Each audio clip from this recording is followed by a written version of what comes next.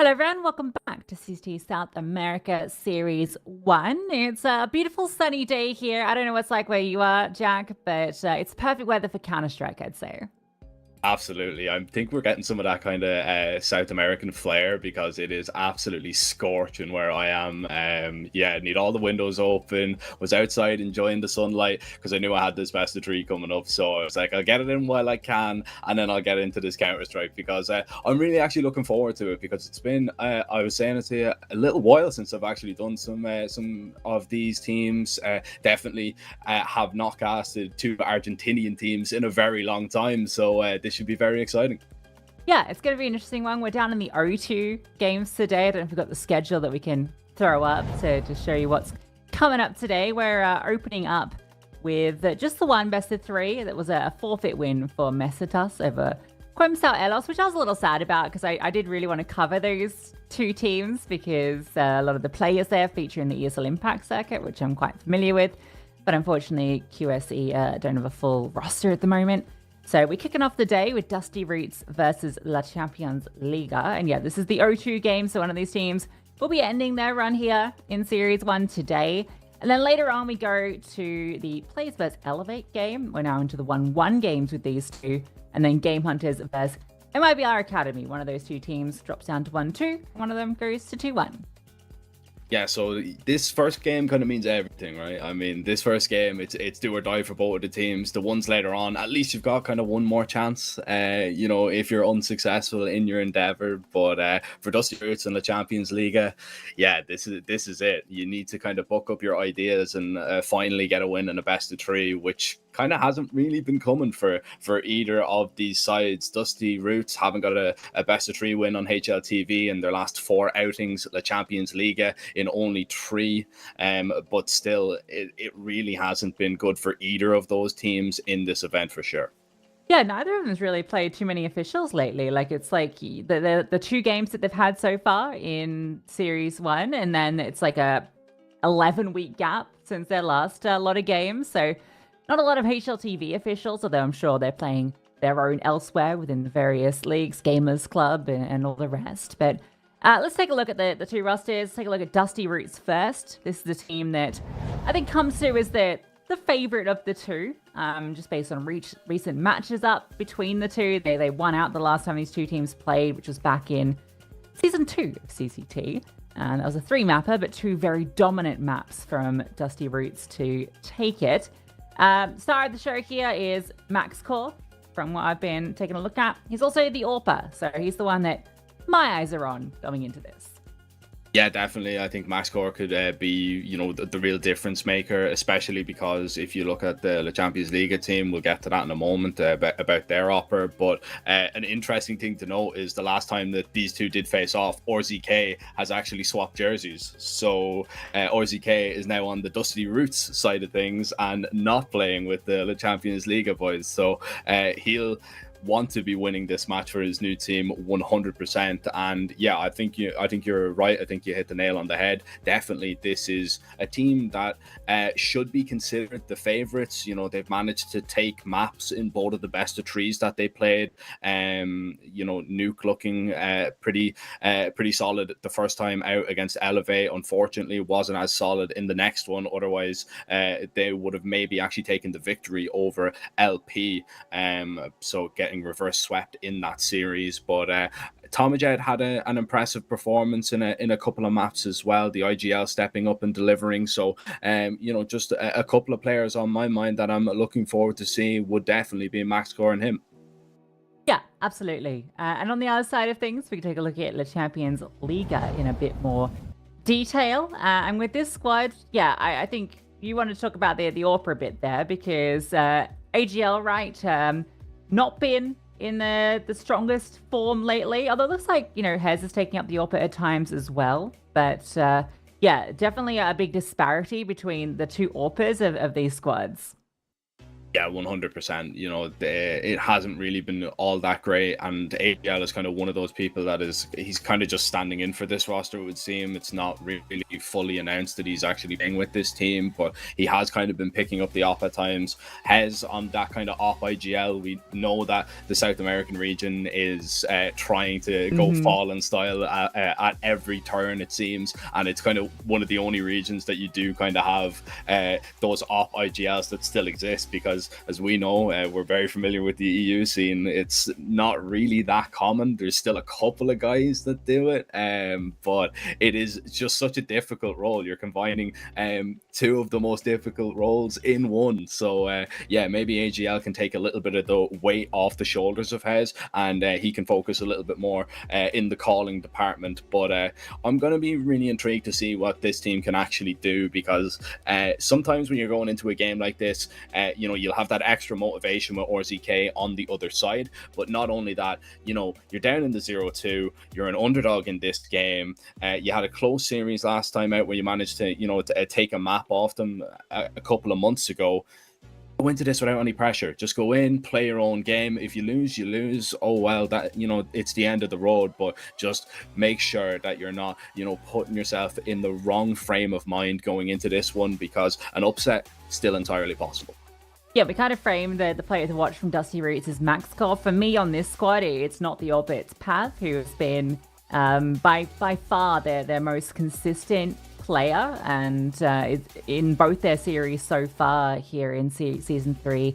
He's been the one that's kind of trying to keep them in it. He's been putting out some good numbers across the maps that they had. They had a really close series versus Flamengo, where they could have got to a 3-map there, but couldn't quite do it on Anubis. And yeah, Pav was a big contributor across both those maps, and is also one of the more experienced players. He's been kicking around for a while, back into this team after a slight disappearance where he went to the Praso squad. But yeah, this entire team was under that Praso banner. Then they've come back to be the Champions Liga, and yeah, he's the guy I want to look at here. We can see what this game's gonna be playing out as well. Take a look at that Veto, which I think has come through. Inferno pick coming through for the Champions Liga. It's one of the maps they've been consistently picking into. One of the few that they've found consistent, well, some success on. And then on the other side, Ancient for Dusty Roots and Inferno Decider. I think the surprising part here for me was that, Nuke. I think it's a Nuke Decider, not a Inferno Decider. I could be wrong on that, but yeah. Unless we get two Infernos in one best of three, this... yeah, I think So, I was thinking it's a bit odd that Nuke didn't make it through, just because of how good Dusty Roots have been on that recently. It seemed crazy that it wouldn't be in this pool. Yeah, for sure. You're not the only one. I was kind of like scanning through, and I was looking, I was like, all right, no Nuke, no Nuke, still no Nuke. Where is it? But yeah, like, I think it is the decider, to me. Yeah, honest. God, don't put us through two Infernos in one series. I just couldn't cope. Yeah, HLTV has Nuke as the decider, so I think that's where it ends. And I guess for Dusty Roots, they thought, well, we'll skip that two-side start, and you know, it can be our fallback. We can secure the series if it gets there. Yeah, I think Dusty Roots are going to be pretty happy with the way that this veto has transpired. I think, you know, Inferno, last time out, you know, last time these two did face off against each other, it wasn't, you know, the best of times. You know, they got La Champions League got 13-2'd on it, or back when they were Praso. So, you know, it is still a tough pick. They've picked it twice in this event already, haven't won it whatsoever, haven't even got more than 6 rounds on it too, Lucy. So this could spell trouble to them if they're not careful. Yeah, absolutely. And Dusty Roots, worth noting, they beat 9Z on Inferno, and that was only back in April, so just 2 months ago, 13-9 victories. So yeah, they're a team that can definitely take maps of some of the best, and we're feeling very good about this series, wanting to stay alive here in Series 1 of CCT Season 3 South America. CT start on Inferno always feels good. 3-player lead towards A. We've got a blocking smoke and a flashbang on B to dissuade La Champions Liga if they do decide to commit into this bomb site.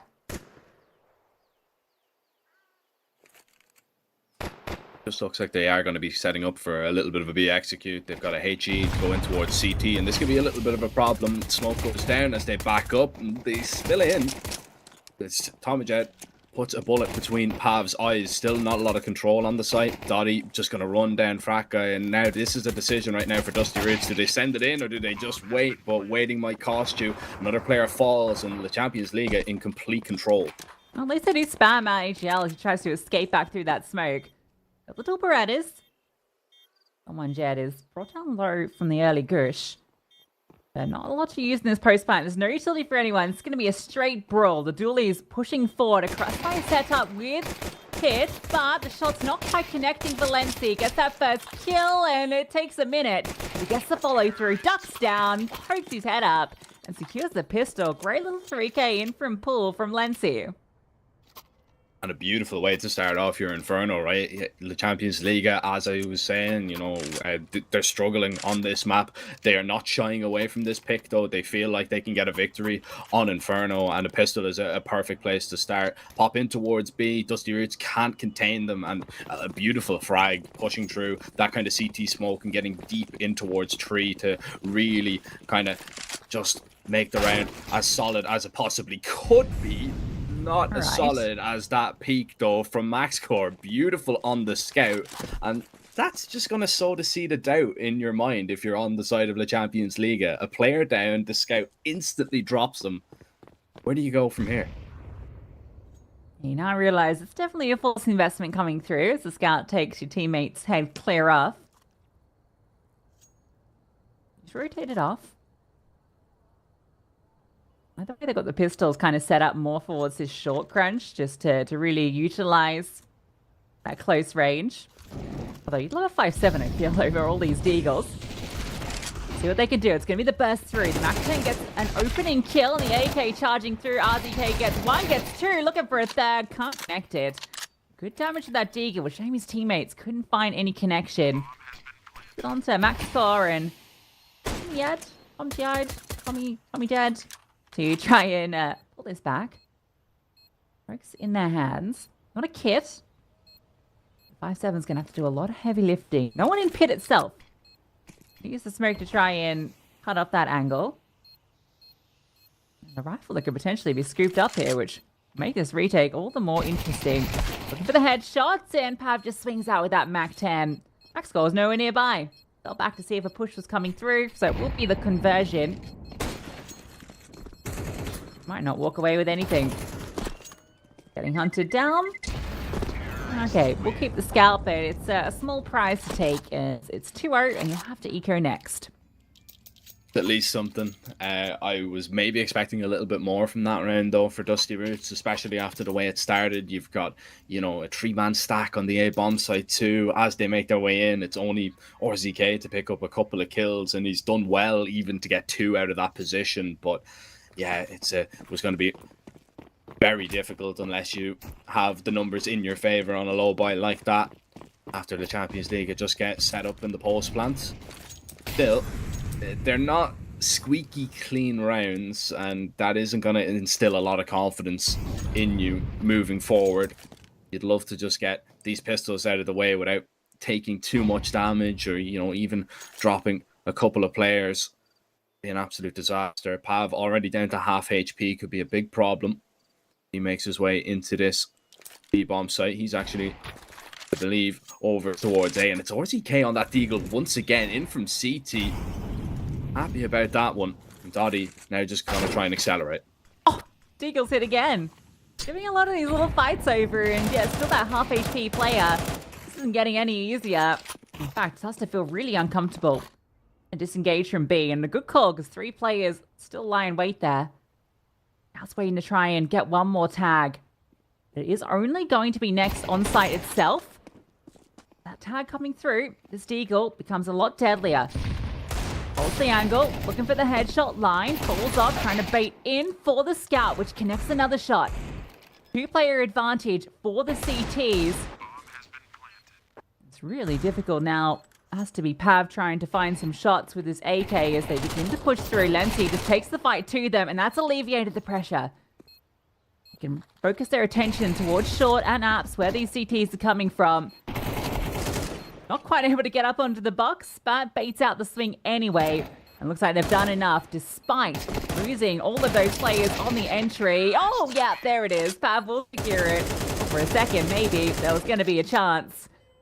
Pav lives. Our Champions Liga convert.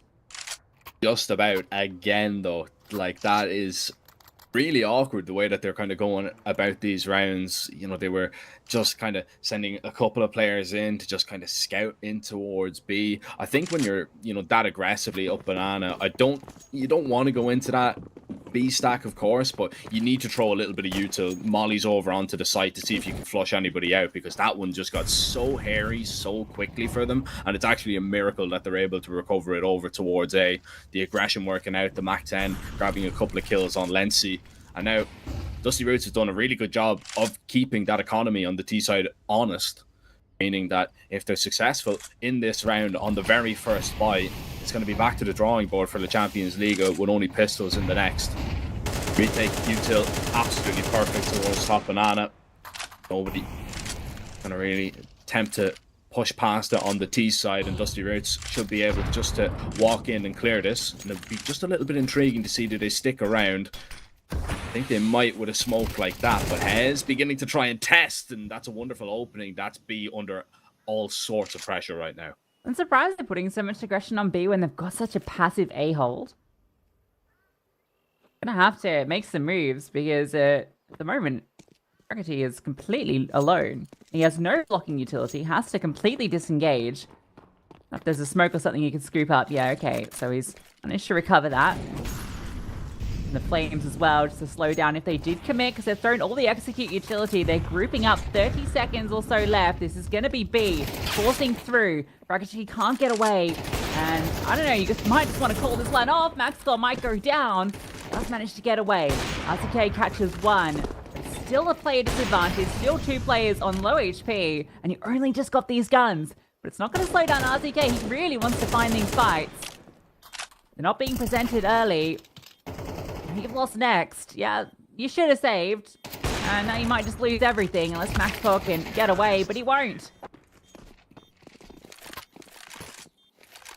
It's wild.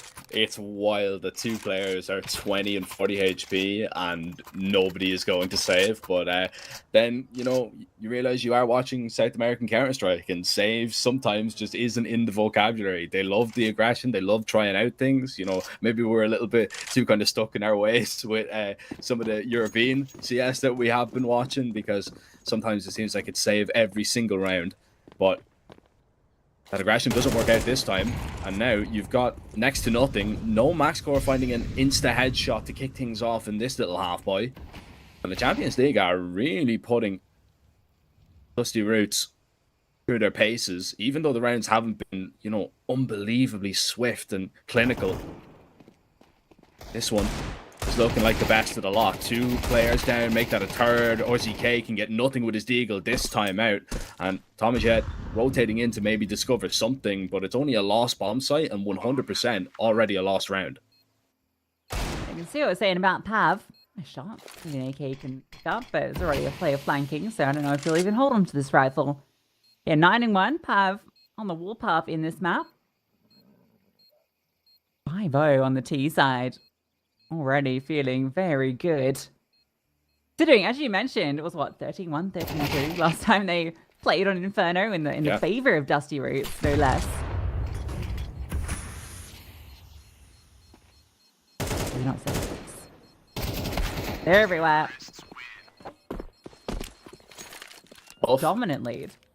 Oh, it's a really tough start. This is not something that I was expecting to come out from the Champions League. They've really just came into this series with, you know, an incredible pace that they wanted to kind of play at. There's no real kind of waiting around in a lot of the rounds. It's kind of established map control, and then we commit into a bomb site with maybe a lurk elsewhere. But Dusty Roots, it is a very kind of easy style to counter if they want to.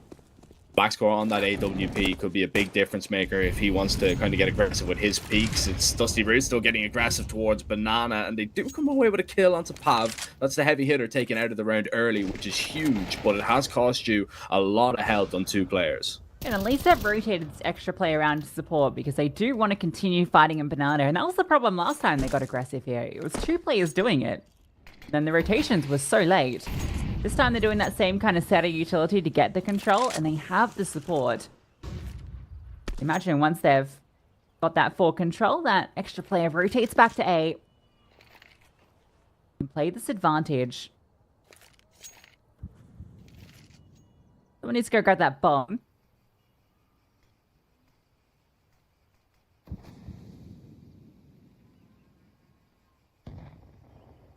Next. Might be up for the next duel, and she is very, very close. Not coming through.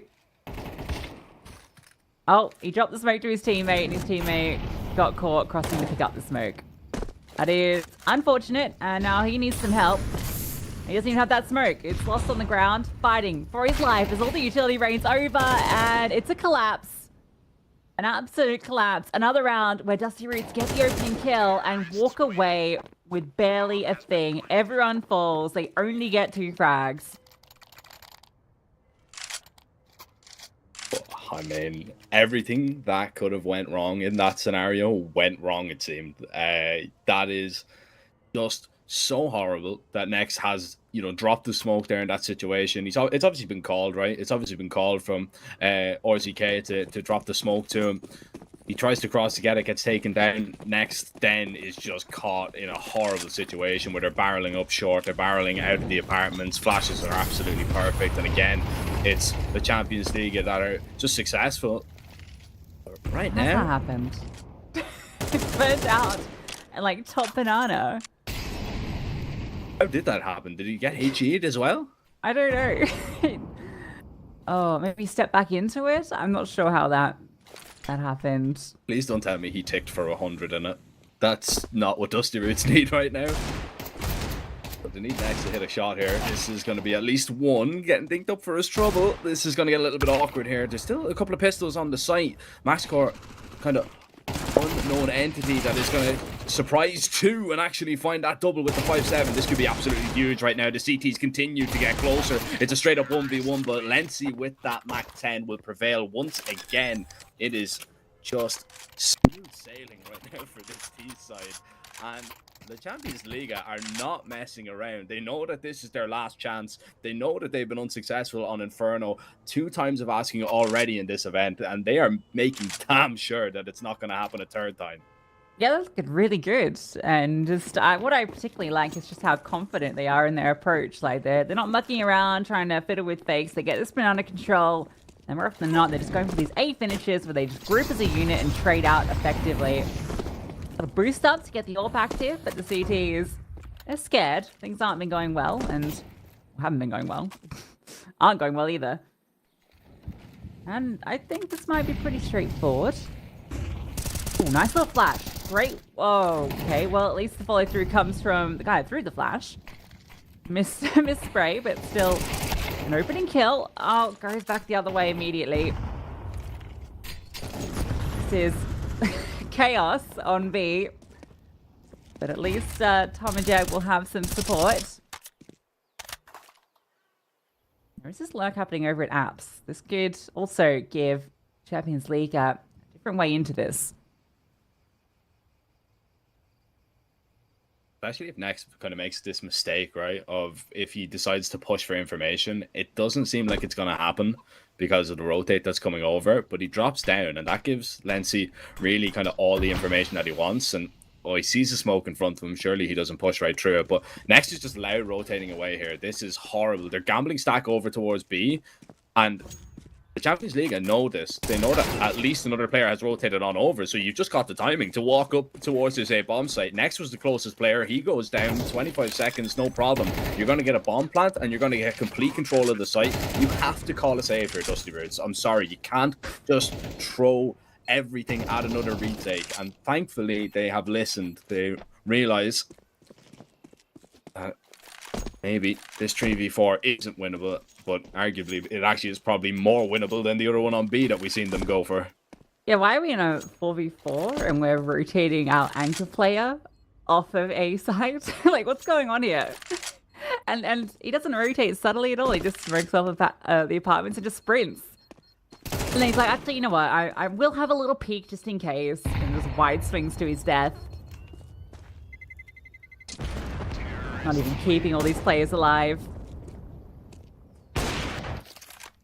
I thought MaxCore was actually just going to go for the complete reface there with the op, and I was nearly head and hands at that if he went down with that op. You know, you're meant to try and save it. You've already lost one of the rifles. Just don't overcommit into too many fights there. Luckily, they will get away with the two of them, but that again, that's just Dusty Rhodes being absolutely all over the place. You know, that gamble stack was just not needed whatsoever, but maybe just not happy with the information they were getting anywhere on the map, especially over towards B. Didn't feel safe, but you know, there wasn't a lot of time. There was 30 seconds. You don't really need to leave both bomb sites at that moment. Just have a 2-2 setup, make sure somebody can quickly rotate over onto the next. But it's just all going wrong right now. Dusty Roots need to get a grip on this game fast, or the Champions League are going to go a map up. Yeah, I no longer really have any idea of who's going to win this. Certainly, it looks like it's all favoring the Champions League right now. Hope's going to be in the right place at the very least if this is this A finish, which it looks like. They're putting the wrap smoke down, wrap utility down. MaxCore has to fall back and concede this control. Another HE to blow this library smoke right now, but can't support his teammates. So if they just commit through, if they now scale up, they've got Pav, who's just taking shots, and the push through is good. RTK gets one on site, keeping that advantage now for the CTs. AGL getting the bomb down. Planted safely. And re-smoke makes it really difficult for Dusty Roots. They have a very little utility. I like this apps push. Gonna catch up AGL. There's no one holding for this right now, but he realizes that's a vulnerability, pushes forward, spots out Fragility on this corner, looking for the shot, but it's the Deagle that connects, and it's on to Lenchi, who is gonna get run down. So Dusty Roots, it's with 2 saved weapons, a couple of pistols, and they finally get their first round. Eventually they do get on the board, and I'm just very surprised that it's on this round that they actually do it, because it looked like that A bomb site was just going to fall apart once again. And eventually the T's do get in, but I mean, Dusty Roots just about do enough, and I believe the majority of the kills came, you know, with the pistols there. Dusty Roots just about getting everybody over with those quick kind of rotations.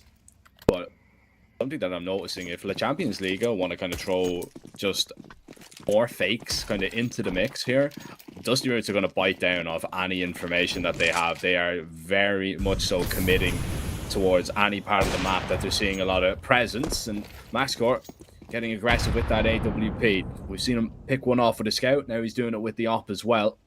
So you've got a man advantage.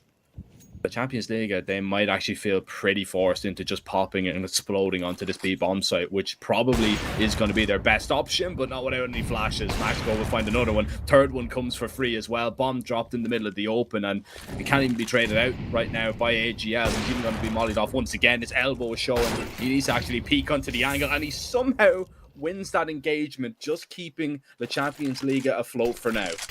I can push up Banana there, so even if they can somehow successfully get into this bomb site, which at the moment is smoked off, and that's just not the way you want that to play out. Any chance now dwindles. The nade over the top will actually do the job.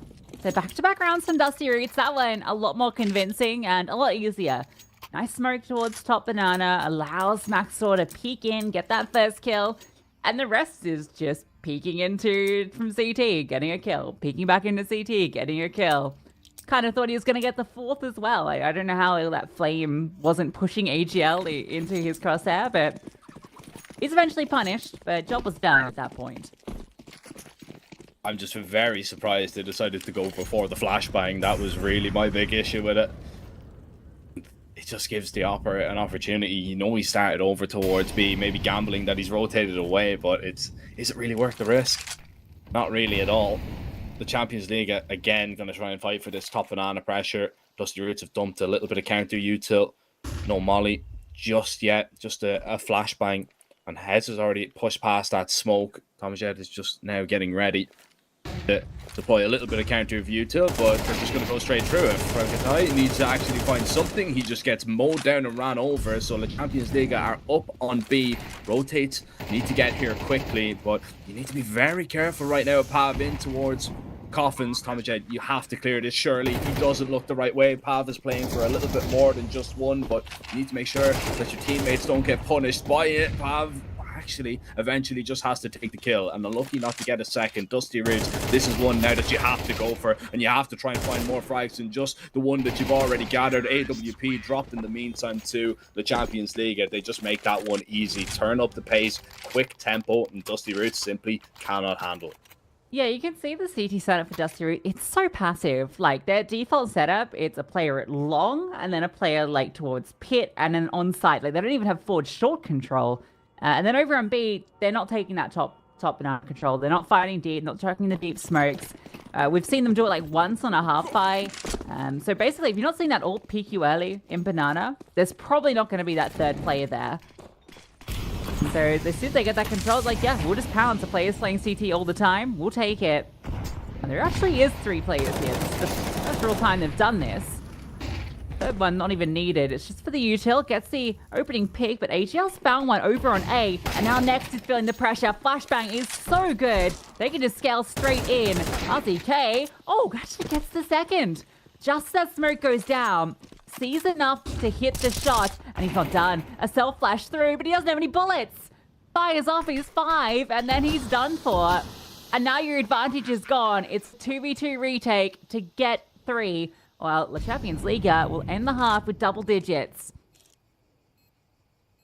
Such a difficult round to kind of get into for the CTs. Luckily, they do have plenty of util. You've got 2 mollies to flush out, maybe mini pit and maybe even big pit if you want to as well. Hez, though, is on a lovely flank in through the apartments, and AGL's already been spotted out. Surely there's going to be a molly with his name on it, but no util hitting him just yet. Instead, they're just going to try and run him down, but AGL not missing with that AWP, and the longer he's in the pit, the bigger the problem, and the problem just continues to get bigger for Dusty Roots right now. They are 10-2 down with a T side of Inferno coming up in an elimination game. It looks like they could be well underway to going a map down in this one.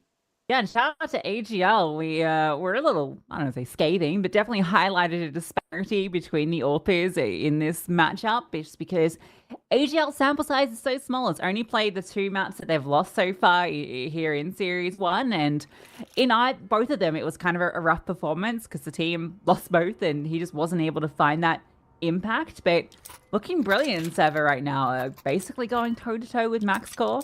And that's great to see. If AGL is able to actually show up today, I mean, we're already seeing just how explosive this team is. I don't know, this could be a lot quicker than I thought, but in the opposite direction that I thought. Yeah, this was definitely one I did not have on my bingo card. 100%. I did not think the Champions League were going to look this strong, considering they have only got 10 rounds the 2 times they've been in this event. In total, like, now they've doubled up on that, and it's only the first half that we've seen. This is incredible. A pistol, that would be perfect. That would pretty much confirm it. Dusty Roots need to be so cautious. Pav is going to be caught off, though. Fragatai turns back at a wonderful time to spot out his head. So it is going to be an opening for Dusty Roots, and maybe what they kind of really need in this game is for them to kind of dictate and control that pace, because that was something that they were struggling with the Champions League doing on the other side. But now the ball is in their court, and they can make the move, especially a man up. Yeah, watching here is Pav was looking the wrong way when he got shot, so he didn't see anything on the death cam. If he'd been facing the other way, he would have got info that 3 players, including the bomb, were sitting outside of A.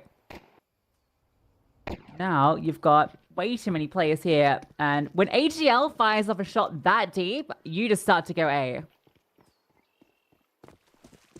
You know this hit's coming, right? You know that they're making their way up onto the site, but AGL's got back, and he's still even found another. If AGL can drop this next player over towards long, this would be absolutely huge. Actually, it's the apartments player that's staying alive, so that is now Lency. That could be a thorn in the side of Dusty Roots.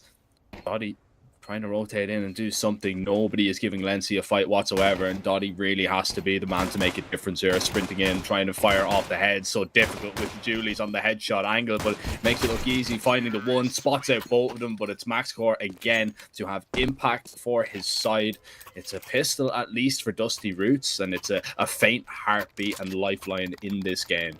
Yeah, and shout out to Next, who's been having a tough map and got a massive double kill into that round. And yeah, unfortunately, it's just misinformation. Maybe if HL had gone up an entire extra level and had got that extra kill, there would have been a way in here. But when he goes down, becomes desperate. Sadly, it looks like then she is dropped out of the server. It won't be for too long. Champions League want to invest into this. So when he gets back in, action will not slow down. Especially with the purchase that they're gonna have. Yeah, this is this is gonna be a fast one, I think. It will be interesting to see how Dusty Roots will cope with it, because you're in this technical pause. You know that there's a possibility that they might go for a force buy, and I mean, if you're playing in South America, I would assume that you've got good protocols to deal with this, because when I think of South American CS, it's these kind of second buy, half buy crazy rounds that literally do not stop, and if you do not hold W for the entire round, you're a traitor. That's pretty much how I would describe it. So I'd be really intrigued to see now how the Champions League will get this one done, if they will be able to be successful in this round. But still going to be a tough one, because Dusty Roots, even though the scoreline doesn't say it, they are quite a capable team on this map. They've pushed a lot of teams the distance. They've played Inferno twice in this event already. A 13-8 loss to Elevate, a close 13-11 versus LP in the final map of that series. And it could have went 13-11. We're talking one swing round. That's all. That could be the difference between you winning and losing. The Dusty Roots, a comeback could be on the cards, but it's still a long way away yet.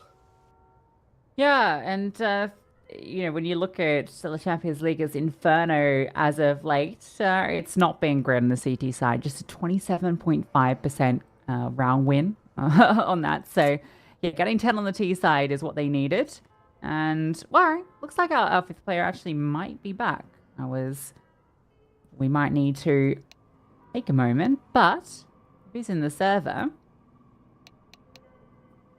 And nice. Perfect. We're hearing the clicking, which is great news. Clock's ticking. Yeah. Once you hear that clicking in the chat, you know that something's about to happen. Hopefully, it's always fingers crossed when you go into attack pause. But yeah, look, at least we're not waiting around for that long. Too warm to be waiting around for that long today. No, yeah. Yeah, CT side, been a massive struggle. Even though they've got this massive round lead, I don't know what to expect. They lose the force buy. It's all up in the air. 100%. So you need to make sure that you cross your T's and dot your I's in this round.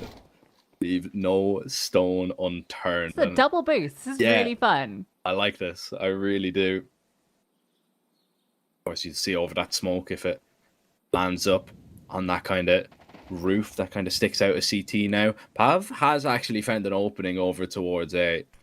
Now, I don't know exactly what happened. There was a smoke in towards mid, but I think that might have come down a little bit after. Smoke in towards CT. The boosted players are just going to be able to see right over this. This is going to be absolutely perfect. Dotty with one. He's going to scamper away, and you're just keeping that man advantage intact right now. And Dusty Roots, even though you do have a B bomb site, it's not a comfortable one whatsoever, because you've no U to the left, and the pistols are extremely close. Yeah, Smokes will at least allow this bomb to go down, and, well, Has gets deleted. Double up in dark will be powerful. Hard to flush out without the util on the CT side either. Just going to have to try and overwhelm. I don't know if they know that two players are tucked in here.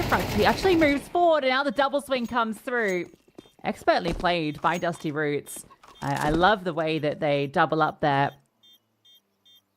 And even though they lose that player over towards top mid, they lose a player on the entry, they're still confident to their play. To get that bomb down ASAP in a non-spammable position either. We'll convert. So that will now be... Champions League is surely having to eco around this Galil. Maybe get a couple of upgraded items in here. They need to get their guns into the next. Don't want to let this get out of hand.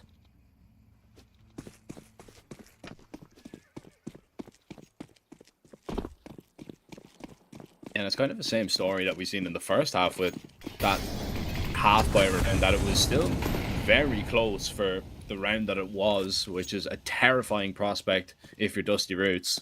I'm going to be boosted up on top of the half wall, and this is going to be an A stack right now. Problem is, the hit might happen a little bit too early. Has good for one, but it's going to be instantly traded on out. And Dusty Roots might be none the wiser here, just walking into these pistols. And that molly is absolutely perfect. Dotty's going to have to try and get away, but actually going to stick around and face. Problem is, two players have fallen, and it's only AGL left on the site. Galil rotating in to try and help, but Dusty Roots done a really good job of just avoiding that at all costs. And now it's just 4 against 1. The numbers game definitely does favor them, but HP on 3 players is extremely low, and I want to say this one is entirely doable. Pav is not even looking like he wants to attempt this one, and I don't blame him, but if he knew the HPs, maybe, just maybe, he'd take a peek. Looks like this is Dusty Roots on 5. The Champions Liga, there's been some promising signs already on CT, and with the guns out in the next, this is where it could begin to just transpire into a map win. Yeah, I like what I'm seeing. Nice attempts with the lesser weaponry. How much damage done? It's a real shame Pav couldn't rotate in quicker and be part of it, or if like the Deagle inside had managed to find one frag. And some real interest.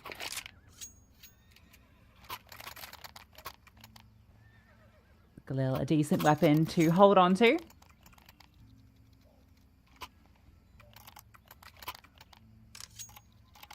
I've had just enough money to drop that AWP over. AGL has a chance to flex that uncontested.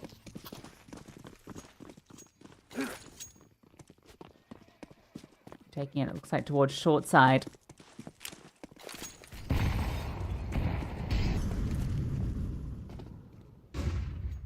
Much more forward position for the Champions League on the A side with a more passive hold on B. They've allowed us to get full control of this space.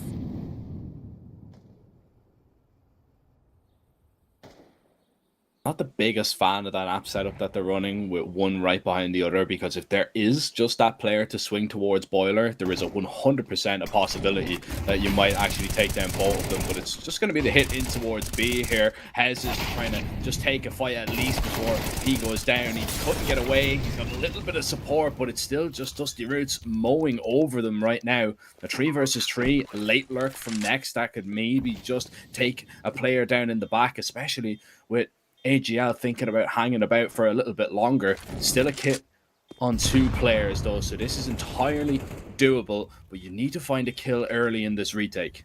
And next is going to be in the back lines fully. No, it is being held for, but every single time AGL looks back to look away, that's when next starts to move forward, and not even needed anyway.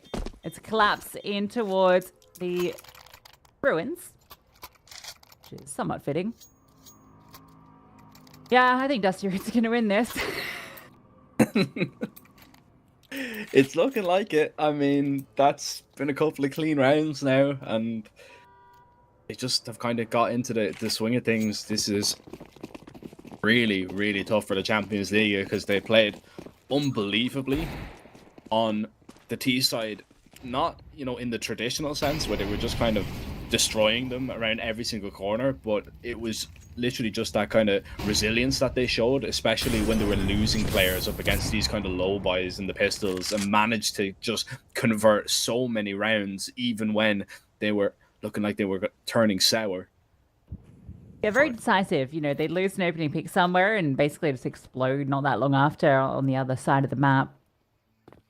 Dusty Roots also pretty much the same sort of thing in the previous round. They just commit in and trade effectively, and Dusty Roots, the Champions League is not particularly composed on that post defense and retake.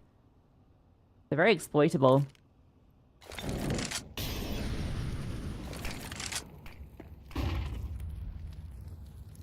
Oh, for sure. You know, I think it is just kind of the plan A of somebody goes searching to try and find something, and then plan B is, yeah, we're just going to fully commit, and we might see a full committal pretty quickly after that headshot from Hez. And still, this is dangerous. You're walking into 3 players right now. Player boosted up. Tomjed needs to clear out more than just one, and he's actually got the double. They know Hez is here too, so that is a confirmed player sat on the site. Tomjed is going to make sure that he wipes out all 3 of them, and going a player down, still going into the heavier manned bomb site, and you just walk over it with ease.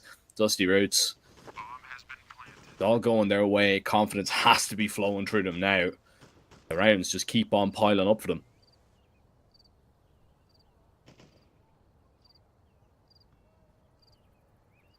Yeah, I mean, that one was kind of a gimme, but real struggle to put anything together on this CT side so far for the Champions League up. That's now 5 in a row. That 10-2 scoreline suddenly comes within 3. It feels all that more achievable to take Inferno away. That'd be crazy from an 8-0 position to end up winning a map. But I came in expecting a little bit of craziness. Oh, I always do. I always kind of leave my logic kind of at the door when I'm doing some South American games. I just kind of leave it there. If I see something crazy, I'm like, all right, yeah, I was expecting something like that. But I agree, 8-0, like if you lose that lead that you have and you end up losing the map, like it just can't happen. It just really can't. And the Champions League do know it, but we've only seen, what, a handful of gun rounds, I would say, on the CT side. So you never know. If they're able to actually just find an opening, because I think where they've been really going wrong in the gun rounds is an early pick has been kind of going in Dusty Root's favor quite quickly. This round is a little bit slower. You see a lot of players waiting deep in towards Banana. They're going to maybe go for a late take here. But right now, not really anything being offered up to either side. Eventually, next we'll find one, but an AGL under all kinds of pressure towards the apartments as well. He's been tagged down very low indeed, and now Dusty Roots are going to try and make their way up Banana. Perfect flashbang to blind them for a moment, but they've still gathered up all that control. This is lovely. They can just execute straight in, and there's only going to be 2 players present, and now there's only 1 player present. It's just expert, and Next just crafts that all by himself by... Not only, so they do this double app setup, and you highlighted some of the fragility to this kind of setup, and oh my god, Nex is just playing with them. But he gets that first kill. It's onto the rifler because the ult whiffs the shot, and then actually goes back in for the reswing to do further damage, keeps toying with AGL, who, for all the praises I heaped on him for that first half, has been struggling on the CT side, and gets hard punished by Next. Oh, they walk away with nothing. Nothing at all. And I wonder, was that app setup the one that I was talking about? Like, did they have the player directly behind? I'm not quite sure, because the way that it was looking, it was like they had, when we seen it a couple of rounds ago, it was like up first, and then like just behind him, you've got the second player, and it just, I don't know, it doesn't seem like it's gonna work, because as you were saying, like if that op misses a shot, like one person is 100% dying, and then you might have a case where, you know, the opper is going to take 50 damage, or the rifler is gonna take 50 damage before he goes down. Like it is just, it's something that I don't think works very well, because you're just very easily could go 0 for 2 in either of the fights. And we are going to see a tactical timeout. So the Champions League getting Deserter, I think, is their coach. He's got a $sign in his name, so that is always, you know, great. All about that money, apparently. And his team have absolutely none of it. So it is going to be a half buy in this one. Maybe they can stir the pot a little bit with a couple of pistol kills early on. This is where Dusty Roots have been doing some of their best work, not walking into the stacks and already taking a player down, Hez down through the smoke, and now Dusty Roots look to accelerate and take more pieces of the puzzle away from the Champions League. It's really interesting how both these teams have the same faults on their CT side, and I think in this round you could see that the Champions League, they actually go for the aggressive banana control. They drop the deep smoke, they try and push forward. Obviously, they don't have the full util set or the weaponry to properly take that space.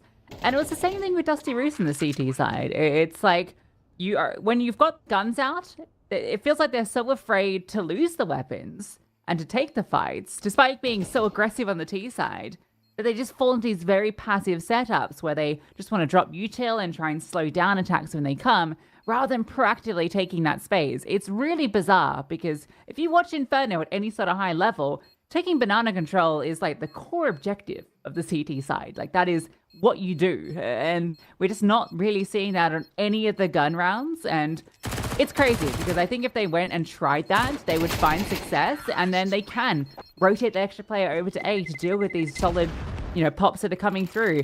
When B is such a flaw in both of these teams, I think Dusty Roots have ended B on almost every single round that they've been against full guns.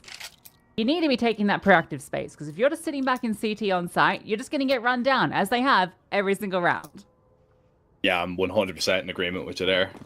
Either, like, if you don't want to take it early, that's fine. Like, you can just retake top banana if you want, and then, like, have a third player rotate on over with maybe just some util to help you, even if it's only flashes, just to try and be a little bit of a difference maker. But you've got the op here, AGL. Not even going to be tagged down much by that HE. Over towards the corner. Pav now. Oh, this is awkward as he tries to back up through the smoke, and this is a miracle that he's still standing, and yeah, rightly so, gets punished in that situation. But again, it's on a gun round that the Champions League cannot find an opening kill. It's a free giveaway to start things off, and you're already just kind of shooting yourself in the foot by not having anybody supporting. Two players on the site that just can't help the long position, and now you're just going to get exploded on once again. Dusty Roots just run you down. Next, somehow dies. I believe he's extremely low, maybe dropped into his own molly. I'm not quite sure, but it doesn't matter. You've got plenty of money. You're just picking up round after round after round, and it seems like there's nothing the Champions League can do to stop them.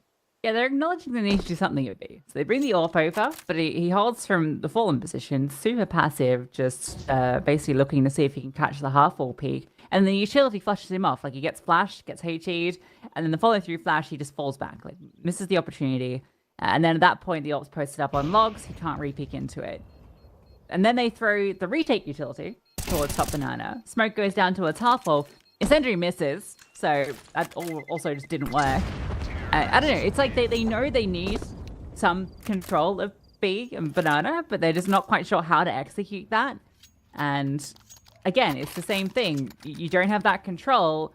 You're playing a passive setup on A. They just explode on you because you've got players mid-rotation that are playing out towards long. Don't know what Pav was up to. Just trying to get cheeky around the smoke, desperately looking for answers. Yeah, it's a team that really needs to hit the drawing board when it comes to this CT side. I would even like to see them maybe even get a little bit aggressive towards second middle, just a flash into second mid. Yeah, just do something with the rifles that really puts them under pressure, because right now you're just going and falling into this default setup. They've got, a player boosted short on top of the porch right now, but unless you see any presence in towards the brackets, you're not going to find an opening kill that can maybe set yourself up for a little bit of success. And it looks like this setup is just going to be completely avoided anyway, because again, Dusty Roots are kind of going for that banana control. That's the only place they're putting pressure on the map as well. So if the Champions League really actually wanted to, they could maybe read into this and rotate a couple of players away, because very rarely have they actually been faking all that much. Now, this is where the pressure goes on Lency. He's going to be forced away. Burns a little bit in the Molotov, and Pav not looking the right way. Was playing anti-flash, expecting a flash, but the contact comes in, and you just get punished for it. Dusty Roots can now surely just accelerate after the smoke in towards B, where only two players reside once again. Yeah, bro, why are they going to flash? They've just pushed the player off from under the... I'm thinking diggity in my head, which is what we call it in Australia. The porch. Under the porch. You've just flashed that player out. You're not flashing for anything. Like, they're not going to flash. They don't need to. Oh, well. Yeah. Hez just goes wandering in at 26 seconds on the clock. I'm just going to walk in and gather information. No flash, no nothing. There's been a smoke up. There can be people either side. At that stage, just wait for the pop and get your teammate to flash above you as they're making their way into the site. Like, at that stage, that is probably the best option. It's not a great option, but it is probably the best option that you have there. And instead, it gets nothing. They know what they need to do. They just don't know how to do it. That's all this is. Like, you can see all of the little ideas that they're, even with that porch boost, like, and the way that they're trying to posture on B. The roots, so to speak, of what they should be doing on Inferno on the CT side are in play, but it's just, it's just the actual execution of it and knowing what to do when things are going wrong. Because, yeah, their responses to situations, that's where it's lacking. Dusty Roots are just running over them. I cannot, well, I can very readily believe it, but it's still shocking that this is now, what, 9 in a row? No, more than that. No, yeah, 9 in a row. And it's not looking like it's going to slow down. Here we go. Bit of proactive play, and look how much that has worked. You just take a bit of initiative, and Dusty Roots caught off guard in a 2-on-4, looking like the Champions Liga can find that first CT round. Yeah, needs to try and find something over towards long, but he won't. And now it's just all on Next, who has been steadily kind of getting himself into this game after a poor CT side just getting bombarded with util over towards Pit and Apps in that first half. Now, this would really be some way to announce yourself if you're able to get Dusty Roots onto 12 with this one, but it's just looking less doable by the second. Pizza's just going to rain in on him. He's got 50 seconds to try and maneuver, and everybody's going to be rotating over towards B here. Bart, the player that has already pushed deep through second mid. And I mean, you've got plenty of money, so you may as well just try and play maximum damage here if you can. You've gathered up a smoke, maybe cross safely in towards the site. And in all honesty, I mean, if you smoke off the upper here, he doesn't hit a shot, you kill the player that is back towards new box, all of a sudden you've got a big chance at this one. Issue is, he wants to contact in up on the angle. Yeah, well-timed smoke though. Need to wait for that one to bloom before you make your way in. Sprinting across now. Need to discover this player on the site. Flash goes high on over, and that is just going to be absolutely perfect. Shut down the Champions Liga. Finally, they have their first CT round. We've waited so long for this to happen, and now they've got it. And all it was just hold W at them. We've been playing so passive. Let's just get aggressive, use some util, get some flashes, get some kills. And that was the easiest round we've probably seen all half. Yeah, how nice is that? It's so easy. I mean, not easy, but it's so simple, you know? You just have to try and put some of that pressure back on, because Dusty Roots have been dictating the pace this entire half. And look, they've got 3 players over B. Are they going to take control? I sure hope so. It looks like they want to do exactly that, and it's worked. At least, well, I don't know if I liked pushing down banana at the same, down mid at the same time, but they're still on the advantage. 2 players very low for the T's. Big gift to kill back.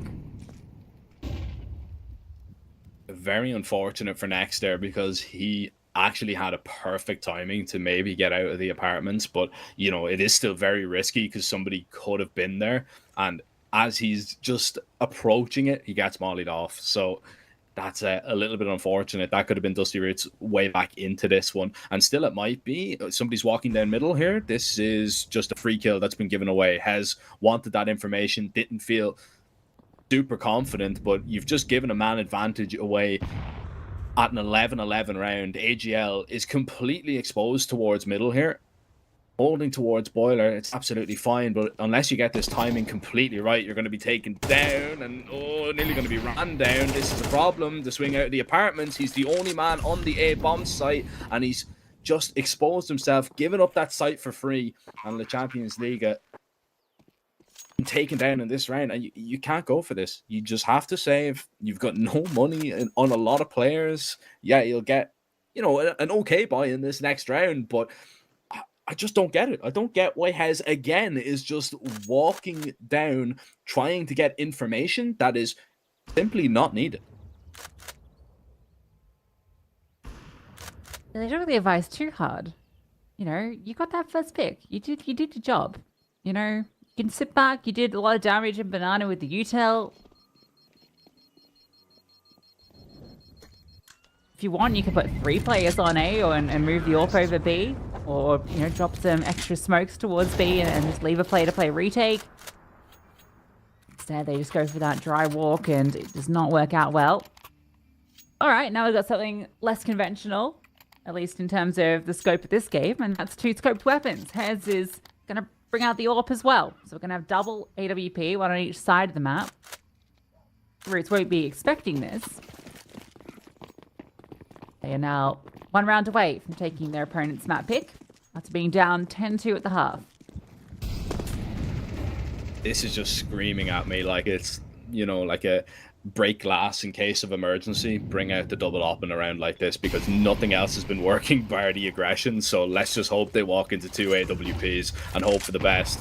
Need to be careful of those HEs though if you're Hez. And again, Opera's just been forced out of that angle, doesn't want to get mollied off, so can't kind of stick around, but he feels pressured to continue to walk in and try and find these peaks. But that's the problem when you play that position. When you try and walk onto that corner, usually you're going to get mollied and naded and just util dumped on top of you. So you discover next to nothing in terms of information, and you're down to half HP for your trouble.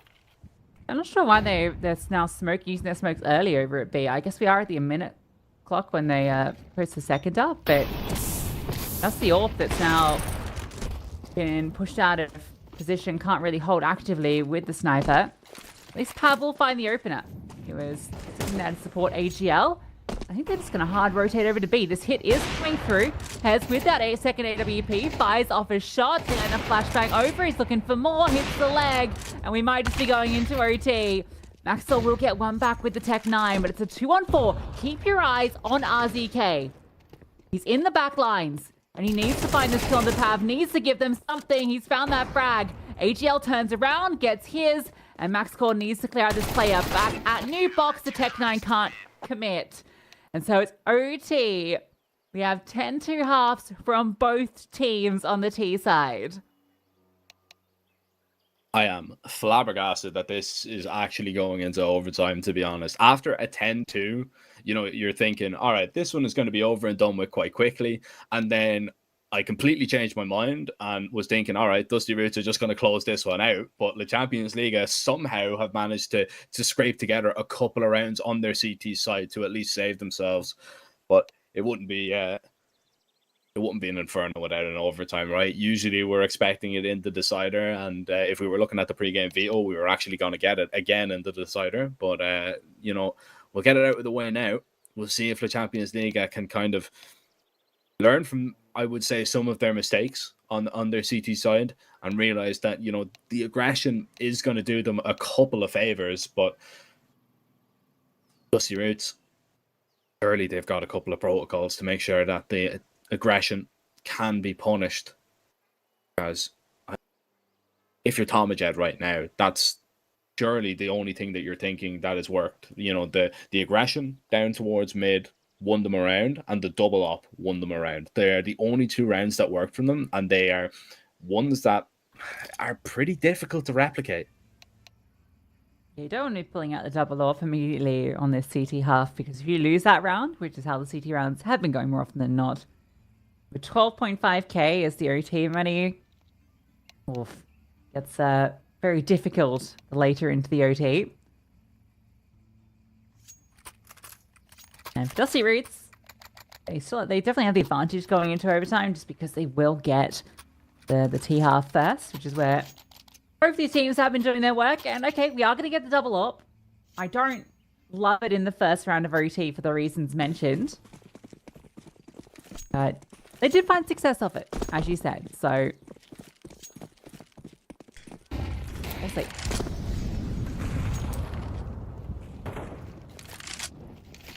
They've discovered one of them.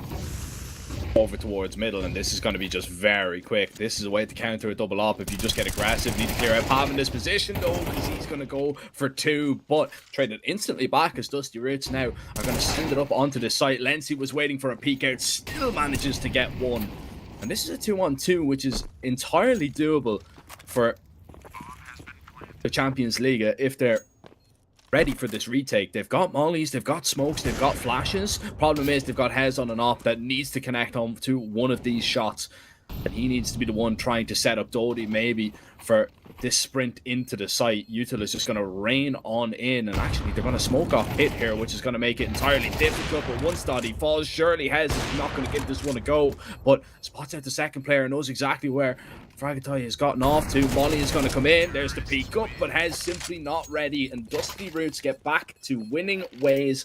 The first round of OT is theirs. And now, if La Champions Liga are unsuccessful again, this is where it is going to go horribly wrong, because they are going to be extremely light on weaponry and utility because of that double op.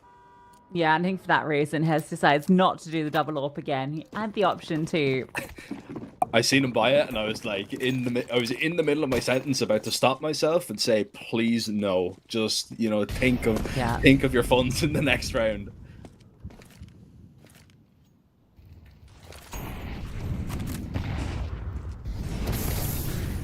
We've got aggression and banana, but he's not going to swing. Now he will, and a flashbang comes through. Oh, this looks good. This is what they needed to do. They've got the control, a deep smoke as well, and now you can rotate that player over to support out. That's a P90. It goes down, but it's a P90 nonetheless, and it's on to Tragedy in the 1v3. One goes down. Oh, nice kill onto Haz. That's a beautiful little flash play. This fast flank through the apartments is just not going to be anticipated. Surely he's going to get blindsided any moment. Oh, his timing walking around this corner. Oh, they're never going to expect him to do this. He might just be able to close this. Where's this smoke go on Dotty? That's the key thing. If it goes onto the bomb. Oh, there's a chance here. AG. Straight on. It bounces off the teammates protecting, and he clears at the last second, but it doesn't matter. The spray will connect, and that is an expertly crafted 1v3.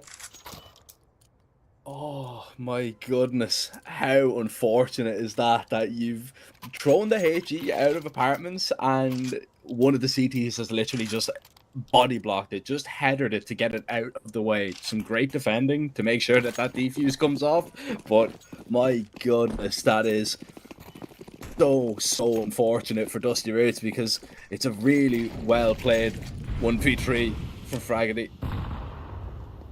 The double op is back. Champions League, know that this is the last round. You may as well get it out if you want it. You've had success in every single round that you've had it, bar one.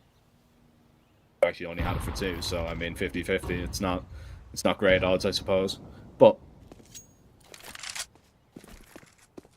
the as on that AWP is going to be able to get something done, and he is playing quite aggressive. That's a lovely pick off to kick things off. And Dusty Roots now scrambling to get their ideas together to get back into this round, and B is a good option. It's only the op there. I will force him back, but we'll slow them down, and then a smoke lands as well. Rotation comes over.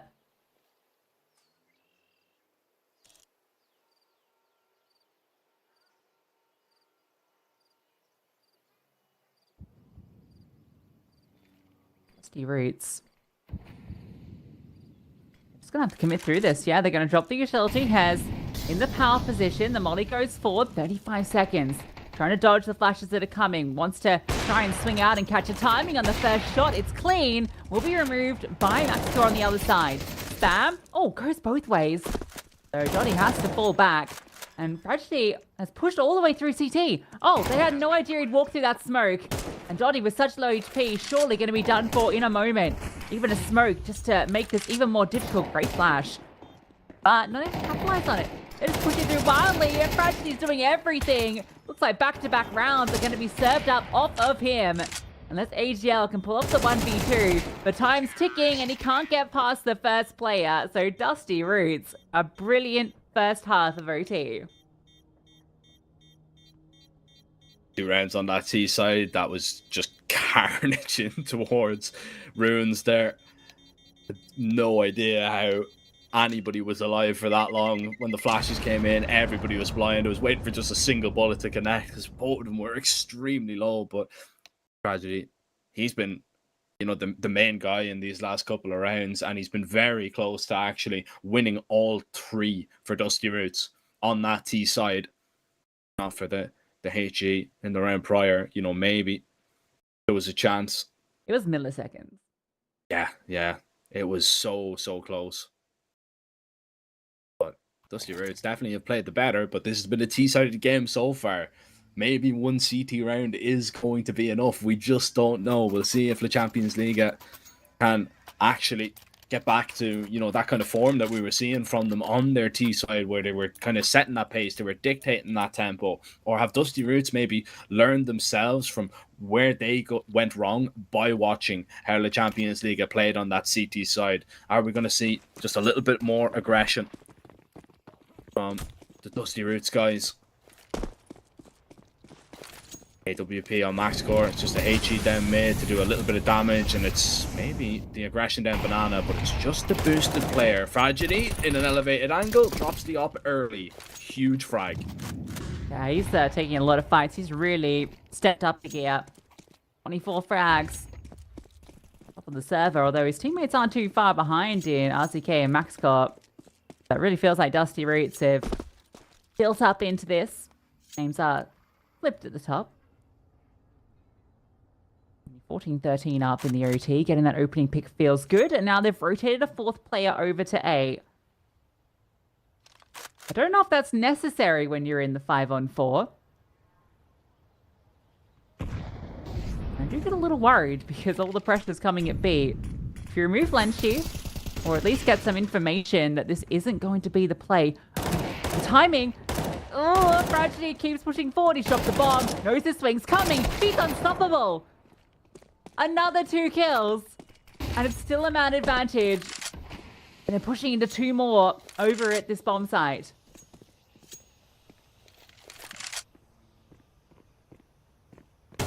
A lot of time, do you? You really don't. You try and get up here in 30 seconds. This is where it could get a little bit techy, especially with a molly put in front of you too. You're just going to have to wait this one out. A player from the apartments and a player up short. Max score nearly close to the site, but that smoke is really just going to block his vision, but he still manages to peek over it and drop Pav in the meantime. You've got Dottie. A 1 versus 2. This really is for the chances of just closing this one out cleanly. Yourself feel comfortable and confident. Dottie now knows exactly where both players are coming from. They've doubled up in towards short. Steps are being heard. He's been spotted out. Misses a little bit on the spray. And unfortunately, just out of bullets. Tomajet going to get on that defuse. And it is going to mean that now Dusty Roots are just 1 round away from closing out the map pick of their opponents. And it's a big time clutch that goes begging once again. But Dusty Roots have kind of stayed in this one, even being 10-2 down, to now have a chance and an opportunity to play for the map as a whole. Just great resilience being shown from them. And again, it's fragility. Like, how is this guy pulling off these rounds? It's the opening pick, rotates over to A. Looks like that's going to be maybe a mistake, but when teammates take contact in Boiler, he just pushes down mid, stops the bomb, and then gets the follow through. It's unbelievable that he's able to get 2 kills from that position on everything for his squad. Giving them 2 chances to close. That is insane, the way he has gotten this aggressive with the op. Again, they've lost the opening pick. And it's Pav that they've lost, who's been such a big player for them. Caught 2. Leg shot. He'll actually get a really nice adjustment to follow through. Oh dear, that wasn't good from Fragility. Thought for a second about not dropping that flash if he had and just flashed his teammate through. Would have been the perfect moment to do so. The bomb's still a fair way away, so this can still be won by Dusty Roots with the player deficit. So smokes are going to fade. There is 1 re-smoke from Lency that's going to come through to allow this cross. The CTs are here. Smoke on banana. Bomb is still not made its way across, and yeah, those smokes beginning to fade a little bit. This is a problem, especially if TomaJet can drop the bomb right now. His spam is beautiful. It's absolutely brilliant, but they know exactly where he is, and TomaJet is going to have to do it all, but he's bought himself a lot of time to back up out of this position. 20 seconds, and he's rerouted now. Bomb yet to go down. They're not looking this way right now. Hez could go down for free, and he's just been picked off, plucked out of the site. And it's the perfect crime again from TomaJet, who has now put all the pressure on Lency. He's planting the bomb. TomaJet trying to get him off it to run him down, but sticks the plant. Realised that it was his only chance and opportunity to maybe win this round, to keep the Champions League in this one, but needs to hit the shot. And Lency, usually on the lurk, this time in the clutch, comes up big. And somehow we keep going. It's a real shame for TomaJet too, because I feel like he's done everything right as well. Brilliantly played, denying the bomb, then adjusting onto the player from Nubox. And in the 1v2, when he pushes around, gets that first kill. I don't know if they had the information that the last player was low, but I think if he'd known that Lency was on such low HP, he might have gone for a wider swing after getting that first kill onto the bomb, second attempt at planting. Champions League stay alive, but they are going to have to do it the hard way. They've lost the opening pick. AGL falls early. And Dottie also brought down to 12 HP. Boosted up player. Oh, Pav's done for. There's just no way he survives here. It's only after the smoke is spotted. Oh! Gets the kill. At least the trade's there. And RCK's doubled down. That's being made. Lency dropped. Dottie all on him. And RCK, the hero in that round with 3. And that is Dusty Roots actually getting it over the line here.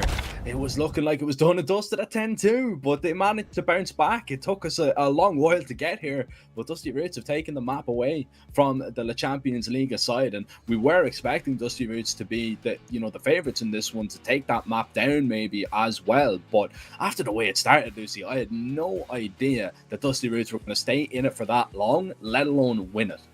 That was a 13-2 that they had last time against them back in the last series. And they come into this one and, yeah, the Champions League at 10-2. Yeah, we're 8-0 up. I don't know how you don't close in regulation. And as soon as we went to OT, sure, it was actually a little bit more fight from them, surprisingly. I thought they finally kind of kicked it up a gear, but they were just outclassed. Dusty Roots, it felt like they were flexing all over them. Fragility in the closing kind of moments of regulation and into OT was unstoppable and undeniable. I think he's the main reason that Dusty Roots were able to close it out, and that felt like a must win for the Champions League. Like we now will be going into Ancient. That's the pick of Dusty Roots. A map they've actually been doing pretty decent on. Can somehow the Champions League keep this series alive, or will this be the end of their run? We'll find out after this.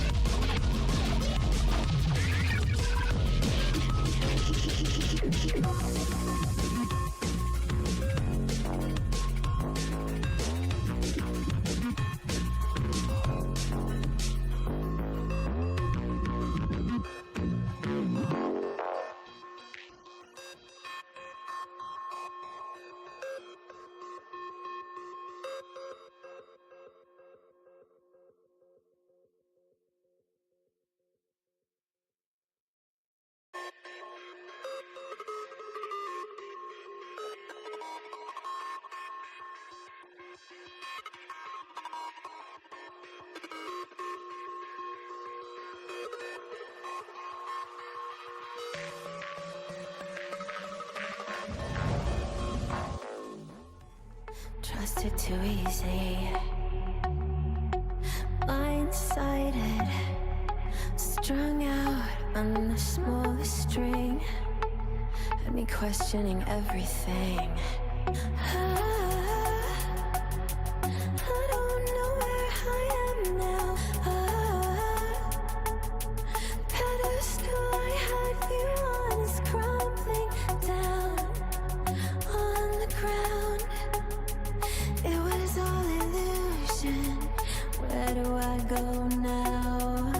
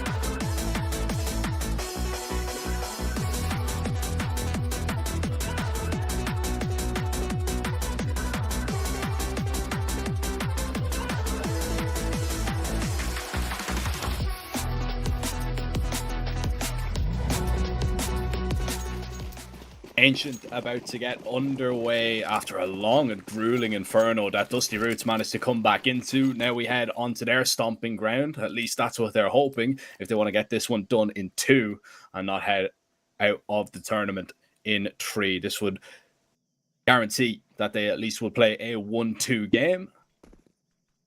See now if the Champions League can hold up their end of the bargain and deliver on a map that they've only played once in the last couple of months, and we're straight into the action with a B play. Yeah, but it's a B stack as well, and the Bilberettas do everything. They walk blindly in, and there are 4 players here. There's a player flanking as well, but RCK has come out from cave and has done all the heavy lifting. They know that the players behind them. It really feels like they do. Must have been something that gave up the ghost, and so despite 3 kills coming through immediately for the CTs, RCK has given Dusty Roots what looks like the pistol. Yeah, he confirms it with the final kill. He doesn't even take a lick of damage. So the CTs do everything right, but they just don't win the fight. There's been a couple of rounds like that so far in this series, but that is not the, obviously, desired outcome in that round for the Champions Liga. B-Stack just gets completely overwhelmed, and it's by the man that used to rep them, the man that used to have jersey on of the Champions Liga, RCK. Banging pistol to kick things off though, 100%, and now Dusty Roots straight away are going to go into a little bit of an A play, it would seem. Nobody here for the Champions League. There is obviously an investment on the other side of things, and oh, Doddy's going to be in a world of trouble in just a moment. He'll be lucky to get away. Great utility just to continue scaling. There are the flames. Friggin' almost kills himself.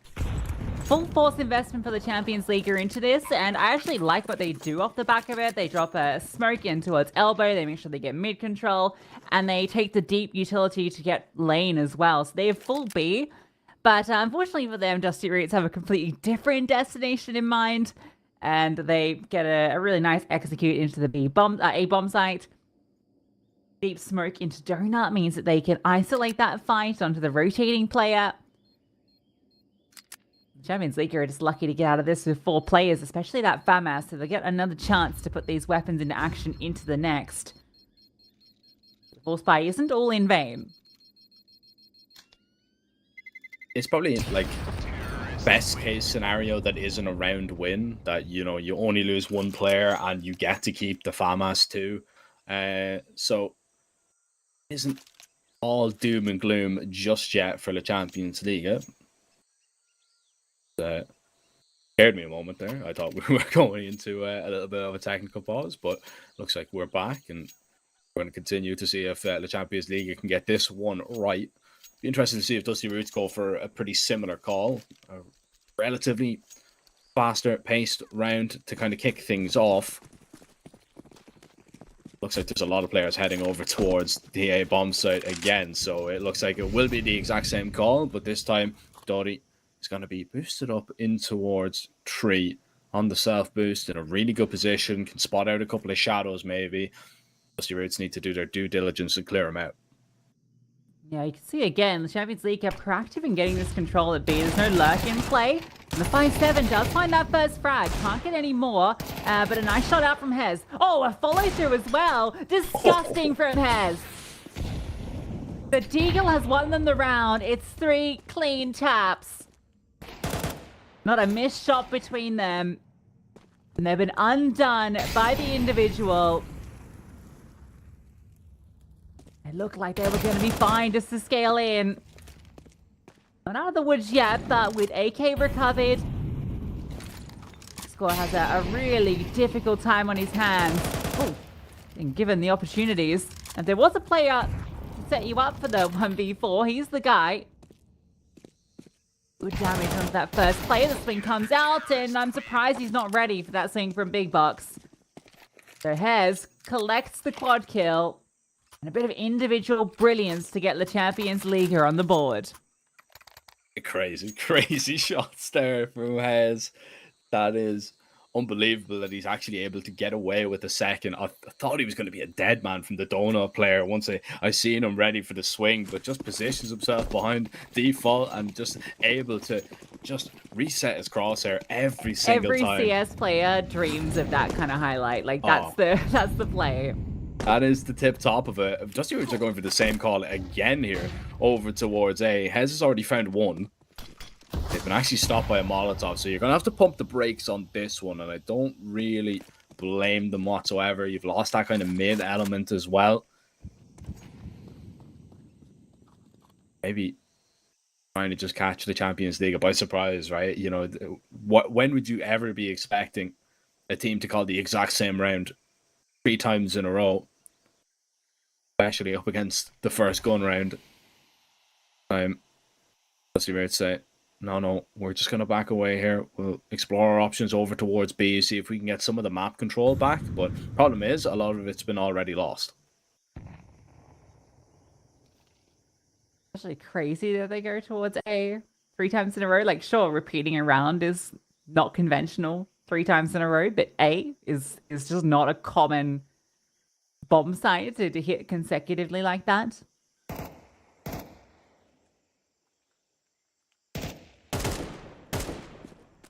Damage on the Pav. See how it would work. But Hello? okay. No one's watching Donut. Okay, RCK is giving opportunities. Pav, not ready. Caught between 2 angles. Was wanting to flick over. There's a lurk as well. Max score is nowhere nearby. We'll be able to come through late from Donut. That's both CT spotters. That's been comped over. He starts to accelerate to get here for his team. There's no smoke, no molly, no nothing for the CTs. Running out of players. Gee, has the opportunity. Max score doesn't need to face anymore. The defuse has to be stuck, and it's so hard. He needs to come forward and find these fights. That's the first one. From the bomb. A little jump over to get the info, and just playing with it, falling back, committing to the fight. Max score will secure it. Nice little leg to close, but it's the entries from RZK next that set them up for success. Yeah, RZK just really kind of stepping up in these big rounds and finding ways into that A bomb site. A different route taken, but it is going to be another result for Dusty Roots, and that clutch situation is just so difficult when you've got a player in towards the donut, right? When you're just jumping across the back, like you're very rarely, if never, going to hit the headshot on the cross if you try and fire a bullet, unless you have an AWP. You're pretty much done and dusted. A misplay happens, but as of right now, Dusty Roots not really misplaying their hands all that much, despite losing a single round. It wasn't really a misplay. It was more so Hez having just an unbelievable round, and he's having a great start to this game. If he can double up here towards mid, it'd be absolutely perfect. But Fraggedy with the refrag. That's one of the M4s down. Actually, one of the rifles down, should I say. The only M4 can be recovered, maybe, but Fraggedy says absolutely not. And he's just going to be camping this gun if he can. Make sure that the pistols don't get their hands on it, but eventually overwhelmed. And Dusty Roots need to be very careful they're not drawn into any more engagements, because the AWP is lurking about in Donut. Yeah, just unnecessary, really, to be facing like this. They can just group at this point. 3 on 3. Surely you just scoop up the bomb and commit. They have no idea about this AWP, and that is really concerning. Sure, the M4 gets picked up, but there's no armor on Pav. HL is going to have this AWP over in Donut, and if he gets a freebie on the Tommy Jet, if he commits first, could all be over. I think he's going to play a late lurk. When the A contact comes through, he can start to make moves. But HL can still disrupt this round. Rotations are on their way, but the AWP misses the chance. And now he will get caught from the back lines. The lurk comes through. Lenchi will hit a nice headshot, but no armor, no utility, nothing on these final 2 CTs.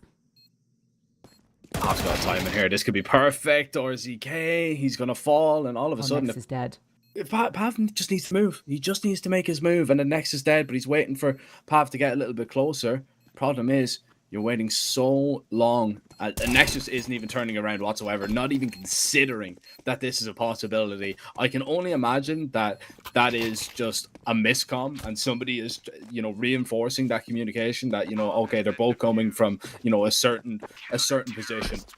But surely you have to just turn an eye at that eventually. He just stays put, just locking eyes on Donut, waiting for somebody to walk towards that angle, and you get punished for it. Dusty Roots get drawn into too many gunfights that they end up losing, and that's a massive success for the Champions League.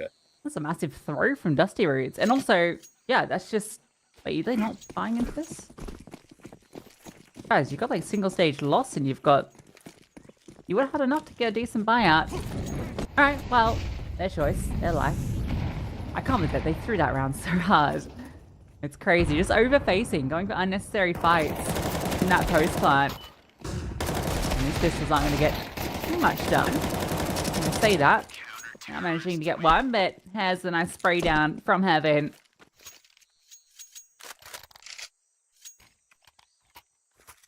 They will sacrifice that one round to get the guns out. I've allowed the CTs to build up a little.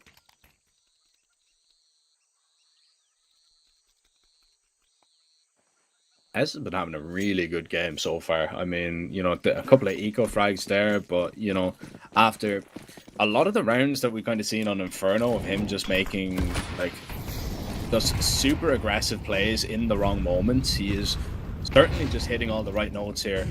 This time, though, he's going to be put under pressure. Flashes are really good, has the support, has the assistance, and Hez looking for a little bit more. If he can maybe get away, it would be perfect, but Thomas Jed will not allow it. So a 2 for 2 down in middle, and neither side coming off the better. Maybe it's the T's that are more comfortable and confident with that map control. Lency going to be double peaked in a moment, unless he's not expected, which he is now discovered, taken down. But a lot of damage done to Thomas Jed means that MaxCore is going to be called upon to do everything and more. Crazy how little this B bomb side has come into play this map. The pistol round went there and then nothing else has been over at B. Like, I've never seen an Ancient like this where it's just been A. AGL, oh, he's dead. He's dead. Surely he's done for here. Gun barrel will be spotted. Thomas Jed just crouches on the angle, pauses. It's the freebie. Now you just need a group. Now, Gotti has got into the winning position. It all comes down to this timing. If Thomas Jed comes back and peaks it right now, then the trade should come through. Oh, Dottie, if he just paused it ramp and just tucked in, I think he would have won the round. Yeah, 100%. 100% we would have. And I thought that it was just going to play like right into his hands as well, because the way that AGL was kind of playing that was like he was looking for the information somewhere, and you could probably say that, all right, maybe he is solo B if he's doing something like that. He just doesn't feel comfortable in where, you know, where they could possibly be. Maybe he's going for a little bit of a flank, and I think just kind of overcommit into a fight that you don't necessarily need to. And speaking about overcommitment in towards mid, Fraggy, good flashes, but can get nothing done with it. And finally, we're going to see a B hit from Dusty Roots on a gun round, and it doesn't work out whatsoever. Pav up close just finds two quickly. Lency over towards long, just locking eyes with another, locking in that kill, and next a clean frag, which makes this one entirely doable because he's tapped the bomb and gotten away here, and he's actually going to try and maybe walk through this short smoke transfer. It was on off, but Dottie is going to shut it down, and luckily he did, because that could have been a 1v1 versus the Opera, with AGL missing as much as he has been so far in this game. Could it entirely be another round, but we've got a 4-4 game right now, Lucy, and honestly, I think the Champions League are doing a pretty decent job in making Dusty Roots feel uncomfortable because of how well they're holding on to middle. Yeah, look, they're playing a great CT side. I don't want to discredit them at all, but Dusty Roots are just making so many stupid mistakes. I hated that round. Why are we sending Fraggerty out mid by himself when we know the Champions League are just crunching on mid every single round? Like, without fail, Pez has been there looking for the fight constantly with utility support. Sending one player out by his lonesome is crazy. And the commitment up B was so lazy. Yeah, just not good Counter-Strike on your map pick.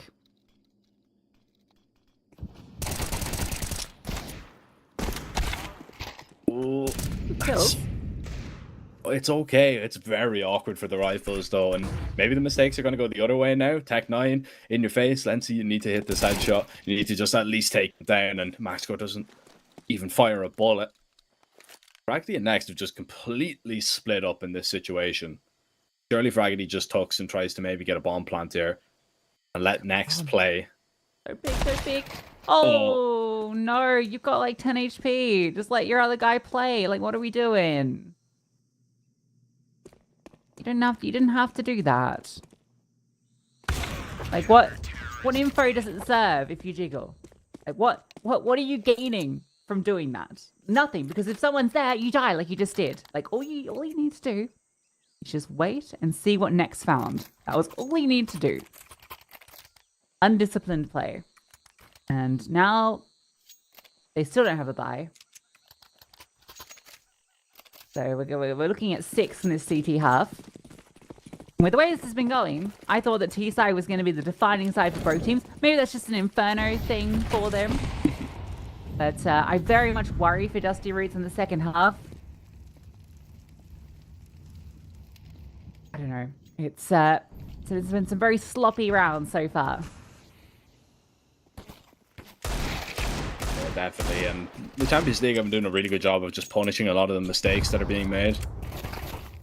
And it feels like Dusty Roots has been on like an eco every single round. Like, very rarely do I remember a gun round, and I believe that is just because every time they've been on a gun round, they've tried to send it out middle, and the Champions League have just absolutely owned them. So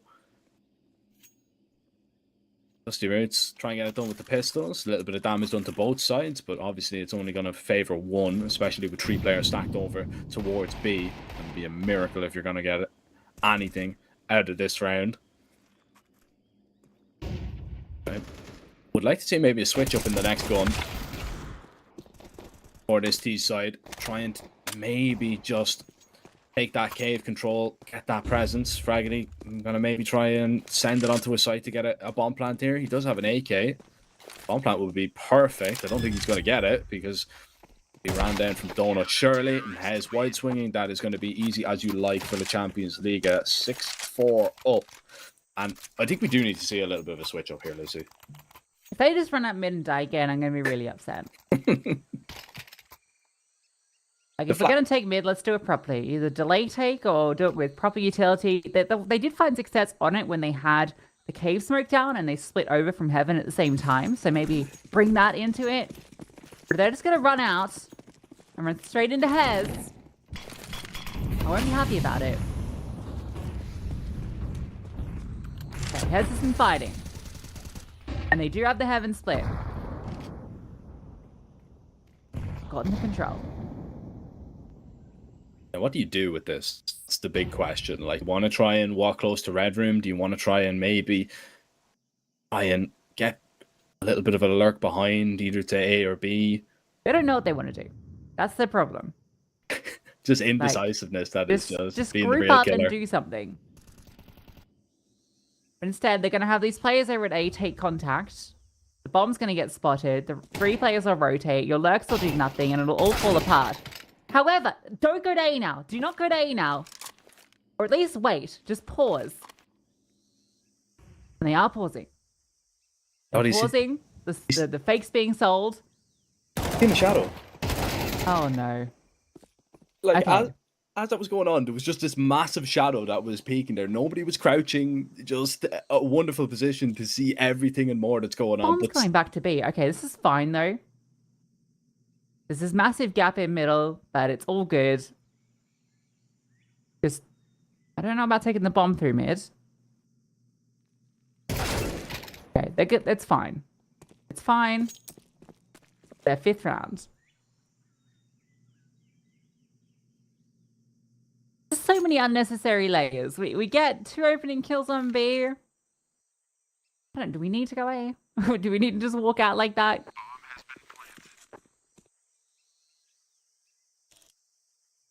It does feel like, you know, there's a lot of cooks in the kitchen with, you know, the kind of mid-rounding that's going on, rather than just like one voice saying that what they should do. It feels like everybody is kind of throwing their ideas into a hat, and sometimes even not even listening to maybe what the others are communicating to them. But that's a wonderful round from Tomajet, really, to just carve open that B bomb site with the double kill.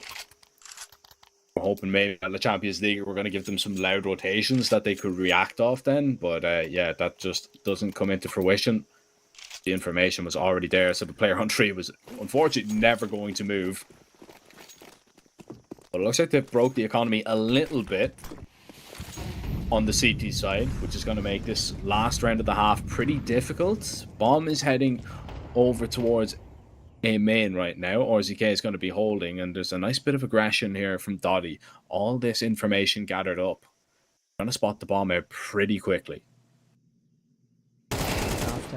Okay, no, the kill comes through. I was so worried the bomb was going to get dropped. I think it's going to fall apart. They found success on the lurk again. The bomb's been spotted in A, and there's a minute 20 on the clock. There's so much they can do at this moment. I think they acknowledge they've got a lot of opportunities. That's not one of them. That's not one of them. You're in a 5-on-3. Why would you walk solo up ramp? Just group. Just group. Just group. Okay. A wonderful shot. Oh, It's the done. next It's one fine. is better. 6-6. Yeah, that's 6-6. That is a really nicely worked round, to be honest, for the way that it was kind of heading. There's some aggressiveness again from Thomas Head. Maybe overheating a little bit. You know, he had a big round last round. He's found another kill on the lurk. He just wanted to go in and get that advantage from his side. As for AGL, once again, he's going to find himself in an unwinnable situation without his trusty AWP, and he's surely not even going to get past the first one. Next, actually going to be taken down, so he will give this one a go. Flash comes in, blinding him. Longer the bomb takes, the best opportunities he's going to have, because he doesn't have a kit, and I don't think there's any dropped around, so the round is pretty much done and dusted. It's just playing for kills right now, and he will only get the one. Dusty Roots, a little bit of a recovery on their T side as we level things up 6-6 heading into the second half. Yeah, good recovery for how this went. The Champions League were definitely playing the better half of Counter-Strike, it felt, but some big openings from Tommy Jed giving Dusty Roots the opportunity to bring back those final couple of rounds.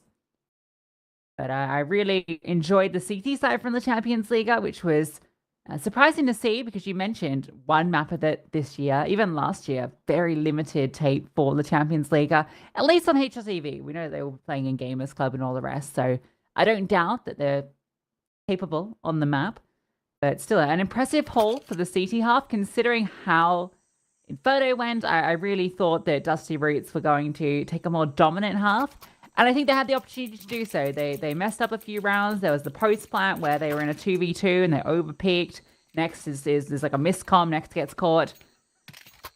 So a few mistakes prevents Dusty Roots from winning out the half. But tied up going into the CT side, they should be feeling fairly confident. It still does feel like a necessity for the Champions League, though. They'd feel a lot more confident if they're able to get this round and a couple of conversions with it. Next is going to go peeking solo in towards A main. Discover a couple of players. Might have actually only spotted one. Dusty Roots still not going to bite down off that information, because nothing else has been spotted out as the Champions League and out. Other options over towards mid. No smokes is going to be a big issue here, especially with Thomas just jumping and getting all this information for free. Spotted the bomb, spotted them retreating back in towards elbow, and it's a reroute once again that is just burning time off the clock. Well, flash forward. Nice way to get the info, not dry peeking into that Glock. And you've seen a player lurking elbow, a fake smoke on B. Dusty Roots can't bite down too hard on this. They've got a great setup to deal with this A play that's coming. They've rotated one extra play, but now the info. The bomb spotted. Can Next get anything? He's getting dealt with from every angle. Smoke will land. Flames go forward. Not going to disrupt the bomb. And T's scale in towards Donut. So Dusty Roots in a good position. Pav gets another. Sorry, the Champions League up. Continue fighting forward. Tommy Jed dealt with. It looks like pistols are going to be all about the T side. That's clean as well. That was looking like it was going horribly wrong. You know, you get spotted over towards A, you get spotted in towards mid.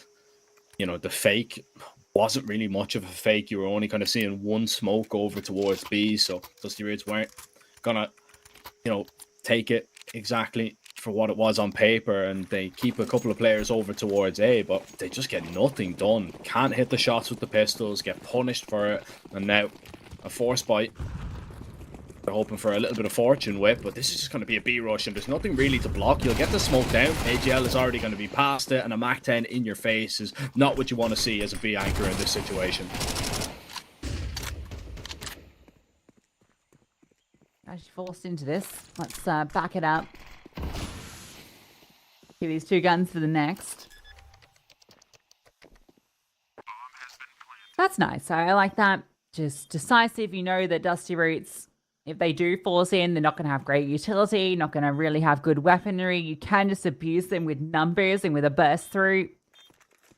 Straight onto B, the perfect site to do that on. None of this mucking around with A hits that get out of hand.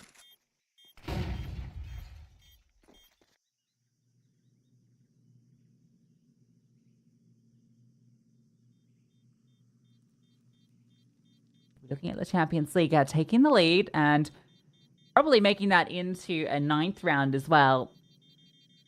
We're just going to have these 2 pistols saved over. It's not a lot to work with. Yeah, but if you're able to kind of make do with it, that would be perfect right now for Dusty Roots, because the last thing you want is the Champions League to continue to kind of grow confidence in their T side, because we know that they really just kind of took the ball and ran with it in that first half of Inferno for a very long time. It was only when they were trying to hold the sites that it was really a problem. So you want to try and stop them in their tracks if at all possible, but Champions League, they seem like a team that are just going to continue to call these kind of fast-paced rounds. I wouldn't be too surprised if they just go straight into, you know, the exact same B play again, just because it is so difficult to hold on to that B bomb site when you don't have a molly. If they're just rushing up at you, if you don't have the right flashes to kind of set up, you won't be able to blind too many opponents. And by the time you get over towards long as that B player, unless it's a stack, you know, you're just getting ran down. It's just an absolute nightmare to be on. But looks like we'll have to wait and see. A little technical pause right now. Hopefully whatever issue has arisen is going to be resolved very quickly, and we'll get back into this one. Still a couple of more games to come today. Players are going to be taking on Elevate a little bit later on. And then it's going to be followed up by GameHunters taking on MIBR Academy as well. Our final one, as we did have a forfeit for the opening game today. So it's a little bit of a shorter one here at the CCT South America Series 1. And it's a short technical pause as well, because we're getting back underway. We'll see if Dusty Roots can get something done with these pistols, or we're going to have to wait until a gun round to see maybe the CT side get back into the swing of things. I don't think we'll be having a short series here, if I'm going to be honest with you, with the way that this has started. We'll see what the gun round looks like. Champions League not going to go to B. You know, the economy sucks. They're just going to rush A. First kill comes in. That's kind of ridiculous to get the drive-by headshot. The 5.7 is kind of broken. That's one of your upgraded pistols with armor removed. Putting yourself a little AK or Galil here would be the one thing you'd like to do, your Dusty Roots. I'll park up at the various choke points and try and get an exit that come back a little bit easier with boosted finances.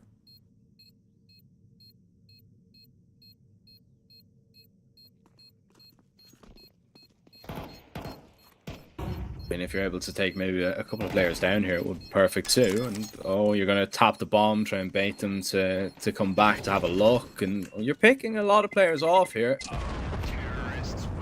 That's great. Yeah, that's actually pretty solid round, in all honesty, because everybody's going to have to rebuy. The team money, look, it's in a fantastic position as is, but, you know, you're not playing for, you know, kind of this round. You're playing for the reset potential that's going to come a little bit later, so you can actually, you know, win a swing round and maybe even get on top in this game.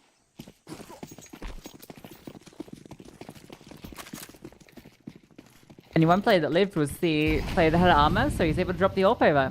This is the perfect circumstance to come into this. What does this first gun round look like for both teams? The Champions League, they're just going to contact through. Hez just walks through the smoke. Could have been someone on the other side. Could have been anything. The dry walk. Both of them hold. We're going to see if Nex is going to give them the fight. You see that trajectory. They're already encroaching on his position. Drops his smoke, and it doesn't land how it was meant to, but that actually might help. Oh, maybe not. Hez is taking the fight. The flash is good, but the AWP shot connects, and the follow-through does as well. But Max is in trouble. He can't find a third. His rifle is full with nothing. And it looks like this might be falling apart. Where is the bomb? Being planted. HL has that in his hands. Yeah, we're going to 3 maps. I think so. Has that feel to it, certainly. We're just not quick enough to actually get in to kind of stop that red room push. They had players there, but unfortunately the kills didn't really just go their way. The same thing with Inferno. They're just sitting back, and I worry that's what all their gun rounds are going to look like, that they're just going to be playing super passive and allow the T side to dictate the pace. And if that's the case, if they play it like that, rather than the way the Champions League did, which was really nice, we saw how proactive they were in middle. Like, if Dusty Roots had taken mid control then, they would have won the round, because Hez would have walked that smoke and died immediately. Like, it would have just completely destroyed them. The Champions League is just shift walk into mid, get to red, and then they just explode and overwhelm. It's crazy how these two teams pick their respective maps and just really struggle on the CT sides of their map choices. Yeah, that is the strange thing, right? It is just like they don't really have great protocols to really try and stop the T's from getting aggressive whatsoever. This is a really nice round, though. All of a sudden, this is just flipped on its head completely. AGL, you can't stay and fight this. You know, you're completely solo and you've got the bomb. You do not want to be giving away an op here. If you don't, you spot it out. Another player in towards mid. You know where Dodie is.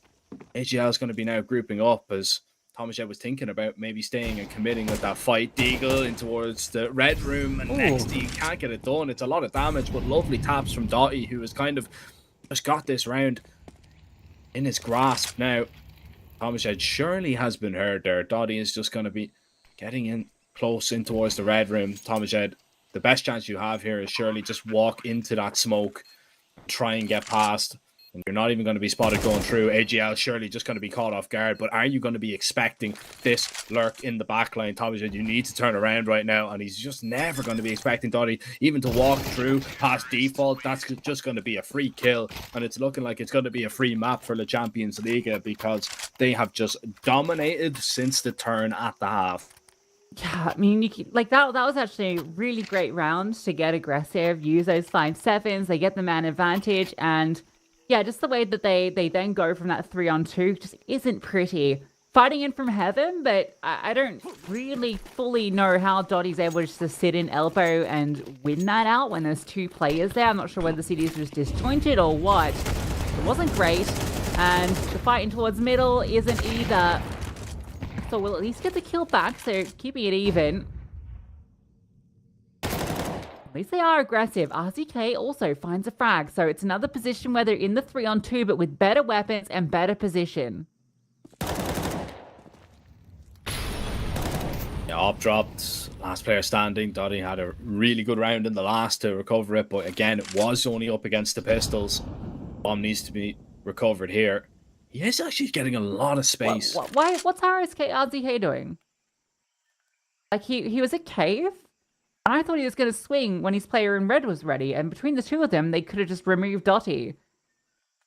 I was really worried he was going to run around to elbow then, because if he does that, then it's a free runway to get in towards B. I think Dottie hit some sharp shots.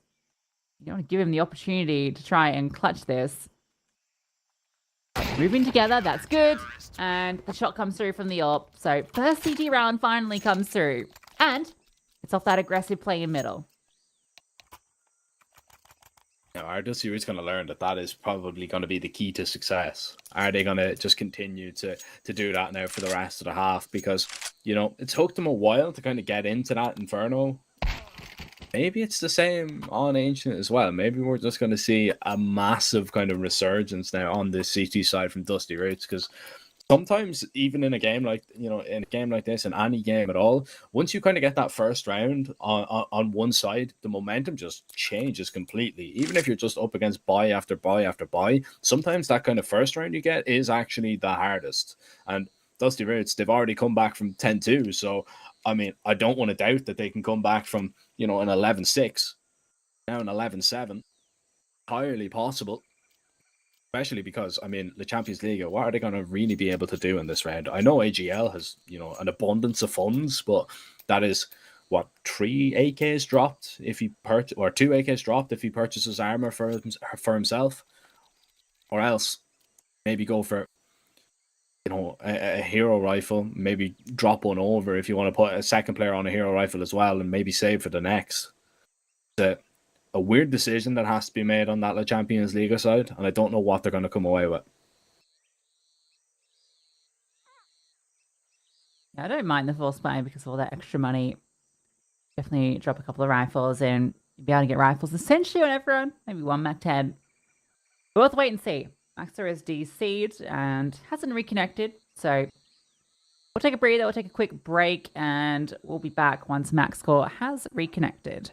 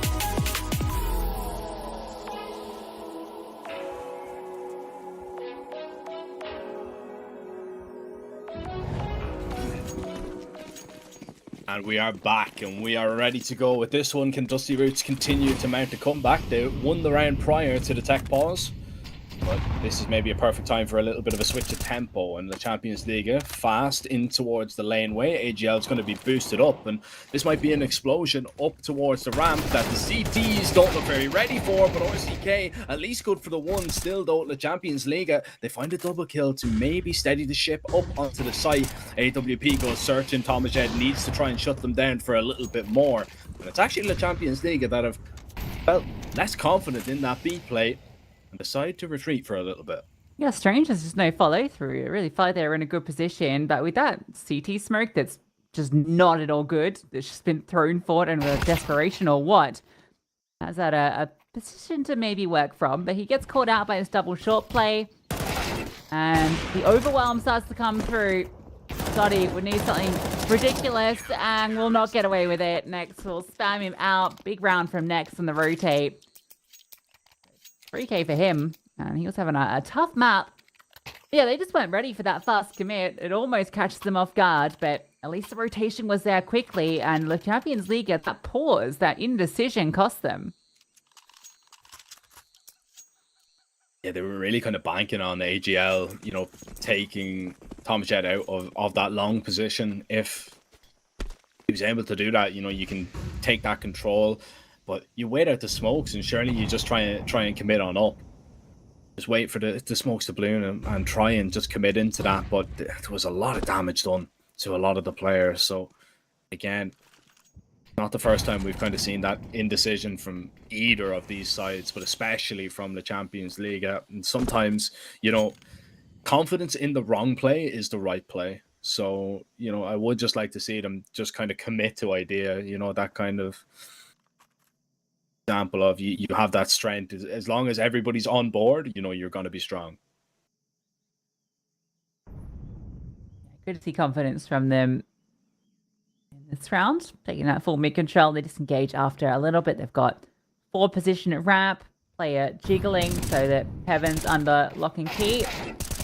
All right, that's enough. Back up after the dinks. The MP9 can come through and farm up. Really nice shots from RZK. He gets plenty of money too. A confidence building round. Root Spring is within 2. They've finally got a roll on this CT side. Feels like, yeah, they've kicked into how they want to approach it. They were really struggling in the start of this half on the back foot after losing the pistol. First gun round is very passive. Now it looks like they're falling more into some various set plays to get this forward control. No one's DC'd. Now hearing too many typing. We hope and pray that doesn't continue for too much longer.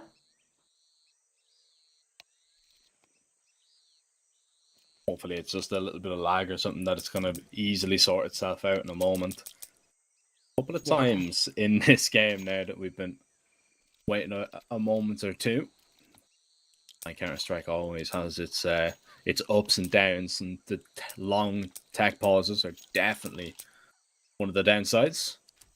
Looks like it's not going to be that long tech pause. We're back underway. We've got AKs. We've got lots of util on the side of the Champions Liga, and we've got Dusty Roots now actively trying to fight for this mid play once again. Run boost is actually going to be pulled off. You've got a player in towards Heaven, and Thomas Jed really just kind of turning up the pace, and it's a wonderful spam to open things up. Dusty Roots in complete control of this round. 1 minute and 35 seconds left. Really nice. The run boost comes in, and when they see there's no fight in middle, just scale down and take ledge instead. It's kind of like a if this then that moment. There's a forking path there for Tom and Jed, depending on what the outcome is with the T's. And when there's no forward aggression in elbow, just keep running forward. Lovely opening frag. Bunch of the T util is already expended. Well, I don't rate that. I don't rate that at all. I think the AWP was fine where it was, but at least the trade comes back. RZK punishes that push out. Tries an elbow, guys. That Molly's not going to last forever. And the last 2 T's start to move forward. Actually is peeking it, and he'll get the information off that jump peek. So now they know. Both players, in fact, are spotted. That's huge, right? You know, you spot them walking up towards the box in towards Heaven. RZK is just going to get into this very aggressive position, and if this is played right, if they walk in towards Cave, the swing should be more than enough. And RZK gets nothing. He was cleared on out. Thomas Jed, you need to just try and stay alive and wait for the rotations to get here. 15 seconds, it's not a lot of time to get a bomb plant, and you won't even get past the mouth of Cave. That's going to be shut down. It's another Dusty Roots around it, and it's a really good piece of aggression to really kick things off. They're getting a little bit more confidence in themselves, and they are flowing a little bit better on the CT side. And on the other side, money not flowing, a tactical pause for a change in terms of the pauses that we've seen. I think this should only be pistols. both maps, and that was with the OT on Inferno. Like there was never a tactical. I think there was one on the CT side for the Okay. Champions League. Single one. Yeah, it's crazy though that there's only been 2. I mean, you don't see him so much in online CS because, you know, you can just talk the whole time. Like, it's not quite the restrictions of LAN, but you still appreciate it maybe for a breather when things are falling apart. But we're within 1 now, and yeah, the Champions League are going to be on the Tech 9s. I think a rush B, rush A feels like a good call right now. We already saw that they were almost able to get through B with some early aggression. So if they just go for a fast play B, I think it's a great call. We'll see what the protocols are like for Dusty Roots to handle this.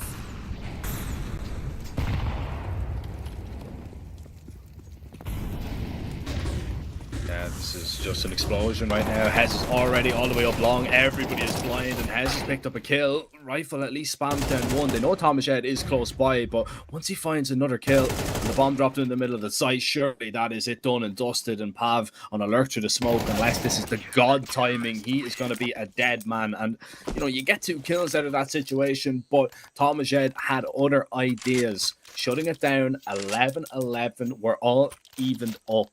Another overtime on the cards. Oh, don't say that. Let's see. I actually really like the scaling there for the Champions League. Like, the flashbangs were so good. Getting that kill out long, we got to watch the pathing. Like, the entire execute with the Tech 9s was beautiful to behold. But Tommy Jed, difficult to deal with. And, yeah, he'll come out ahead. The 3rd kill was crazy that he swings into that. It's success for him. And, oh, no. RTK, don't do this. He still gets a kill. I don't know how he gets a kill off that, but he does. He doesn't get that. That's a horrible way to start the round, but now it's actually not so bad. Problem is, you've forfeited that mid control. You know that the Champions League are out. They've thrown that little bit of a wrap smoke if they want to use it, but it looks like they're going to go back in towards Cave, and this aggressive position right now from Fragedy is going to be perfect if they walk in. He gets a wonderful timing of his own, and he even gets away. This is huge for Dusty Roots because he spotted one player walking towards the B ramp. Surely they know the B hit is going to happen. Tomaszek goes down, Fragedy goes swinging, and not going to wait for any backup to arrive. This is AGL that is going to try and punch the numbers in. He's going to get this bomb down. And Dusty Roots are exploring a little side quest over towards mid. They need to deal with Hez, but it's a straight up 1 versus 1. Next, trying to get a little bit closer. AGL is going to be holding, and Molly and Bullets will just cut next apart. The Champions League now 1 round away from closing out Ancient and forcing a decider. Yeah, it's just not good. You're in again, it's a man advantage for Dusty Roots. Just try swinging into ramp. Like, you saw the... Like, you know that players are, like, lurking around lane here. I don't like how disconnected that felt from all the individuals on the CT side when they are in that man advantage position. You've got 2 players in cave trying to utilize them. And it's a fast B to finish. They're just charging up. They're going to take it right here, right now with an aggressive play. Support's coming through. Fragedy gets 1 blow on the smoke, gets another, and all the CTs are rotating. But this play out towards long. That could be punishing. Another break, another kill. Maxwell gets that one.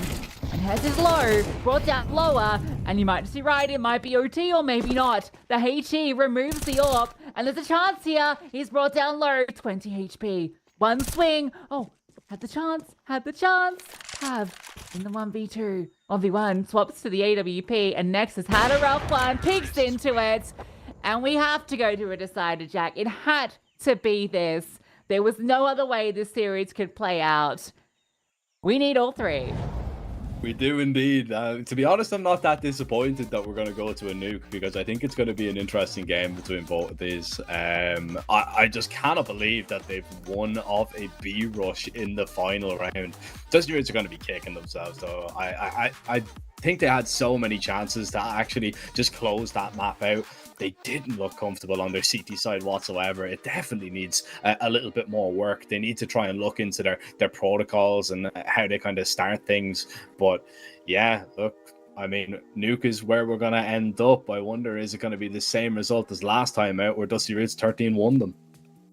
Well, we'll see, because I'm not particularly confident that will happen, because that was the scoreline on Inferno and that went to OT. So, yeah, I feel like this is going to be another long map between these two teams based on what we've seen so far. It feels really hard to separate them. And the Dusty Reeds, they made just far too many mistakes. Even on that T side, going into the CT side, they did not look like that was their map pick. And I think that's the most damning way I can phrase it. It really felt like they were the ones that were playing from the back foot that entire time.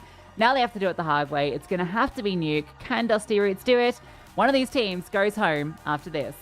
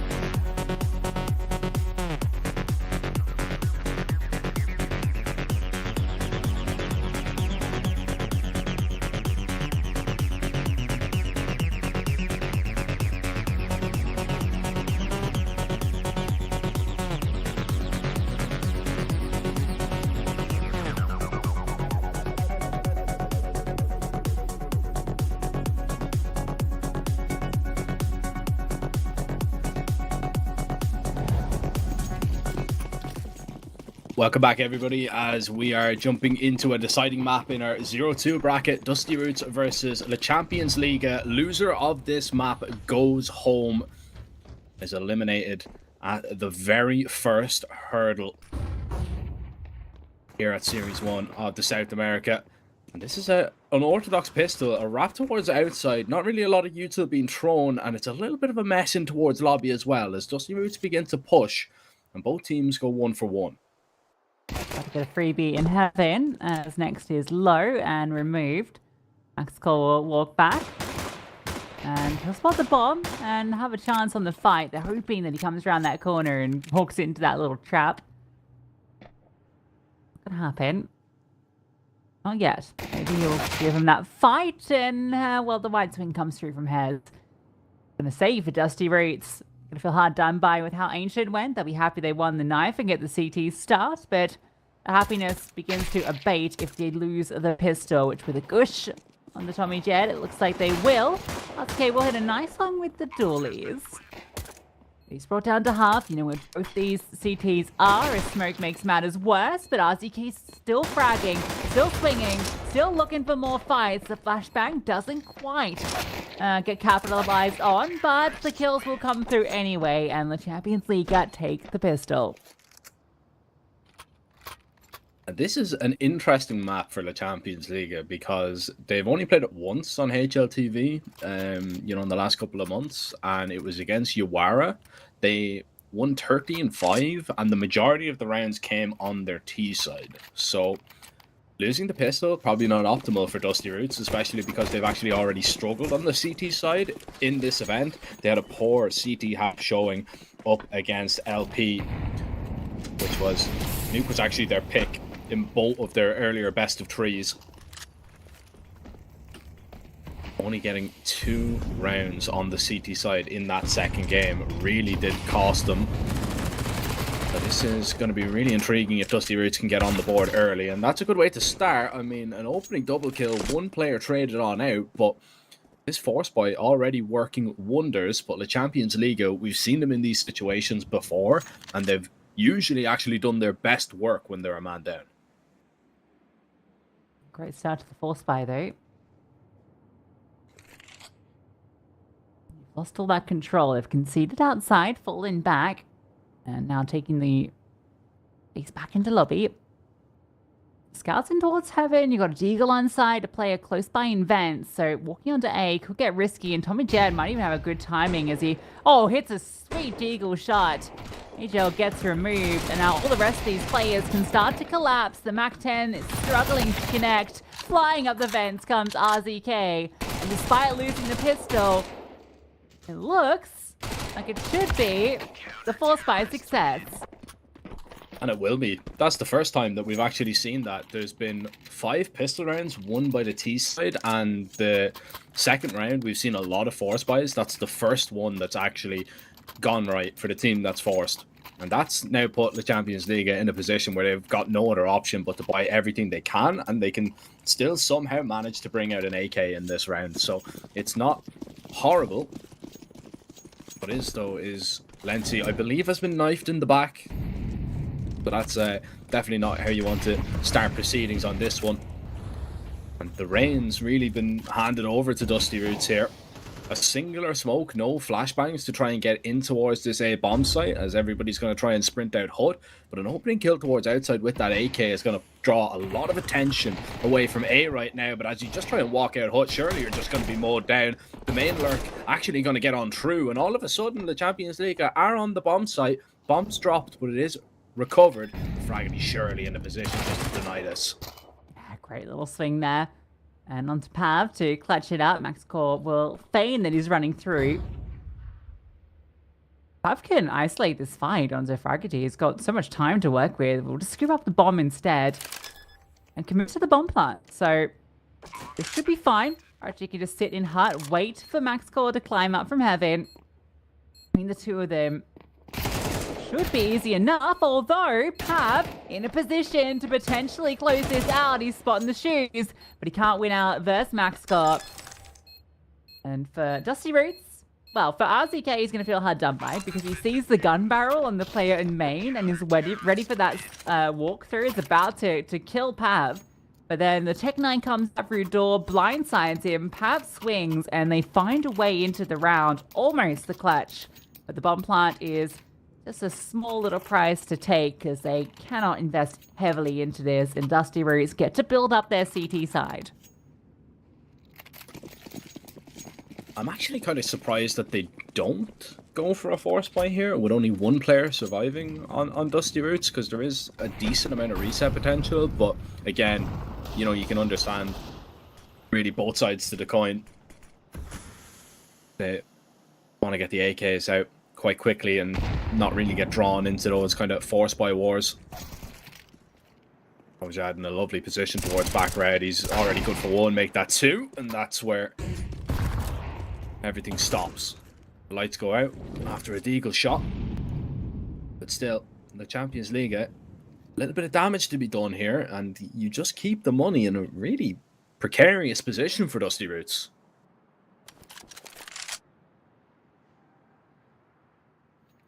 Any damage is good.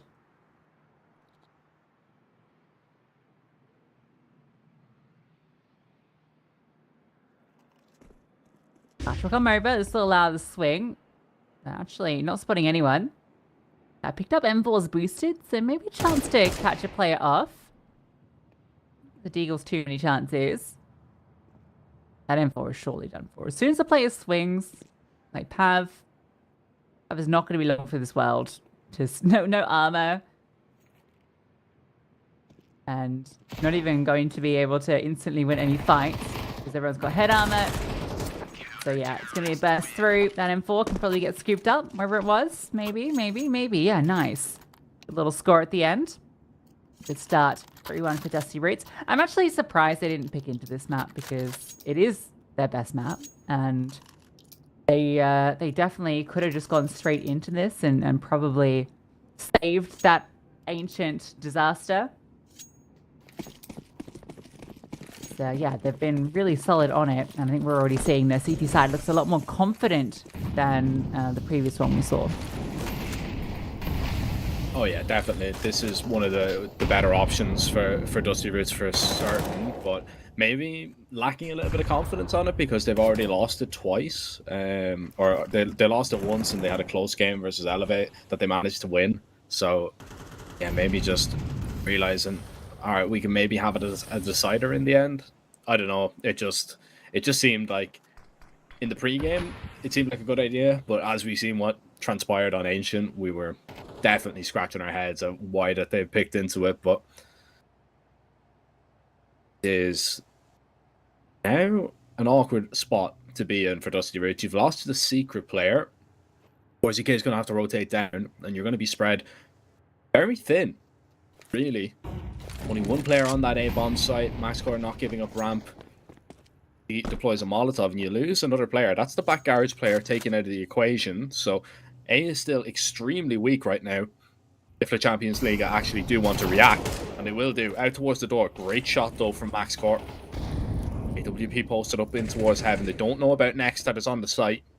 Early will have an idea that he's there. Bomb is just going to send it down the vent and try and get a plant. As Next is just going to go running. Surely a dead man towards door, but it's a whiff shot from Dottie. Low HP, doesn't want to overcommit into this fight as well, and buying time for the main player to get in to strike him down. And luckily, they are playing off each other to perfection in this round as the Champions Liga on the first gun will strike back. And now you can see why I was so worried about the money. Like, this is not the spot you want to be in. AWP instantly purchased, but you're going to have, what, one M4? And, you know, right, I mean, Braggedy was considering going for like a half investment there, but they're just going to have to buy up what they can. 2 SMGs and a FAMAS in the mix too. I don't know, I can see a way back for the Champions League here. Fast here as well towards the vent. No, not going to extend further. Smoke was a little late. But they are going to go fast into A. Flashbang is so good. RTG doesn't see a thing. Maxwell does bail him out, but then the trades come in. And it's an explosion onto this A bomb site. Great moment to call it when you know the economy is fragile. Yeah, what's Tom and Jet up to? Need to be saving. Yeah, lovely call. You know that their money isn't great into the next round. You've removed every player. Just go for that fast A play. It's not immediately out the gate, but it's on that second volley. The flashbang's so good. Even a boosted up play to try and hunt Fraggy, who somehow wins out that duel onto Pav in heaven. They'll be allowed to hold on to something, and the AWP is definitely a valuable weapon to keep. A great call to equalize. How has he won that fight towards heaven with an MP9? That is insane. That's ridiculous. And I mean, you saved the op. Really good news. You need to do something with it though. Like, this is no question about it. MaxCore needs to be the aggressor here in this situation. And where do you really want to go? You've got, a lot of options on Nuke for how you want to try and pry open a pick, but it's just about how aggressive you actually want to be with that AWP. MaxCore just gonna instantly get in towards credit, waiting to see if anybody's gonna jump towards outside, but instead Pav is just gonna run along the ground. Wing all the way down secret, loads of players in towards lobby here as a little bit of a late crunch maybe coming in from Dusty Roots, but good for one. Next forced away on low HP. That AWP is not really in a position at all to help out here, especially being smoked off over towards main as the Champions League just smoke out, vent dive. This should be a 4th round surely. Especially losing the MP9. It's again, operation, try and save this orb, make sure it doesn't go down.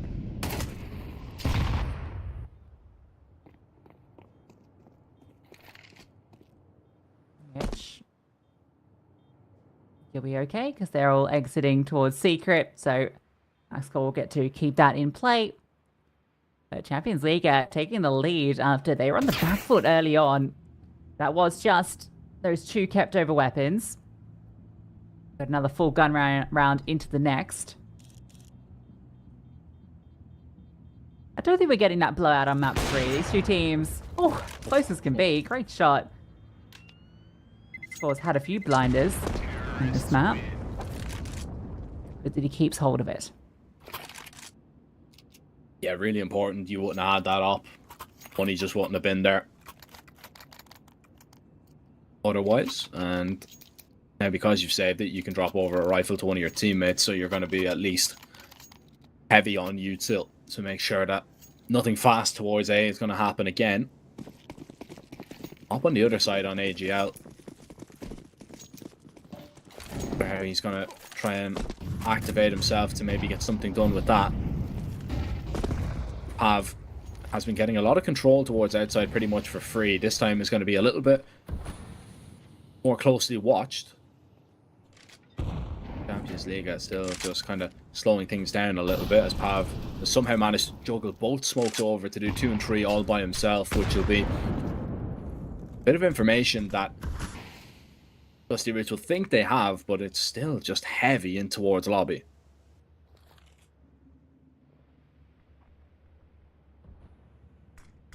Parking out the steep smoke is causing concern. They have to wait on it.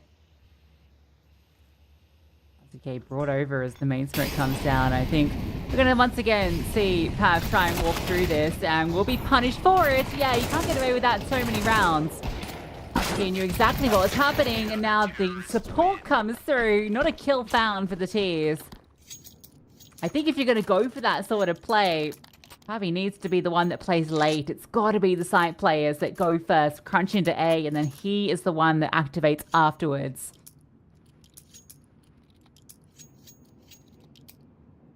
It's a big risk as well, especially because you've already done it before. Like, you need to play it just a little bit slower, just to make them think that you're not going to really do it, and it's just going to be the A play. But yeah, it's an awkward situation. I don't believe the glass was actually broke there, so I don't know how well that top-up molly is going to land. Maybe it was.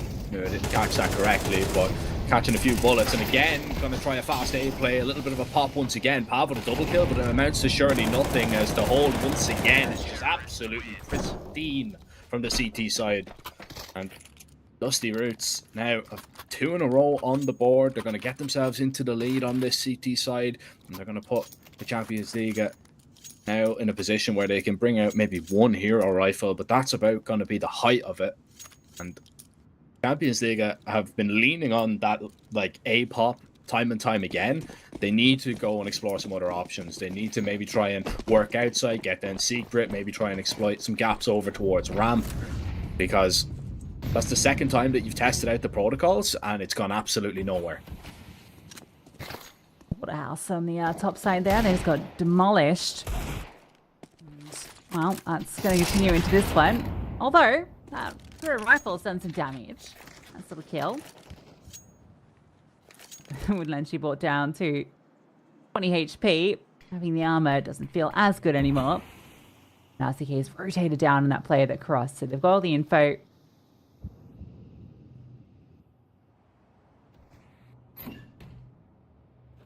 Difficult to see a way the Tech 9 and pistols can help Lynch out in this round.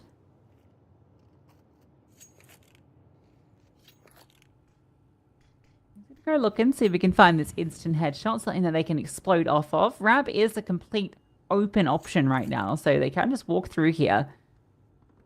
Now, I wonder what timing it is that a player comes back to cover hell, because I think if they just continue pushing through, they could catch the AWP back turned.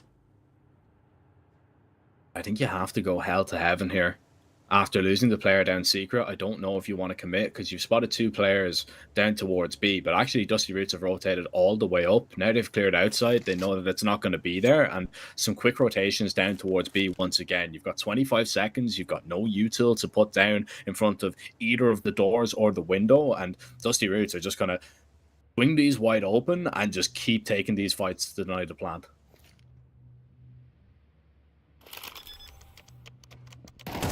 Planted and allowed. Oh, great kill from Lenzi. It's allowed the bomb to go down. And what is that? A drive-by with the deagle? How has that happened? At least the kill comes back through for next. And it should still be Dusty Roots with a successful retake. And that quick shot confirms it. Next then swings out. Gets very scary there when that kill comes through a double and then that crazy drive-by deagle. There was just nothing that could be done to avoid that. I mean, that looked so winnable there for a round. That was like, we were questioning how they were even going to get a bomb plant out of that situation, and they somehow managed to make it into a 3 versus 2. And just unfortunate that the rifle wasn't holding over towards secret. Some nice shots, and it's, in the end, you know, a comfortable round that Dusty Roots are able to sweep under the rug. But the Champions League have come back now with everything that they would have wanted. It looks like they are going to maybe start, you know, exploring towards outside. Dottie, oh, if he goes aggressive here, if he goes for a peek, Max Court is just going to walk in and take him down. And there is the peek, and there is the wonderful reaction from the Opper. However, the Champions League can just walk down secret for free. There is a smoke already dropped down. I believe it's Tom Jet that is just playing behind it for the moment, but he is a little bit concerned about possibly somebody walking down the vent behind him. Needs to hope that a rotation can get to him quickly, but that is a monster of a HE grenade. And there's all the info. Jump spot, getting away towards double. Up on top of the site. Wait for maybe a little bit of help to arrive. I think the Champions League are forced into this B play.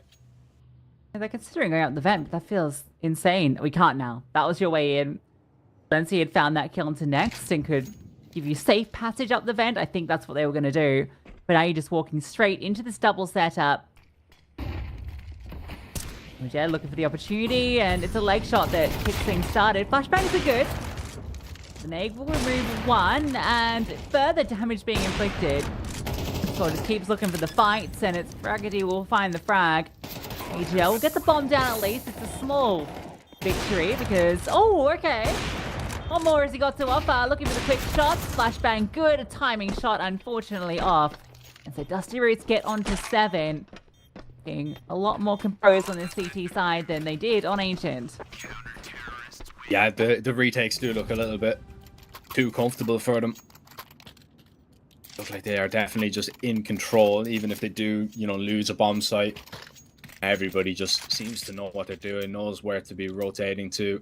playing off each other. He's great even team flash when you're in a 1 versus 3. You're just making sure that the Opper cannot do anything. Make sure he has no other options. Then if he hits a blind shot, you know, it's a little bit unlucky, but just make sure that, you know, you're not leaving anything up to chance whatsoever. It's looking like it could be an 8-4 half if Dusty Roots are going to have their wits about them in this round. Again, MaxCore is going to start over towards the ramp with the AWP, but he doesn't really have a quick rotation, and he's playing very committed, especially if he misses a shot like that, getting dinked up. He even chances another one to try and get away, but he's just going to be ran down here. And that's the B bomb site surely open for business, but again, the quick rotations from Dusty Roots down. They're going to have a lot of players here to try and retake this, but it's going to be difficult, especially when you keep hemorrhaging players. Has been gifted an orphan. It's definitely a pretty deft hand with it. We'll find 1 kill back to set this retake up, but low, and the nade doing more. He's found another equalizing frag. You know what this AWP was, and they've managed to find Lindsay as well, so it's just onto AGL and Hez. With the AWP in hand, Hez has a good line. Will spot out a player on the swing, and Trey not immediate. You know what both are. Fraggedy, can he convert it? Just needs 1 more shot, and he's actually found it. Hit in hand, can get that defuse. A killer retake to set up an 8-4 half. A 3v5, and they're able to make it work there. That is insane. And again, Fraggedy coming up big in the clutch. Just so cool, calm, and collected in those situations. And he has been so throughout this series as well. Somebody that Dusty Roots can really count on to get around over the line. 3 kills in all from him.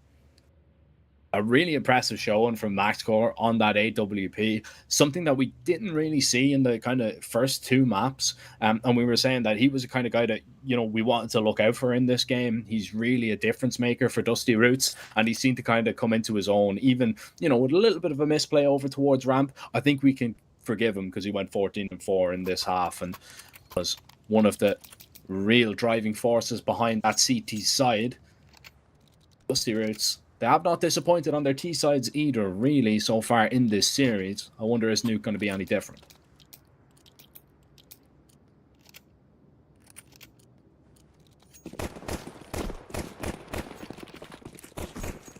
Paul feels that's the strongest. Well, I mean, Champions League lost to 10-2 half, so 8-4, sure, it feels incredible, but we'll see if it's enough. Good way to start off the second pistol. A quick headshot onto Dotty, and a follow through next has found a brilliant double. Sets them up for a strong close in towards B. Lenchi will open up the door looking for a fight, but it's another quick Glock kill, and they are running them over. There's nowhere to be found. They keep faking the bomb. No mistakes being made here. They want to make sure they close this series here on Nuke. And with the pistol round on T side, they are in a great position to do so. Wonder now, we're going to see a force back from the Champions Liga. Surely. Going to be a thought that is going through their mind right now, but like everybody is decided on an eco, so a couple of USPs is all that stand in Dusty Roots' way from a 10-4 lead. Talking probably just 1 gun round, pretty much, between yourself and a chance to get onto map point. Rapid series point as well. A little bit of a stack outside with all these USPs. Tomajed is the only player that could be caught out by this, and he even gets dinked through the smoke, which has definitely been heard. Problem is, you don't know how many people are with him if he is solo, but I think Tomajed is not going to be long for this world, as they're all going to be converging on him, trying to swing him to take him down, and he doesn't even do a lick of damage to any of those CTs. But still, a bomb site lost, bomb's going to be planted. Very difficult to even see a way into this one, even with a man up. Just a little kill. Back just keep the Galil, keep it into next. You can do some damage with the USPs. They got a flashbang they picked up too, so I think what Hez will do is flash them out through heaven and see if they can just try and overwhelm. This could actually be quite cool. I'll be able to get a frag or 2 off the back of it. Depends how good this flashbang is. There's no way the T's are going to be ready for this to fly through. Timing on it. Here it comes. Flash is good. And USPs will get one. So it's a little bit of something. Fortunately for Lenti, Fragedy in the back lines will clean up everyone. And Tez will keep that Galil at the very least. That's something to take over. And yeah, some good damage inflicted. Yeah, not bad, but again, this is the round that you really need to do it. This is the round that you really want to see the Champions League kind of come into their own here. No AWP, the Galil would have been lovely if it was an AK that they were able to save on, but Thomas Shed, unfortunately, didn't have the funds for that in the last round, so you'll take what you can get. Opening would be absolutely perfect. Double roll towards Zipnix here as that molly comes in, and Hez is actually going to put that Galil to good use. It's an opening frag, but instantly traded on back. A lot of damage done to MaxCore in the meantime too. Oof. He is very lucky to still even be standing. 10 HP after that HE grenade lands on top of him. Got a player down secret here if you're Dusty Roots. Do you just group up and try and go ramp here? You gotta. It's your only play. So many people there though. Of course, they're not going to anyway. So it doesn't actually matter. They're gonna reaggress outside. Just curious. I wonder if they're hoping if maybe the secret player... I thought he might try and make some noise, get some space, draw some attention so that they can catch the outside player. And maybe next will cause that movement. It's we'll look towards A and it's allowed them down B. I can't believe it's worked, but it has. With no util, they all cross successfully and they've managed to get the bomb down. I don't know how they've crafted it, but they've got into a 4-on-4. Well, okay, short-lived. Still a chance. This is notoriously difficult to retake, but not with MaxCore on such low HP. Surely not. 10 HP with a quick headshot, and they know exactly where he is in towards double. Not being walked on just yet. Smoked off as now he gathers pieces of information that he can maybe work off and going up in towards glass. Caught on the jump. It's going to be a retake for the Champions Liga and a well-worked round from them to get that one really out of harm's way, because it was looking like that was going to steer definitely into the back pockets of the T side, but the Champions League do what they must on that first gun round. Keeps them just alive in this series. They don't want to be bowing out of this competition so early on. Not only for the VRS points, but for pride as well. Props to Dusty Roots for actually managing to get that bomb over. I really thought that they were going to get spotted outside by that player in garage, but all that attention topside was actually enough to allow them to cross. After they get into that 4-on-4 in the post plant, it would have worked out if Nex doesn't get caught on his lurk in lobby. As soon as he goes down, they're feeling super uncomfortable and they just don't have good positions to play from with a low HP player already. Now we're going to see very little in this round.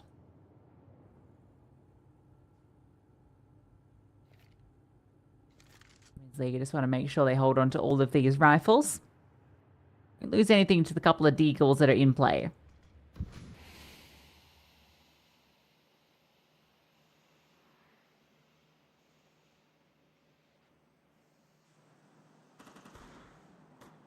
Overcommitment would be the only way to lose a player in this one, and they pressurize over towards ramp, but not really come to much just yet. RZK have been quite accurate on this, on his deagle in this series, but this time not to beat. Now it's just a real Hail Mary through main if you can find that, but the A bomb site is just being completely reinforced right now. Everybody falling on the pistols, and that is going to be as easy as you like for the Champions League. So that's 6. These were saving. The rifles out once again.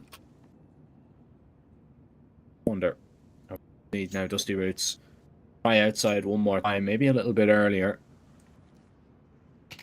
The Champions League, we haven't really seen too many of their protocols tested anywhere on the map.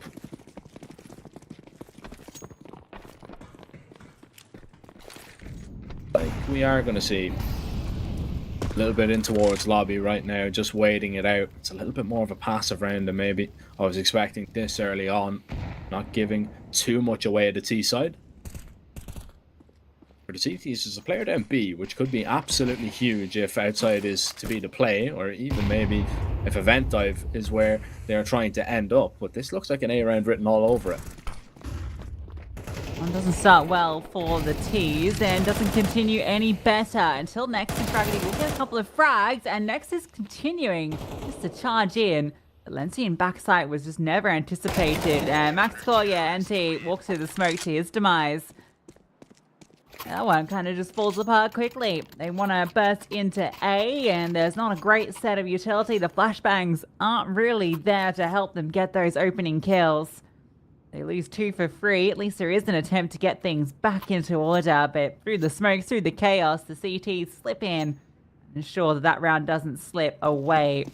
Champions Liga, their CT side, getting well underway, bringing us within 3 and likely within 2. Yeah, we are getting a close third, as every map has been thus far, and that doesn't surprise me one bit.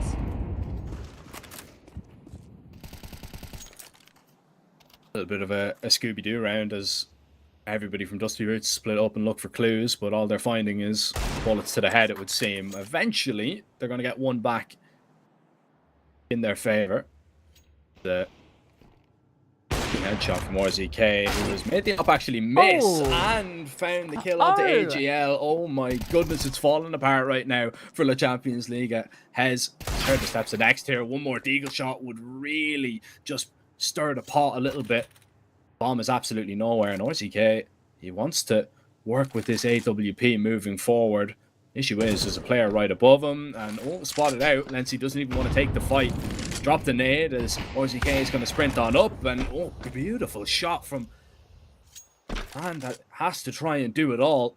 2 with the Deagle, now 1 with the op, and now he only needs 1 more. Hez, though, where could he have gotten off to? He was outside earlier in the round, and this one could just go so horribly wrong, and I knew it was going to happen. I knew it was going to happen. As soon as the smoke was in towards the heaven, he was going to fall to his death. It was written on the wall.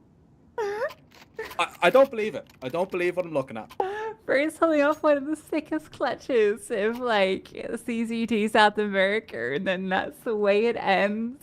I mean, Bomb was controlled by the final CT, so I don't think he was ever going to win it, but 2 insane Deagle shots, that crazy off shot from through the smoke, and then he just falls and dies. Oh dear. South American CCT never change.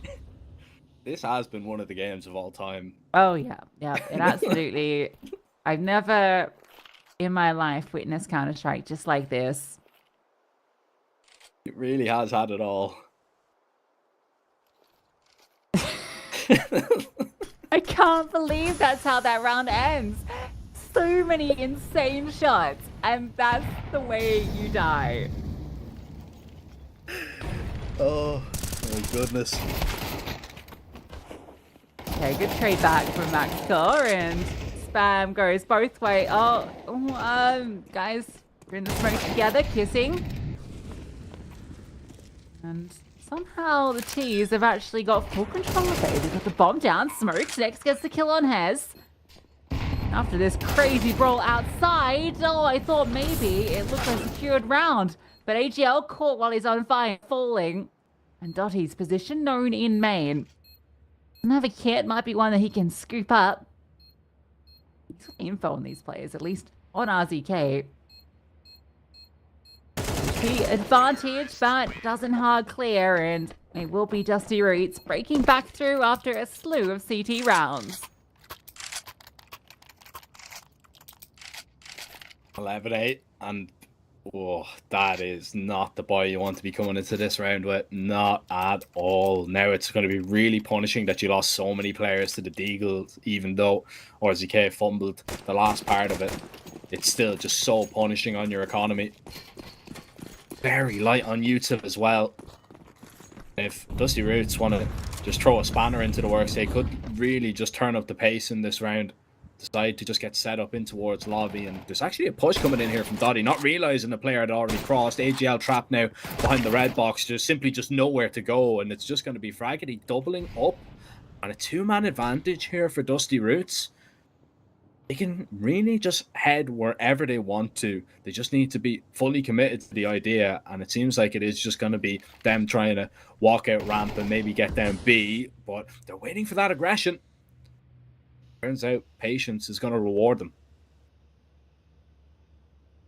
And this is the all-in from the Champions League. Like, this is going to concede 12 to Dusty Roots series point, elimination point. And at most, you can hope to hold on to this M4 if Hez is allowed to. You're going to go into the next with MP9, Spamas if you are lucky. Oh, Hez is done for. Surely max core on this angle. I've got help from next. They want to come over and really make sure this isn't removed. Is removed. Saved. Actually, next just bails. Alright. Well, now you know where he is. Fake break. Now the hunt starts. Now they look to confirm. Hez. Not long for this world. Should be Tommy Jed to lock it in. There it comes. So, yeah, we're talking 2K across the board. Hez with 3.3 is the most money they have. This is the best opportunity for Dusty Roots to close.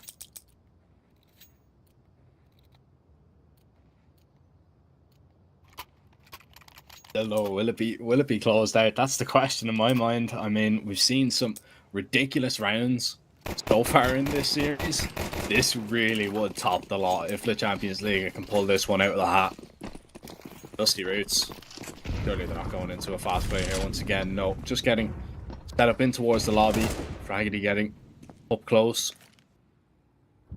in the ramp, and it's an opening kill. Pav taken down. The big piece of information that you've just lost towards outside, because if he wasn't contested, he could have maybe discovered that a lot of the players were in towards the lobby. Hez still not seeing all that much, and Thomas Jed actually just going to be blindsided by him as he walks in. Dusty Roots, no other option but to accelerate down the ramp, commit into B. There's only one player right now, but the rotates could get down quickly. Yeah, technically could fall back to lobby, but they just don't have any really space anywhere. So yeah, they are just going to slow crawl down after that pause. Or not? Or will? Okay. Champions Liga. They start to push forward. We'll have a good timing. Good smoke. That's going to lock off 2 of these players. Hez with this picked up AK can still do serious damage. And that's a great shot onto Maxcore. Just as that smoke comes through. And Hez doesn't look like he's done yet. He's playing through the smoke. Yeah, okay. This isn't done yet. This is about to get crazy. He's pushed through. They'll deny. The bomb trade is there. It's caused enough chaos. Bomb still not down. And the CTs start to scramble forward, start the charge in. Almost a spray transfer, can't connect it. Hez has a hero round. And the Champions League, despite it all, despite everything looking like that would have been the walkthrough for Dusty Roots, they keep on kicking. Hez has just had an unbelievable map so far. Without him, this would not be nearly as close. Like, this is just a real captain's performance from him, just keeping his team in it. Still with a chance to win it. But it is going to have to be done in overtime if they want it, and still need to be perfect for the next 3 rounds. Cannot fall to Dusty Roots, and Pav is not going to do anything like that. Player trying to scale over towards main, getting dropped down. Tomajet still managing to find a kill, but Pav again, the refrag is going to be perfect. Trades going left and right, which is only going to favour the Champions League at this stage of the game. But back into a 2-on-2. Maxcore maybe trying to drop on main. There's no way he gets off here without noise, and Pav knows exactly where he is. He's just scaled out of main. Maxcore is just going to be a dead man, and it's actually Dottie to finish the job on him. RZK came close in the clutch last time, and a 1 versus 2 with a nasty crossfire to deal with. This is going to be tough. Pav's reposition there is huge. The timing he hits to cross out through main. RZK almost leaves his butt. Doesn't quite. And then he's able to get around main just as the drop comes through, and so shoots Max Core into the back of the head. This kind of feels, and I hate to say it, that this could be an overtime affair. The Spirits had their chance to close this. They've let it slip. They're gonna at least get all 24 rounds for sure.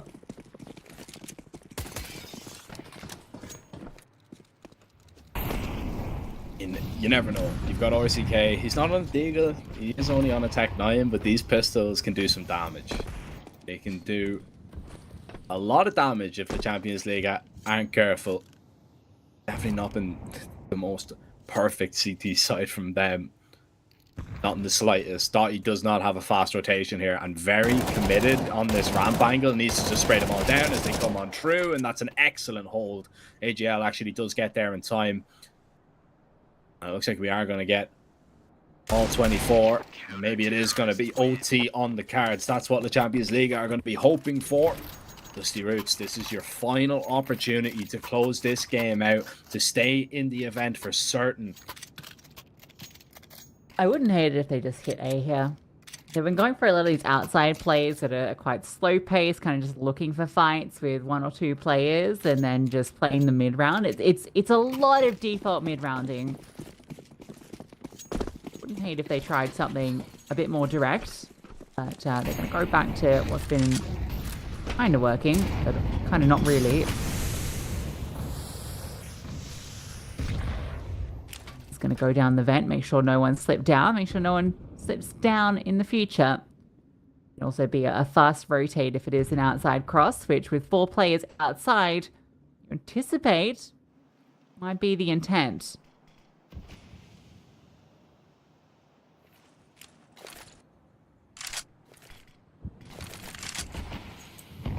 Smokes are good. HE to expose anybody, but they haven't played off it just yet. But that HE and the spam does allow Hez to get just a little bit closer. And actually playing in front of the smoke it's a little bit risky, but it could be absolutely perfect right now. But it depends on how quick Dusty Roots are, because eventually that smoke's going to fade and Hez is not going to feel comfortable in the spot. So he's just going to get caught crossing there. And Dusty Roots actually don't know it, but that was the perfect time to slow down. Now the acceleration, they can just charge in, Dottie's deleted, and well, maybe we are saved, OT. We'll catch out RZK on the lurk, but these 3 CTs are so out of position, bomb is planted. We're 4 on 3 on this B bomb site. All they need to do is hold their lines, and it should all be secured. GL looks to try and make a play in from ramp, causing a bit of distraction to allow his teammates to start to scale down. Next, we'll go down, but Tom and Jed takes down 2. Max scores there to close. And Dusty Roots will finish things out. It takes every single map to do it, but they're able to take the series 2-1. They stay alive here in Series 1 of CCT South America. And sadly, that means that for the Champions League, this is the end of the road. Yeah, unfortunately for them, I thought they were definitely going to have a chance at that one. They should have won the series. They should have won 2-0. Yeah. I mean, like, if you're not closing out a 10-2 lead, you deserve to, get punished. And unfortunately, they did. I think they showed that they can definitely put up a fight against, some of the other teams in the region. I don't think they're a 0-3 team for certain. I think, they did just get a little bit unfortunate. But there's a lot of things that both of these sides actually do need to work on. But as Dusty Roots are going to be moving forward, they'll hopefully have learned from what they were doing there on that map, and maybe they'll have a look at their CT sides as well, because really on Ancient, I think they struggled with just simple basic protocols that a better team on the day will exploit, and that series will be over in 2 very quickly. Yeah, it was night and day between the Nuke and Ancient in terms of the CT side, which is kind of what you expect from a map that you're comfortable on. That's why I'm surprised they didn't pick into the Nuke. But yeah, I mean, they did, convert the Inferno, which is pretty impressive considering the comeback they had to do. And I really thought they could have done it in 2. Takes them all 3. They get to keep fighting, and we get to keep going because we have 2 more best of 3s to come. That was a long one, so we're going to wrap this one up. When it comes back, it'll be 2 new faces to take you through the final 2 best of 3s of the day.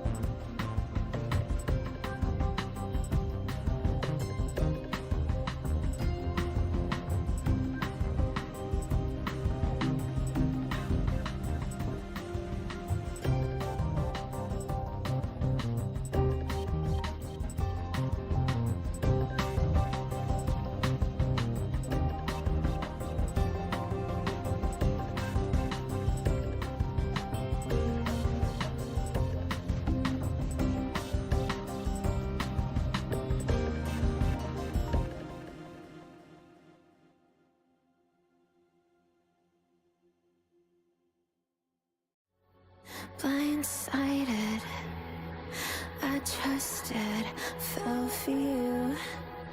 What a stupid thing to do. Blindsided, high hopes, but they fell away the moment you lied to me.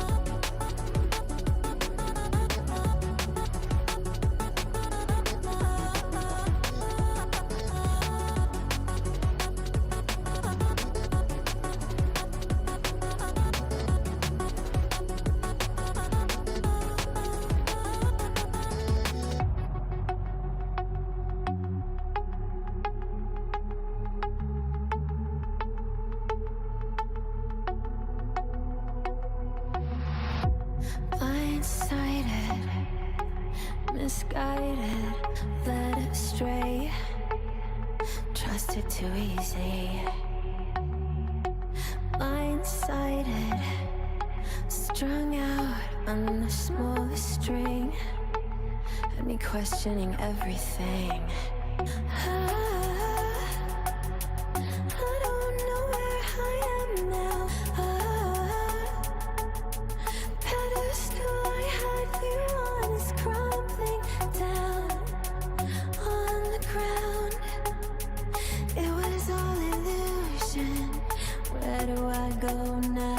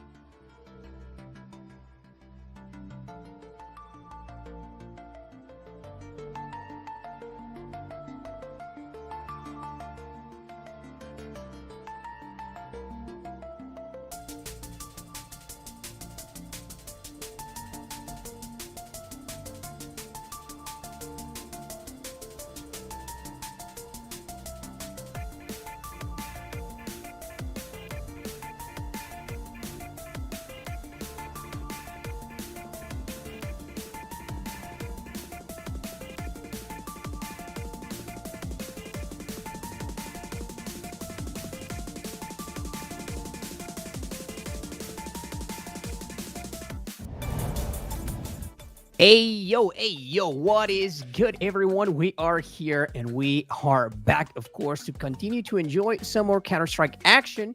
But, I mean, some teams have to fall, some teams will rise up to the occasion. We'll see which is which this time around. I'm Roy, by the way, guys. However, I am not alone, so my dear friend, why don't you go and introduce yourself?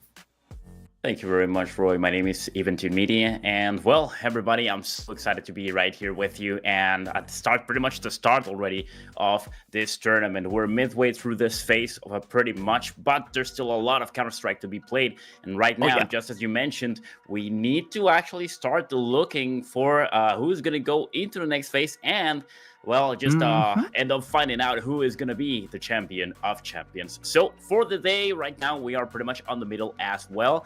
After we come from this match from the Dusty Roots against the La Champions Liga, which Dusty Roots, of course, came out on top. And that was a pretty good match, 3-game match, actually. Yes. I still feel like there could have been a little bit more down, to be honest. But of course, I mean, there's always a little bit of a sour taste of mistakes going on through the games. Now, we can, of course, just hope that they don't actually happen on the next one. But right now, let's just focus on what we have at the moment. Because, Roy, well, this is going to be a match between Players and Elevate.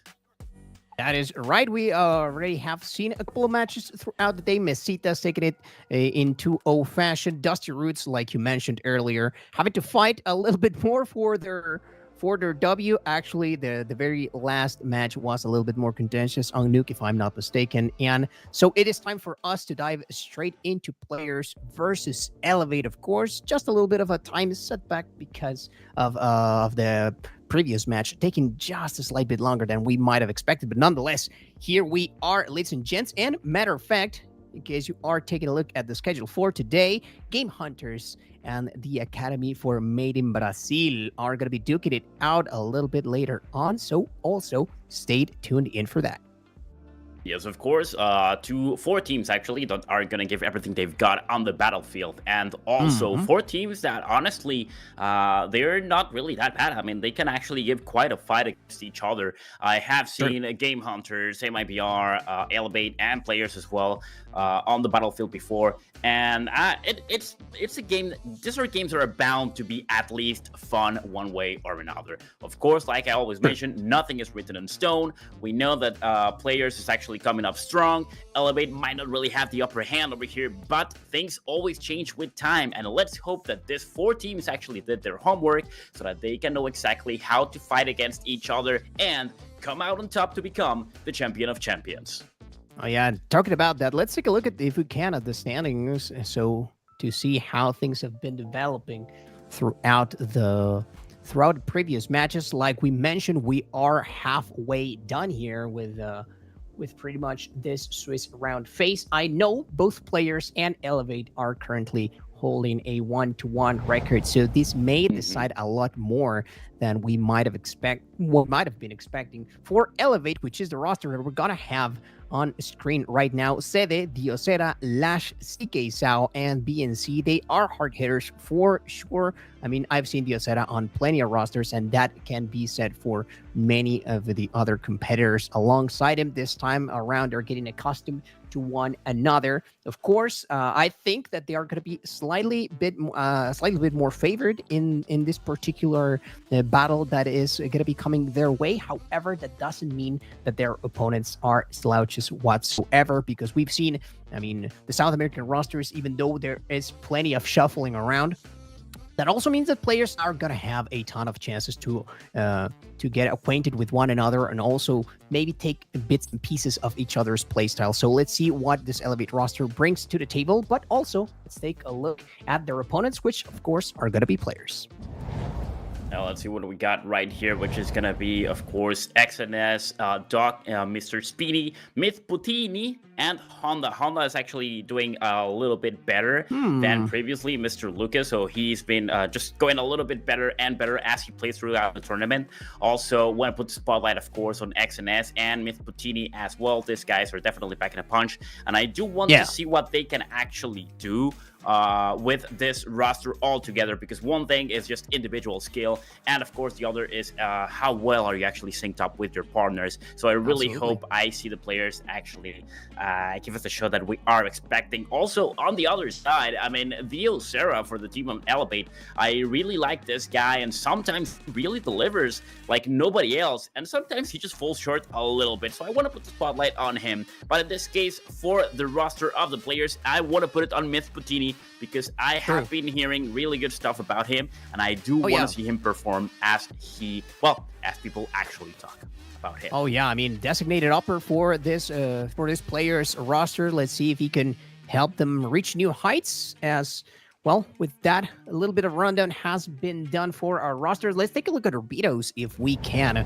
So to get acquainted with the maps that we're going to be witnessing for today, it seems like ain't nobody want to be seen train around these parts, and the same could be said about Anubis. So Dust 2, it's going to be our starting pick. That is going to be, I mean, courtesy of Elevate this time, or of players, sorry, this time around. Ancient gonna be our second bout of encounters, and Inferno to perhaps close things out. So Dust 2 and Inferno gonna really not bring any surprises whatsoever. Ancient, I am really looking forward to what Elevate can do in this map, to see if perhaps it's a bit more of a comfort pick for them. But I mean, I know you have a choice of words for when we see Dust 2 being picked by a specific team. I know that these guys have maybe getting acquainted with one another, like we mentioned earlier. And so let's see how that teamwork, how that chemistry is going around, because you can't have Titans, you can't have players that really know what they're doing, but how they mesh with one another, that's an entirely different question, just like you were mentioning. So I'm hoping that a map that we've been seeing for forever, like Dust 2, can do exactly that for players. Yeah, this is a really interesting map, Beto, honestly, because if you actually look at their numbers, you can tell that Train and Anubis are really bad maps for both teams, one way or another, especially for Elevate. They haven't really had a good time on those. So it's interesting to see them banned already at the beginning. And then we jump into Dust 2, in which both teams actually have most of their matches played. Then Ancient, of course, which does give a little bit of an advantage to, in this case, Elevate, but also Inferno as a decider. I mean, that's a really, really good map for the players as well. And speaking of matches and map experience, the players have a little bit of the upper hand over there. Now, I also always mention, this is like a staple from me, Dust 2 is a little bit of a red flag whenever it's actually chosen first. Why? Because this usually just means that teams just rely a little bit more on individual skill rather than actually having a strategy.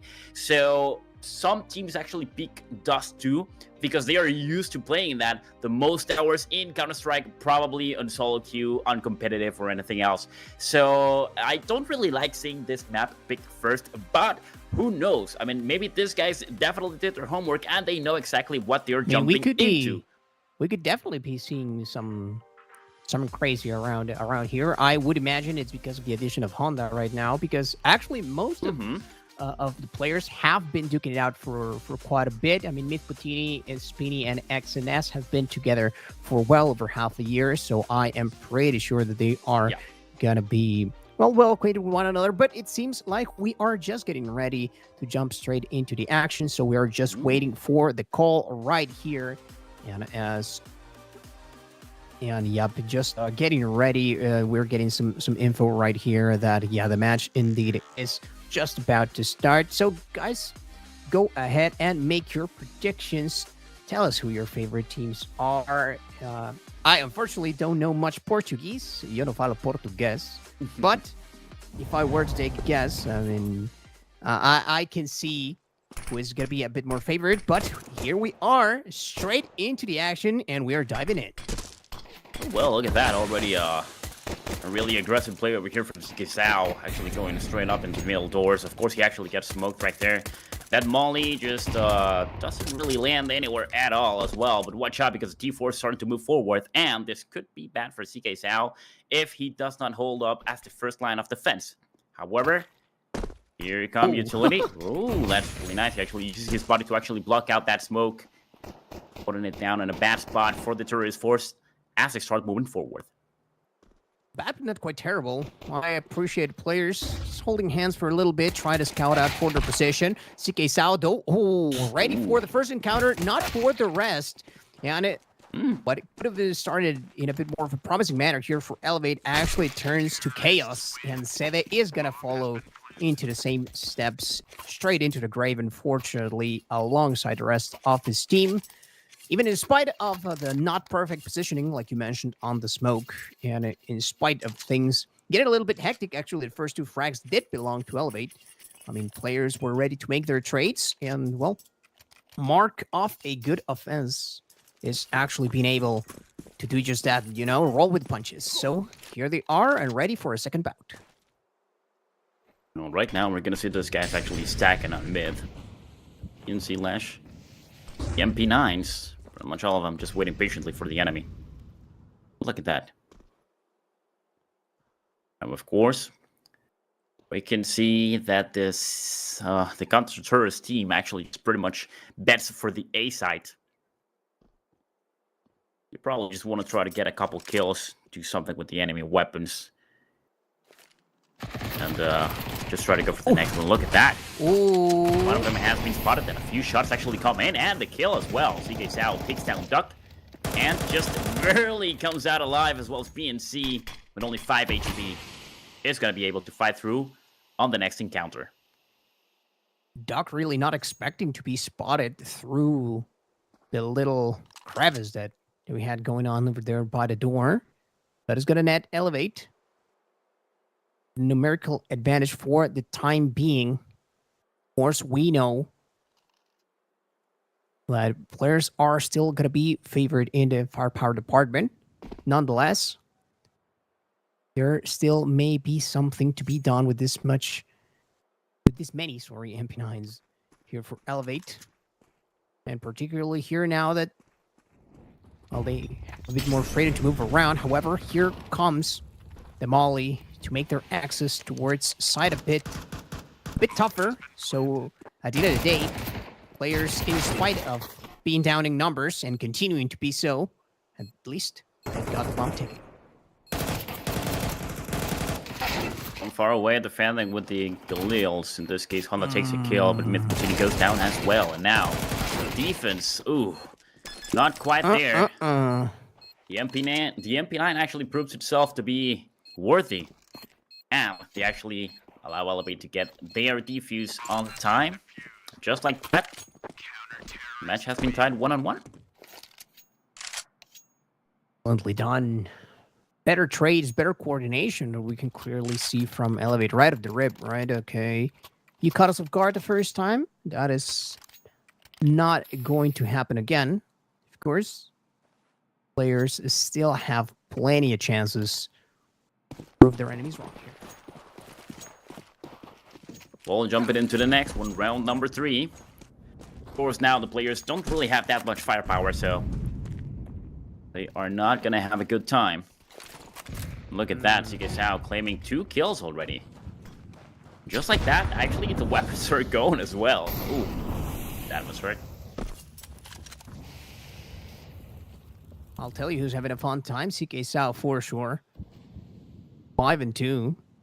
Picking up this lack a little bit for the Osena, but still early on, and we were talking about the Osena earlier, right? We know just how much of a talent he is, and that he can really pocket punch and bring tons of perilous things towards his opponents. Yeah, but Lash he seems to be a little bit more consistent. Oh, yeah. That is the thing, right? But once he catches fire, I think that the Osera definitely becomes a dangerous player. A Deagle and a Dream here for Spinny. Let's see how this push looks. Right. First push comes in. That's 2 kills already for the CTs. Look out. That's 3 of them. Wow, just like that, they get decimated. Not a single casualty for the Elevate team. So, yep, already on the upper hand. But now, of course, the players didn't really have any money left. I mean, the 2 weapons available for them went down. Now they're going to have to be, in an even more difficult situation. They're not going to be able to buy anything at all. So, yeah, this pretty much translates into another free round for Elevate, unless they make a serious mistake, which I definitely do not hope happens. Yeah, and I don't think it will happen, to be honest. So far, we have seen Elevate clean it up by quite a bit. Expecting players to be holding hands, just like we saw previous, and it is an almost perfect cleanup right there. Only Lash really falling to the wayside, but the rest of the squad pretty much unsafe at that point. Excellently done. Quick round for Elevate. And just to continue to stash their pockets. Well, now finally the players are gonna be able to afford some weapons. We got the AK-47s and Myth-Patini with the AWP.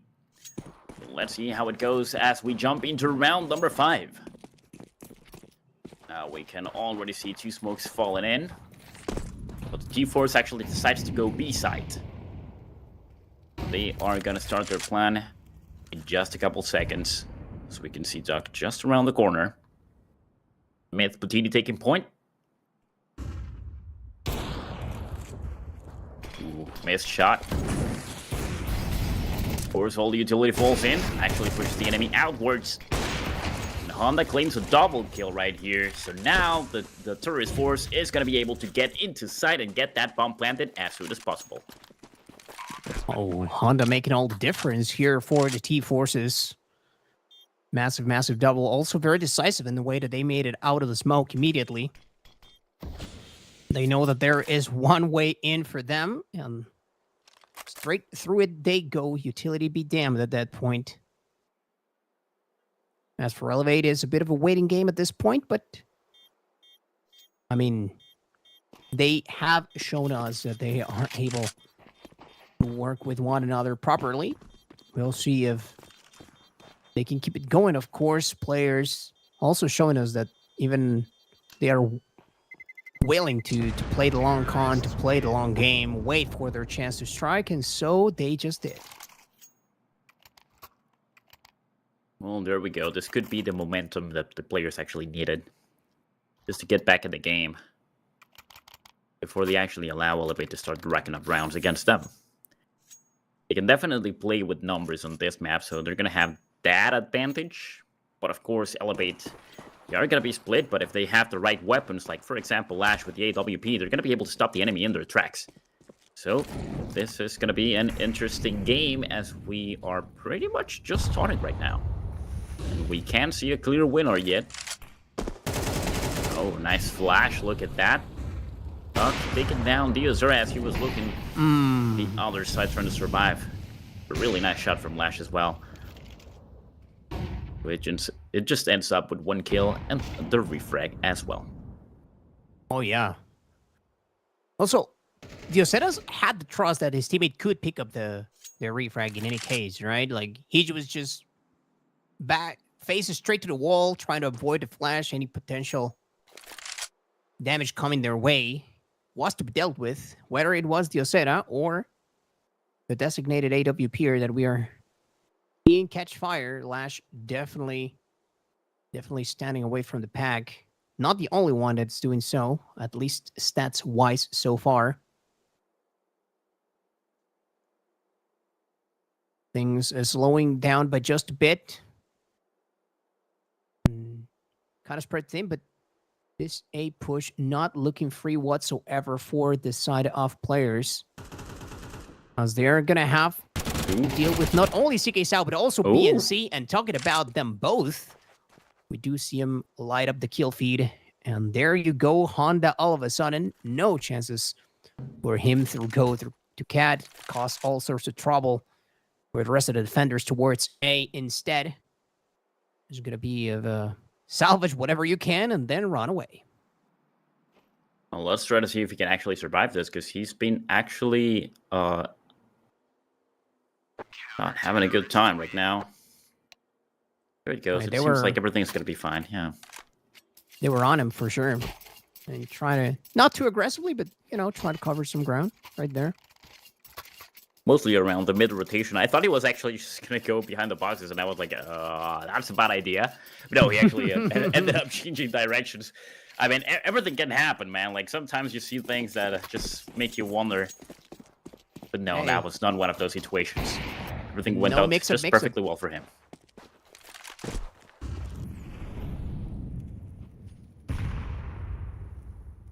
Well, Duck wants to try the same thing again. Exactly what I was about to mention. He's not alone this time around, but he is being expected, of course. I mean, there's plenty of firepower on the other side of that door. Let me tell you, Lash once again gonna shut him down. That is 2 for 2 so far. Still, though, players patiently wait for their chance, as Elevate does have to retreat a little bit. Nobody's gonna call him out in that regard. Just a bit of repositioning for boys in blue right here, or boys in red, I should say. Because, I mean, those jerseys are looking clean.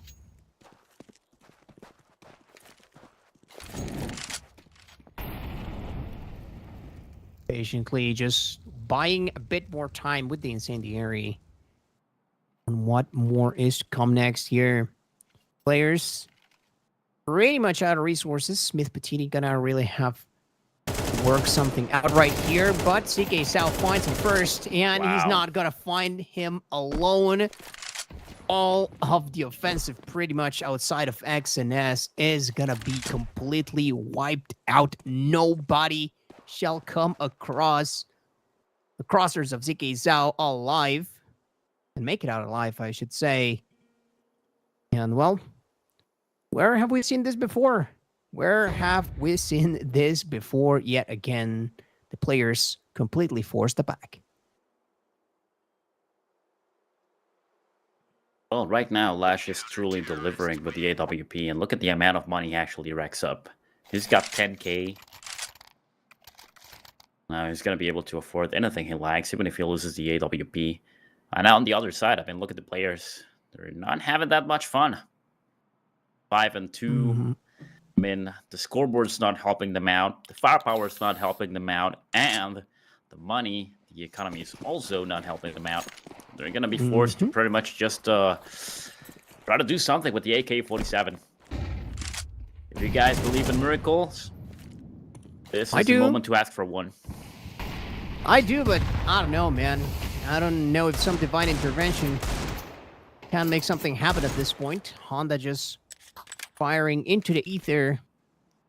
As like that old meme of, what is it, like old man yells at cloud, but instead it's just Honda firing through. I mean, such a good call out in the previous round, by the way. I mean, Elevate know that they have the time to just wait for their opponents, and so CK Sao waits for the perfect opportunity to know, okay, they may be wrapping around towards B. I'm just gonna cover through mid, and nobody shall make it out those doors alive. Just a bit of a recap right there, but at the end of the day, I mean, they've just been playing way more clean, and we are seeing the results of that. I mean, the only one that has been taking a bit more of a beating anyway, but the rest of Elevate are looking mad clean, to be honest, and indeed they will continue to just rack up the bodies of their opponents, piling them up at this point.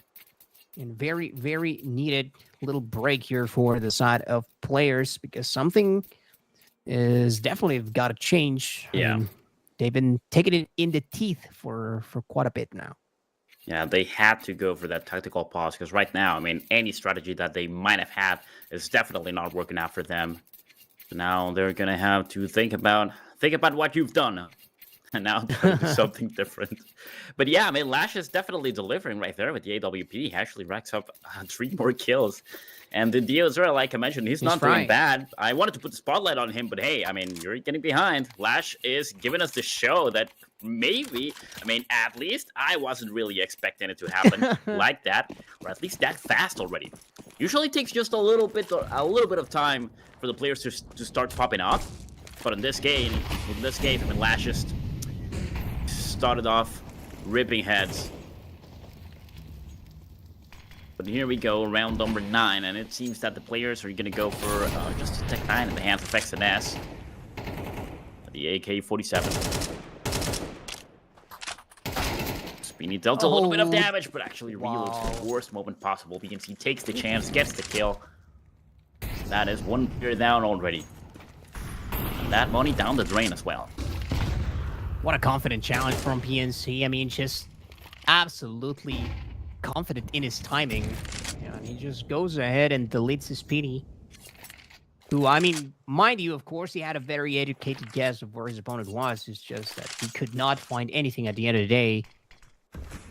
And boy, I mean, unfortunately for players, Speedy and Honda have been doing much of the heavy lifting in whatever little progress players have made so far. Unfortunately, the rest of players yet to make even double digits. Well, let's not talk about double digits, but progress in the single digit department a bit more, perhaps. A single kill so far for Exodus, Doc, and Mitbikini all together, and it's not looking to get any better right here. Not if BNC and Lash have their way. Flash or not, still managing to do something. Mitbikini, okay. I mean, at least making him sweat for just a bit, but that was only a drop. It was not enough. We had to get them a bit more preoccupied, and so Elevate continued to coast through their CT rounds, and boy, is it starting to look tough. Yeah, not looking good for the players. I really was expecting a little bit more from them, especially having a lot more map plays in here. And I think that, even more importantly, this being their pick. They are the ones who actually chose to fight on Dust 2, and they're definitely not having a good time. 7-2, we're really close to the end of the first half.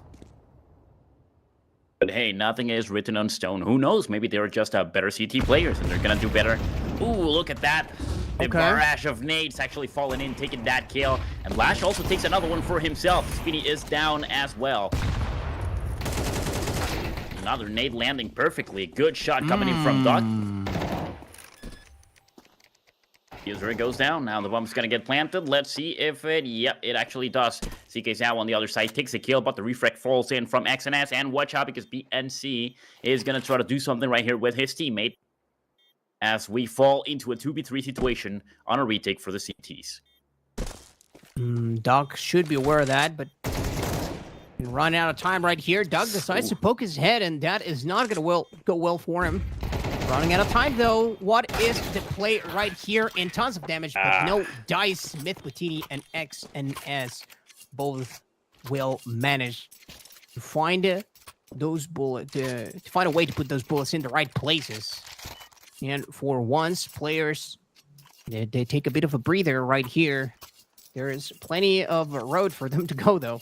So, I mean, that is showing some signs of life. Let's see if they can at least make this a bit more of an even ordeal, even if they can really not reach Elevate during the rest of their offensive rounds. Oh my goodness gracious. Okay. Lash, chill out for a second, please.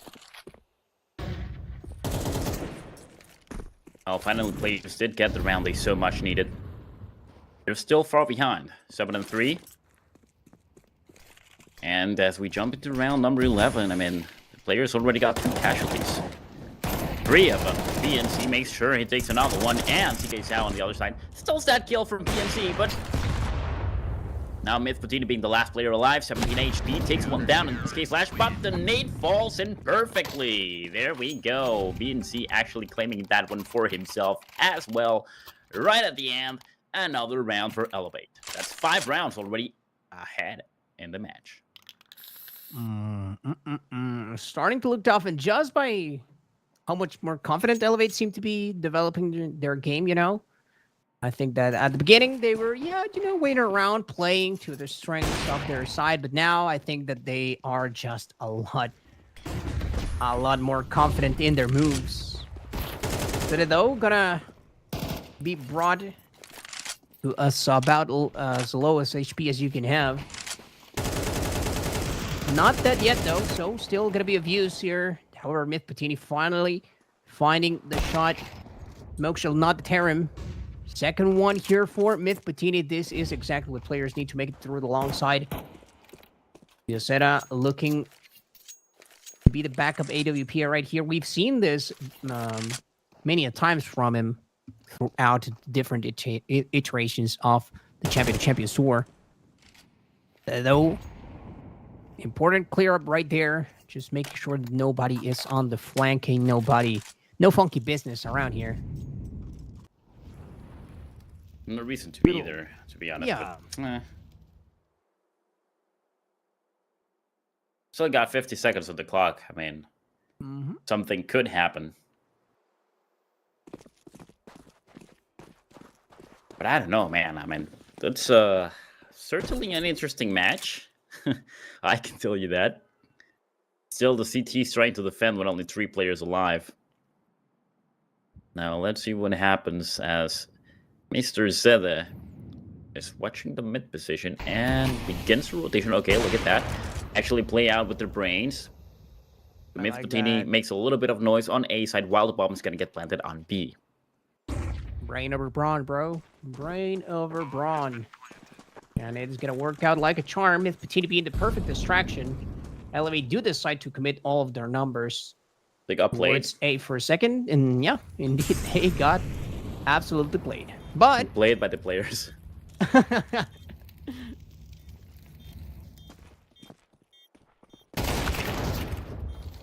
Ooh, okay. Okay. I'm sorry, I'm about to laugh. But they just tried the same thing 2 times. It just went the exact same way. Yeah, it was kind of funny, not gonna lie. It was kind of funny. I mean, I bet even some of the players in Elevate are chuckling at that. It's like, okay, we try again. I mean, their lead is big enough so that they can, not really care too much about that quite yet. But of course, still,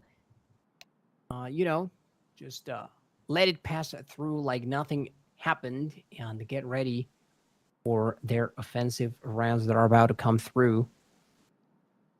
Players, a bit of a confidence booster at the very least. I mean, managing to pick up some of that pace that they were kind of losing, to be honest. And like I mentioned earlier, maybe the road is long for them to even catch up, right? But I mean, we'll see if perhaps with the clock on their side, they can really switch the tides here. Yeah, well, now we actually hit the reset button, so we switch sides, and just like I mentioned before, I mean, it's really possible that the players might just be better CT players than playing on the enemy team. We know that this map can actually help you out just a little bit with the positioning if you got the right weapons and the right position as well on the CT side. But of course, the way that everything is going on, I feel like there were really good plays from the players, but it was just such a limited amount. And also, they should have probably just played a little bit better with the nades. And I mean, that worked like 3 times probably. The only rounds that they got pretty much were because they actually played the nades really well. So now that they are on the CT side, I don't know if they're going to be able to pull it out. Elevate still has the advantage. But well, I'm just getting ahead of myself right now.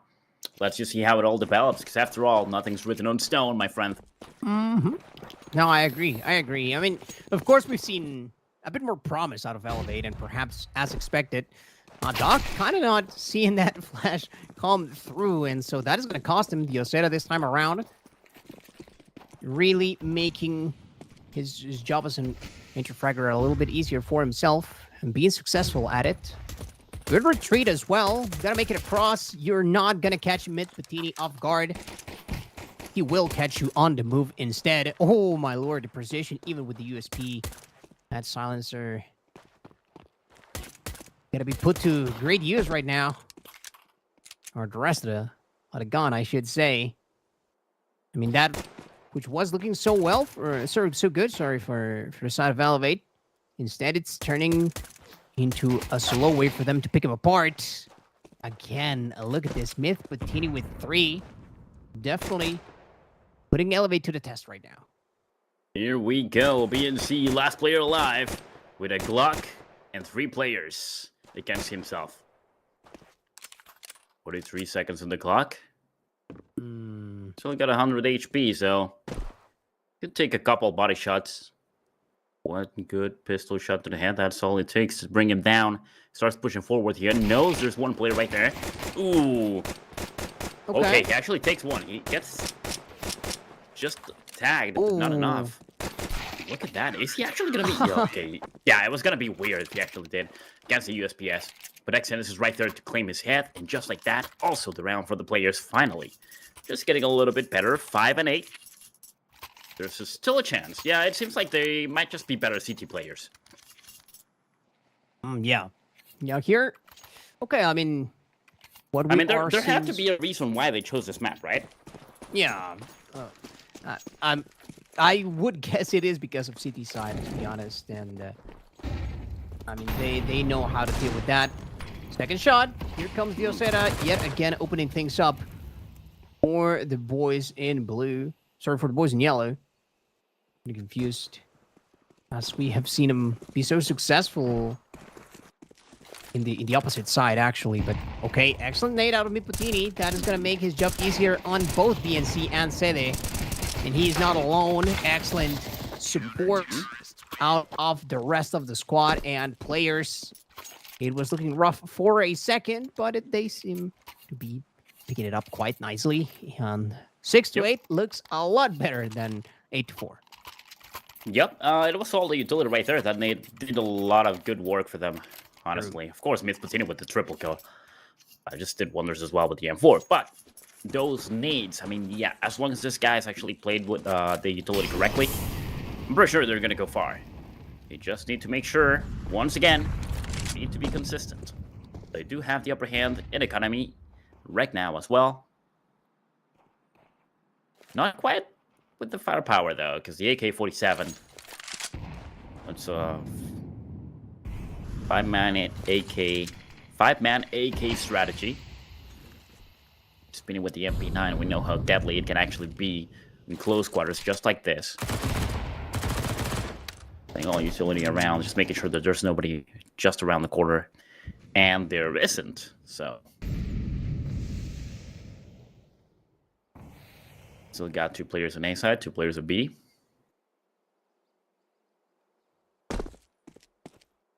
The tourist force, look at that. It seems like they're still making up their mind, but they might want to go.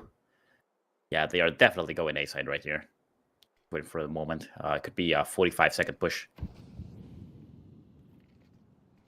Instead of just looking for anybody from players that decides to get a little too aggressive. That's not going to be a case, but he's also not going to gain any terrain. However, talking about some progress being made. Turns out, XNS having the picker's advantage right there. However, well, he got it to take a look first. However, the reaction and the weapon perhaps were not the right ones for the occasion. Definitely could do a little better on the reaction. As far as the FAMAS goes, well, that is an entirely different story. And Elevate, I mean, they waited for their opportunity, and so at the very least, they're capitalizing on it. Mm-hmm. Getting to stick through, go for a B plan. No harm, no foul. That was a pretty good round for Elevate right here. I mean, coming from T side, I'm sorry, from Catwalk into B side. That's pretty smart. They actually smoke it off. They push it to 45 seconds, take the 2 players down, just get the B side planted as well. Now they are going to wreck this one for themselves, and we got the magic number on the scoreboard. Still, Elevate getting really close to the double digits as well. Now with the AK-47s, they're going to be able to afford utility as well. So I'm pretty sure this round should go for themselves. We have a scout on Myth Butini. Could be dealing a lot of damage, but might just not be enough. Let's see how it goes. Spinny and Honda with nothing at all. With just a Kevlar helmet. Eagle. And a 5-7. Hands of Honda. As expected, players are going to be splitting their firepower, or whatever little they have. Eagles and M4s, not the worst.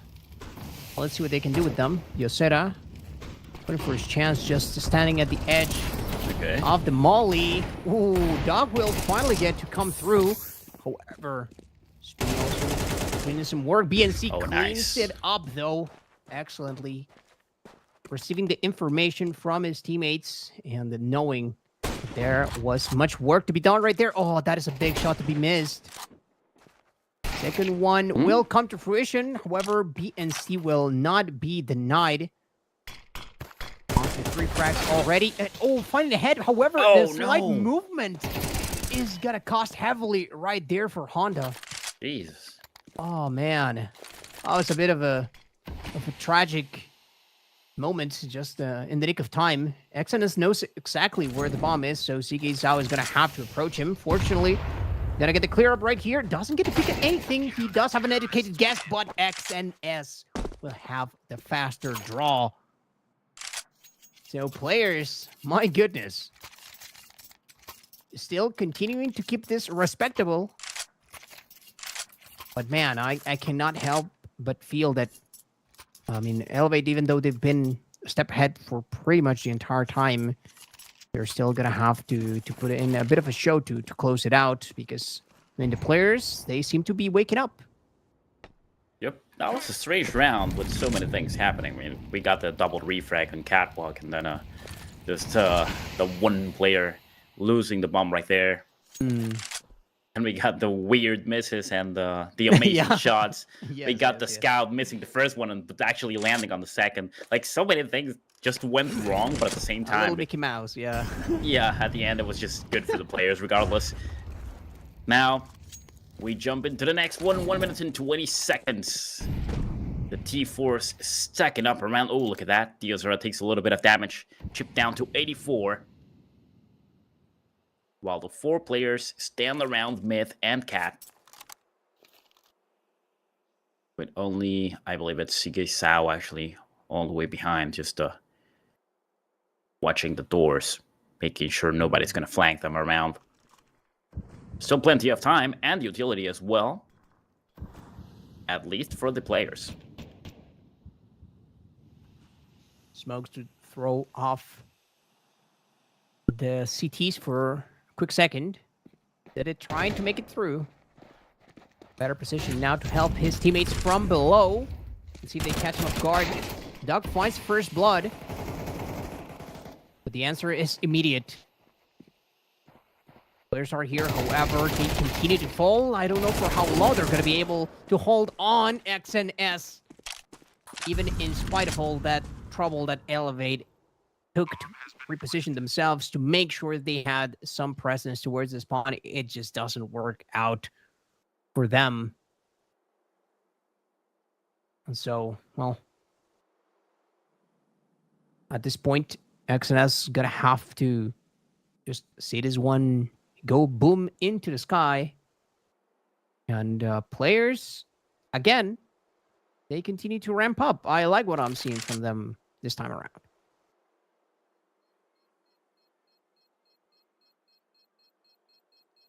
Well, just a couple seconds, bomb's about to go off. Just like that, another round for Elevate. Now finally getting into the double digits. 10 rounds for themselves against 7. And we have a call for a tactical pause over here. Probably discussing... Oh, there we go. Yep, Lash with the AWP. This is just about to get even more interesting right now, Roy. Because this guy, we know he is dangerous with that weapon. Also, Midbethini actually chooses to go for a scout himself. So we're going to have the duel. If he lands a headshot against the Lash, something interesting could happen. This is not a good round for the players with no economy, pretty much. Just trying to force their way out. I was mentioning how they were ramping up at the momentum for a little bit, but Elevate immediately tried to put a stop to that. And with this loadout, that definitely could be the case. See what the boys in blue can do now. Couple of shots from that scout, at the very least to keep him honest. Midbethini has not moved his sights from the other side of Suicide. Honda, in the meantime, gonna be a bit more preoccupied with what he has in front. I cannot even speak because this man is just going too fast for words. But Lash instead gonna put that up to use, much like you mentioned previously. That was gonna be an absolute key. Couple of scouts back into action now for side of players. In the meantime, Elevate have made much progress towards an A site that looks very, very much free for their taking. It's not like players are going to have any sort of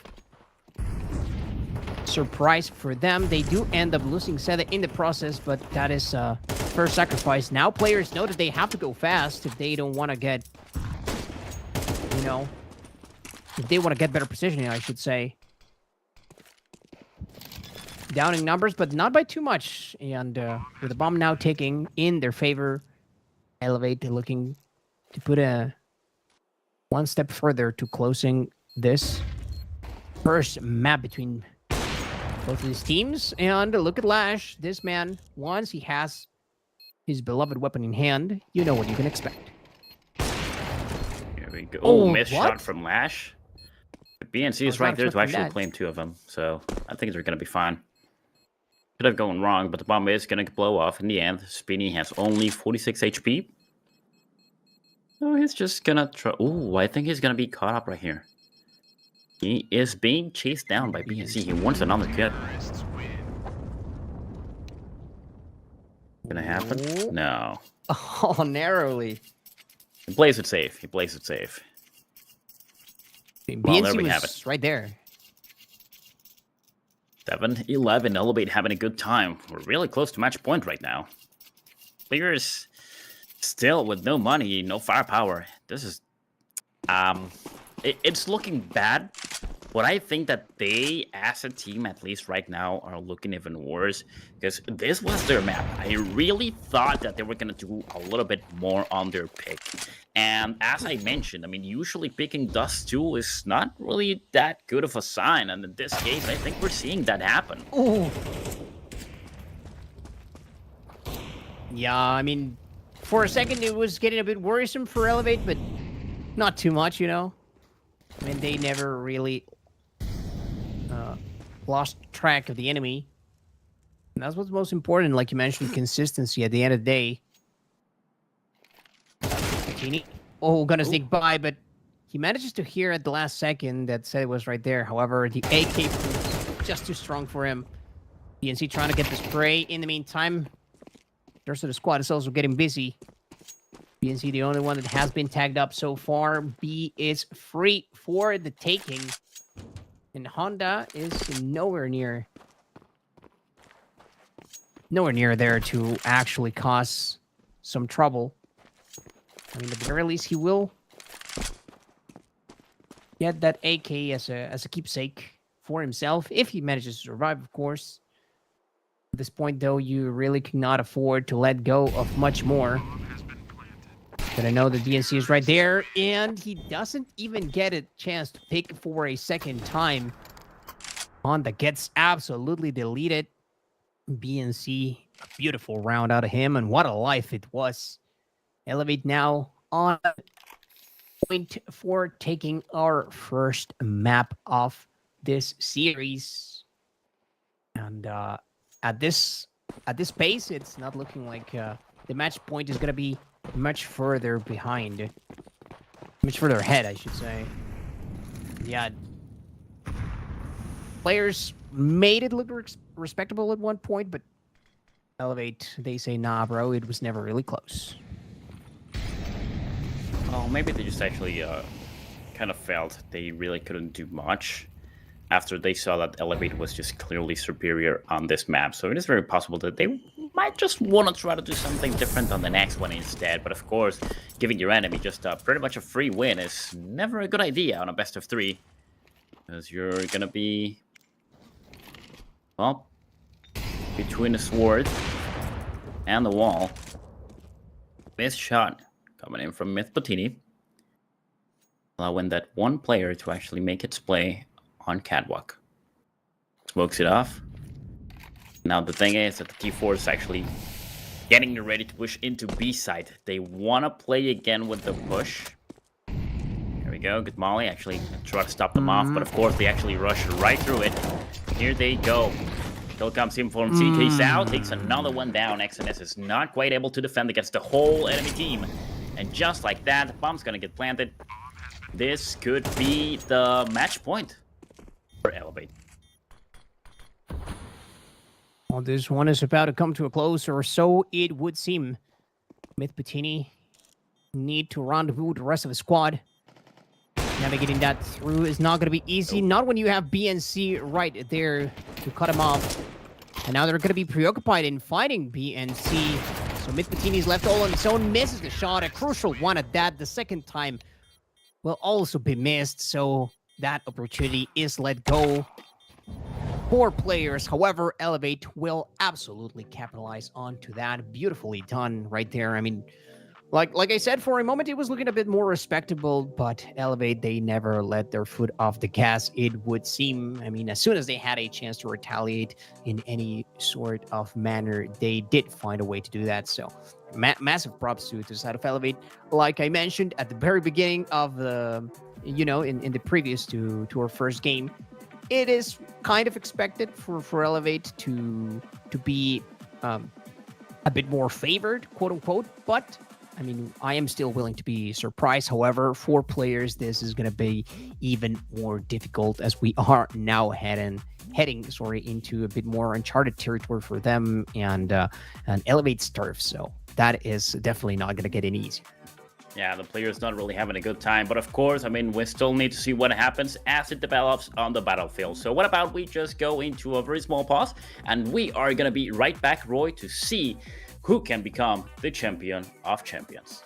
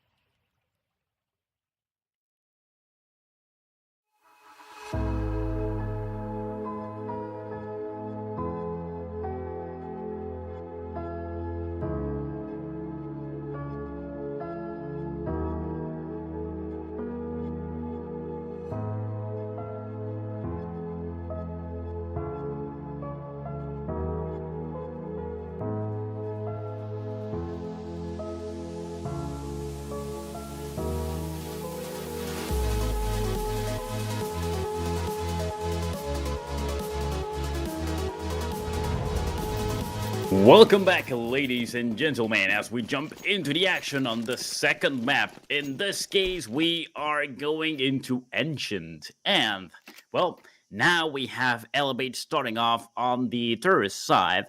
As we need to see what happens, we jump into enemy territory since Elevate won the previous game as well on a 1-0. And this could mean that players are going to have a bad time, Roy, because they're going to have a lot of weight on their shoulders. We already know that they are not having the best game of their lives. Unfortunately, yeah, previous game there in Dust 2, not their best showing.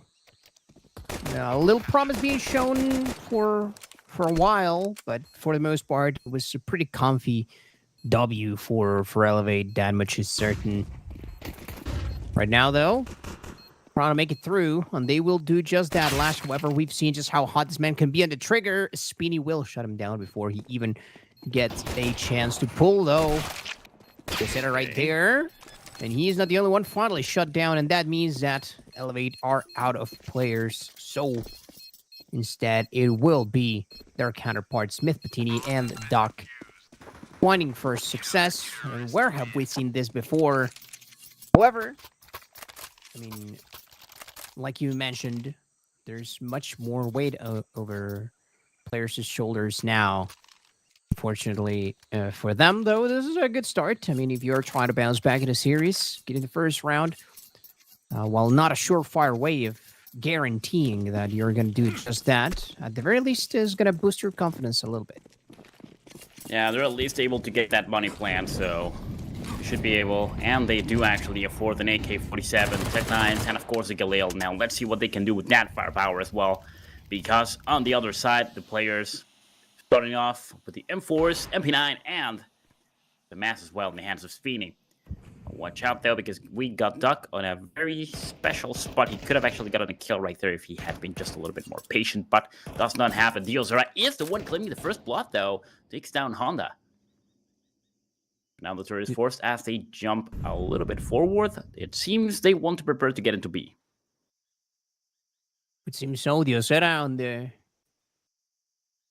on fire, really. He's a bit of a streak for himself. Definitely a very different start from what we saw. However, in Elevate, thanks to, even in spite of the efforts in the previous round, we're not able to do anything for their start, though it's pretty early on, so they should do just that. Let's see if they can throw their opponents off. For a second, it was looking guaranteed that B was where they were going to be aggressing towards. However, instead, they hit the full rotation. That smoke, couple smokes, actually, could be a dead giveaway. Mythpatini, do you hear anything? And finally, oh, he's going to find a conga line right in front of him. And, well, he is definitely going to make him dance to their grave. Beautifully done right here, though not out of options completely. Diosera trying to find a target. Instead, he's only gonna find an early grave. And so, players shutting down the forced attempts right there from Elevate, who are perhaps gonna be making some different decisions with their money this time around. Yeah, the last moment, at least 2 kills could have gone in, but it does not happen. So right now, Elevate is really not having the best start. Now, we kind of know that they are a bit better on the CT side as well, right here. But it's too early on to actually start giving the advantage already to one team or the other. I mean, objectively, we know that players do have it. But, oh, look at that. Oh, my God. All right, you know what? I might actually be mistaken. The players are doing a great job right now. Now, of course, finally, Elevate's going to be able to buy. It didn't really have much chances, but still, I mean, 3 rounds already straight up. It's pretty good. Pretty good for themselves. And not quite yet going to be worried about Elevate. If I'm being honest, still expecting great things from them. They managed to waltz through, but not without taking plenty of damage from that molly that went straight into the lower elbow. Honda does manage to sneak through. He's not alone. Maxon is going to be watching over his shoulder. Mythpatini right there with him. Speedy, perhaps not the best weapon here for close quarters, though. CK Sao, we've seen that man can drop quite a few frags of his own. All right. They shall not care. 0-4 this time around for CK Sao. Quite a stark contrast in comparison to what we saw previously from him. And this time, it's just the offensive has been absolutely dismantled. I feel like I feel Go like ahead. that's what's happening. Like right now, we just have the players on like such a low spot because of the previous map, and right now we actually start seeing them doing a little bit better. So it actually surprises all of us. But this is exactly what we meant. Like you don't really know exactly if one team or the other is going to be better on one side or the other or another map. Like history is not written on stone. So it actually takes us by surprise. But the players are doing a pretty good job. Pretty good for themselves. Like I mentioned, the outlier here being CK Sao, who just had been such a menace. Elevate immediately, taking a tactical pause off their own. And it took them way less to try and pop one of those out in comparison to players in the previous game. And I kind of appreciate that. I tip my hat off to you, gentlemen, because I mean, recognizing that something is going wrong, I mean, not too hard to tell when you are losing 4 straight rounds like that, but Yeah. at the very least, having, enough self-awareness to know that, okay, we maybe could slow down for a bit, let's stalk it out. We are a team after all. Let's try and figure this out is probably what Elevator is saying right now. So, let's see if they get to talk shop for a bit and immediately go back into the nitty-gritty. They're gonna try to break things through. awfully patient here from a couple of players. However, Duck taking quite a bit of space towards Lamp. And he could be a torn to the side of Elevate right now. Of course, he could be expected. Tries to fire through, doesn't manage to find anything. A little bit jittery right there for himself, but I mean, there's a reason he's being cautious. First, Ram Dioseta finds the first pick. He is gonna follow through with another. So clearing out the left side of the map pretty much all the way throughout. The players are gonna be cut off. Myth Patini gonna have to now take a guess against the smoke. He's gonna walk through, calling out Dioseta's bluff, but in the meantime, there is plenty of progress being made right here by the side of Elevate, and well, this is already looking much, much better for them, but they're still gonna have to come through Speedy first. Ooh. There we go, nice double. They actually line up for him, but he ends up falling down as BNC claims his life. But now this just puts Elevate on a pretty good spot. There we go. Look at that. Beautiful. The 2v1 goes out well for them. We're so low at HP, but still managed to actually rack up that last kill. One shot was all it took, and it didn't land. That was really lucky. But, well, finally now, Elevate does have the round that they so much needed. And once they pop off, we all know what's gonna happen. Now, the Ozora with 7 kills for himself. Pretty much top fragging. Yeah, actually, top fragging. Par with Duck as well. So, yeah, the players are gonna be in a bad spot right now. Look at that, a lot of damage. 1 nade. Bringing Honda down to 54 and XNS to 75. Start splitting. And Okay. Not getting the full clear up right there. So not gonna manage to get the full info that they needed. And now they seem to be starting to heat up. I mean, that crucial W, playing with superior information last time around, now has turned into playing with superior aim. And it translated very, very well for Elevate. That much is certain. Even though BNC and Lash did have to take a bit of a beating, Dioseta pretty much the only one unscathed. I mean, the squad is gonna make it through all together, and what a moment to do so, as they were in dire need of starting to rack up some cash for themselves. And so they will get to do exactly that. XS and Honda, well, better luck next time, buddies. Not too far away after all. And like you have talked about, once Elevate gets going, things could get very scary here for players. yeah, it seems they were actually just testing the waters. Probably just allowing to see how the players actually played, how they reacted to their strategies, and now they're just really quickly able to adapt and just start playing as they should have from the beginning. Let's not forget that they also have the advantage from one whole map, so it actually cuts off some slack, and it allows them to make a little bit more mistakes without all that weight actually, you know, getting on those shoulders and making them make a lot of mistakes. As we can see right now, I mean, look at that clean entry. Just one of them went down, the Ozora in this case. However, that's a really important gear on the team. Bomb has been planted, though. This time, it's sticking against the CTs. Time is playing with the Tourist Force. CK South takes another kill on the other side. That's a 3v4. And it seems that the players are not really feeling confident to actually fight this off. I mean, nor should they. They really have to think about their own wallets after all. And the Dozen Force are really going to be of much use. Of course, Elevate are trying to press the issue a little bit. I love that they, right off the rip, they call out that their opponents were going to be a bit underpowered, so they can go straight to the action, take a fast as a bullet, and do as much damage as possible. Bit of a trading ensuing at the very tail end of our round number 7, but on to the 8th one we go.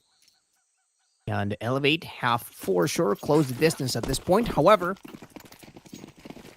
a little bit of a saving at the very end may prove crucial right now for players. Let's see though, because we have Diosera, the man on fire, and he is looking for more victims. All right. What's cooler than being cool? Okay. Nothing's happening right now. This guy's just pretty much scouting the area, just waiting for the perfect moment to actually pull the trigger and get a kill. And get things going. Still have plenty on time. 1 minute and 50 seconds. One of them has been spotted. There we go. Lash getting the first blood of the round. Takes down XNS. They start moving forward, get that bomb planted. And yeah, I mean, it's the same strategy over and over for Elevate. It's been working out. And they are going to keep doing that until they have to change their strategy. If it ain't broke, don't fix it. True. I mean, truer words have not been spoken in regards to this match. That much is certain. Catching up completely. And I'm willing to bet that we are going to be seeing Elevate pretty comfy once they actually have to hit B as well. Especially with, you know, they are feeling a bit more confident in their wallets. And so that really gives them a little bit of leeway, at least, to really try and develop. Let's see if they try to mix it up, but A has been working so far, and even in spite of XNS trying to be a little cheeky, you know, knowing that there was likely going to be an op staring straight at him, still tries to at the very least make some damage happen.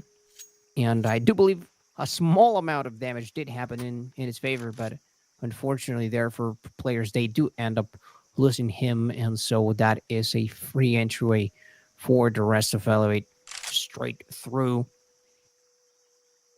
And finally, again, now with all that confidence, I'm not willing to say that it's completely gone, but at the very least, a bit of consideration being made here by players, and this is just about the perfect time to do so.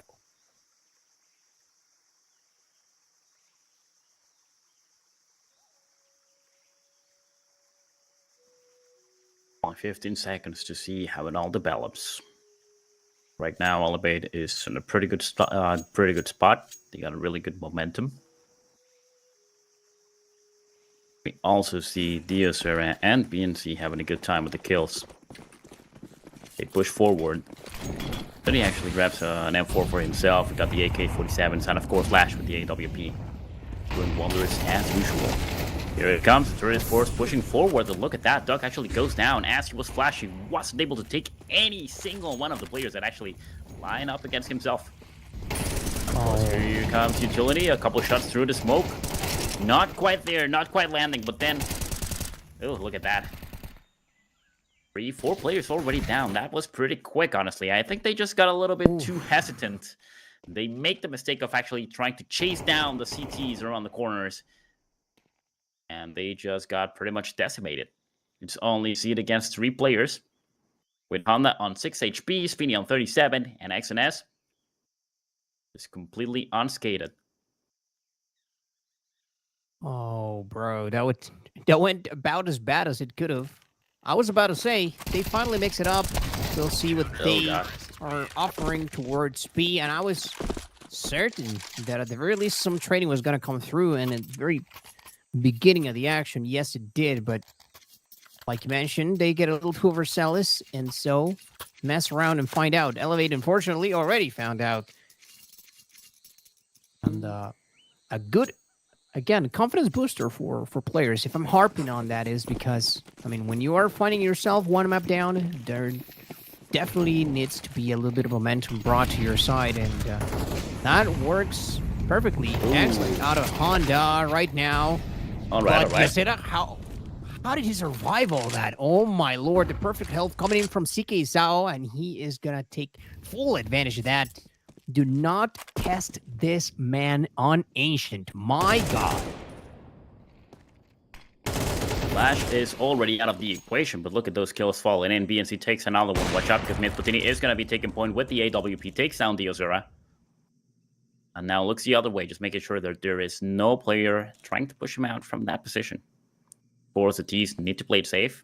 Now they know exactly where the AWP is located. but still with 1 minute on the clock. And a 3v2 situation. Elevate is going to get that bomb planted. Now, let's see. It's a matter of, yeah, okay. That's what I wanted to see. Players actually just pulling back, trying to survive, bring that AWP for the next one, and the AK-47 in the hands of Spinning.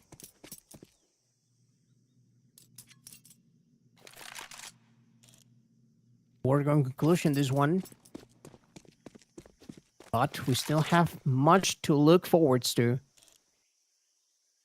Especially if Myth does get to survive this round. PNC, will he go for a challenge to try and close the distance even further? I don't think that Elevator are going to be interrupting this tour that players are taking through the rest of Ancient. Bienvenidos Antiguo, ladies and gentlemen.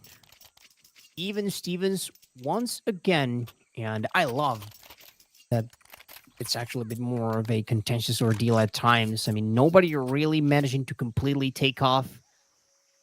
And we've seen a couple of very successful rounds, a couple of blunders as well on both ends.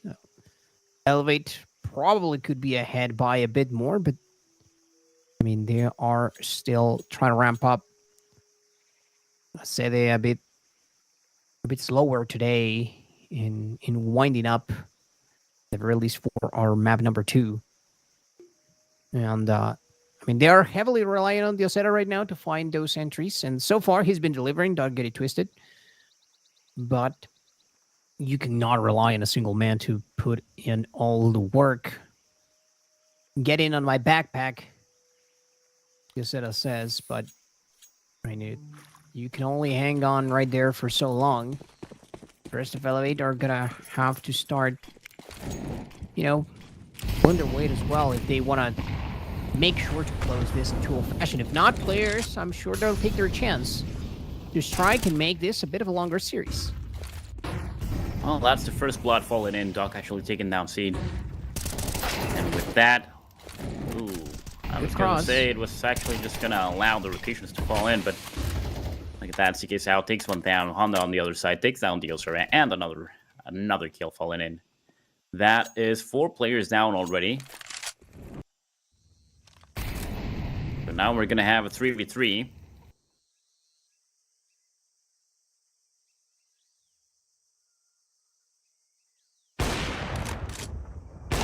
Shot coming in at Puttini, but Lash actually answers with one of his own. Just as deadly as usual. So once again, pretty much balanced. 2v2 situation. Oh, you have to be careful here. Finding himself in a bit of a pinch, and yeah, Spinny not gonna survive that. That immediately prompts Lash to make the long way towards B. As short as possible for himself. Waiting for the retreat. He already got to call that one out, and Lash was at the ready. And they get it all, man. They just get it all. Elevate. Trying to soar through competition right here. Players, I mean, not too far behind, but we have definitely seen some plays go to the wayside for them. Last round being one good example of that. Immediately smoking out. Tons of pressure once again, as expected. That elbow gonna be looking quite lit up, but the Oseta has managed to survive every single time. He just makes it there first. And he just avoids all the action. And so far, nobody has been calling him out. Players have been content with. Trying to set up their smoke, swing a little bit. And trying to see if they can fish for an extra opportunity. Heavily stacking towards the right side of the map this time. Elevate. Let's see what they've got in store for us. And, ooh, they're finding quite a bit of damage into Doc. And importantly so, yeah, he's going to pass that M4 around. That would have been disastrous for players to actually lose, even if momentarily, right? Because of the setup that wouldn't have been denied. The flash comes through. Lash takes the cue. Perfectly so. The communication working out like a charm. The teamwork is there, but Myth Puttini will not be denied. The Oseta Gonna try to hunt him down, but instead he decides, okay, my team may need me a little bit more straight on site. And so another foregone conclusion it is. However, Mythputini can still perhaps cause some damage. Let's see what he decides to do with this AK in hand. I mean, you might as well try, right? Yeah, there wasn't really much he could do, and he was between a rock and a hard place. I mean, last round of the first half, he had to make a move for it. But in this case, it seems that we have an answer regarding if we are jumping into the second half of the game with advantage or a tie. In this case, it's Elevate once again with the advantage. And also, I mean, just think about how the players must be feeling at this point. They lost their map previously. They have 1 whole point against them, against themselves, so the global scoreboard. And right now, I mean, Elevate is just pretty much decimating them. They even took their chances to give away a couple rounds and just make mistakes and just play it really, like, not seriously. And they are still ahead on the scoreboard. So the players, they are really not living the best day of their lives. Let's just see if they can actually do something on the other side. We'll see about that. And I'll tell you, However, he's having a ton of fun. Yep. Yeah, the Go one thing ahead. I don't like is that the players, I mean, on the previous map, they kind of showed us that they were better CT players. That's true. So, right now, I don't really think they're going to do any better, to be honest. Oh, look at that movement straight out of the Osera. Dog gonna pick it up. However, all that movement for not that much better off an aim. Instead, Dog gonna find himself on the verge of an haze with those dualies. And instead, because you're gonna have to wait around. Perhaps it was just a Dust 2 thing that their CT looked way better. Could be. This time around, players are definitely showing some signs of life straight up the rip. Knock on wood here, but I mean, we've seen this kind of situation before for them. And it's not like they are favored in the round count, but at the very least, gonna get to bring it a little bit closer. Fortunately, there not much else to be done for the rest of Elevate. Not real chances of really trying to get a bit of a better start. Instead, let's see if players decide to force their budget a little bit more. Ooh, narrowly surviving that. That was a bit of a sweater, but I mean, still getting through at a very important moment. And yeah, this one is perhaps going to be looking like a bit of a freebie here for players.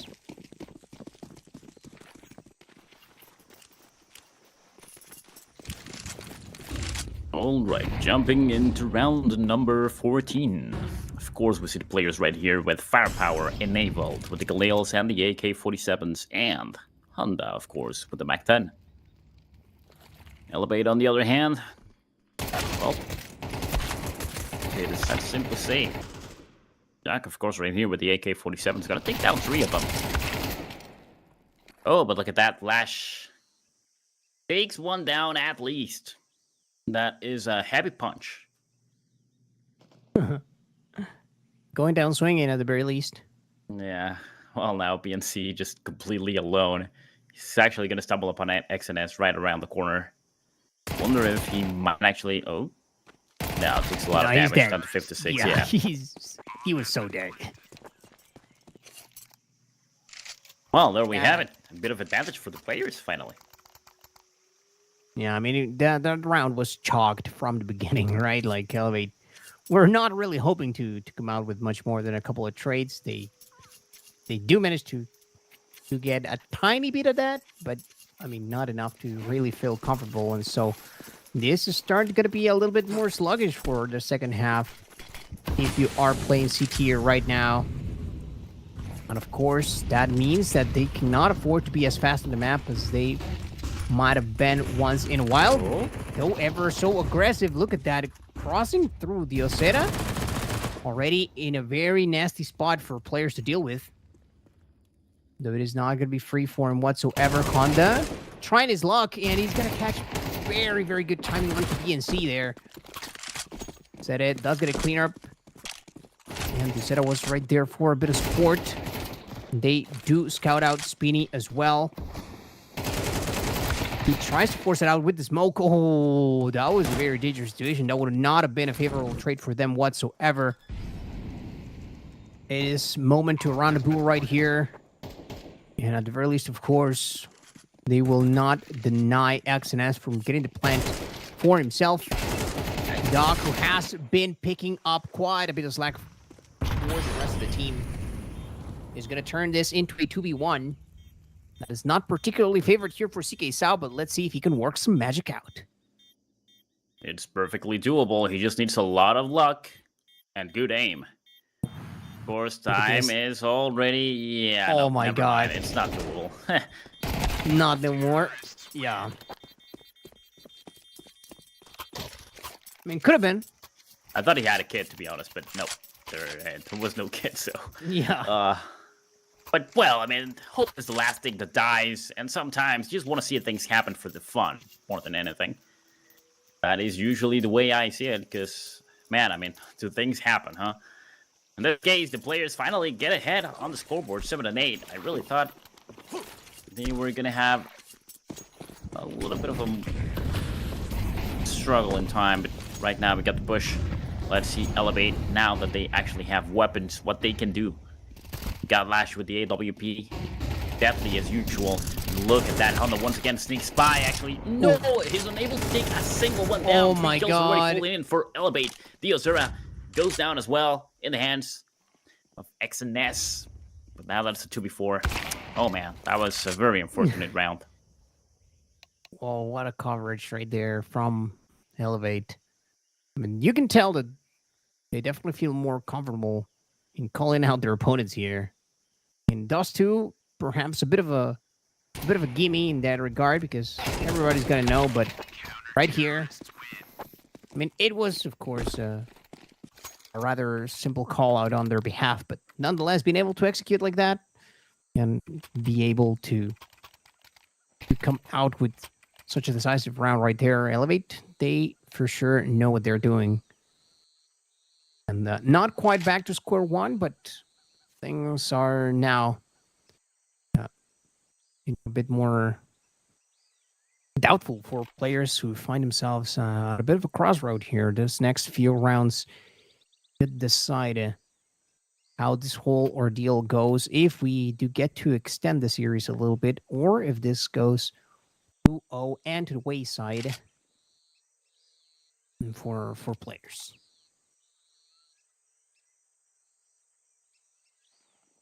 Well, we got the 8-8 on the score.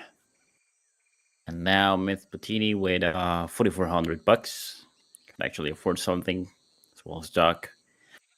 But Honda is having a rough time on the economy. On the other side, Elevate right now, Lash with the AWP.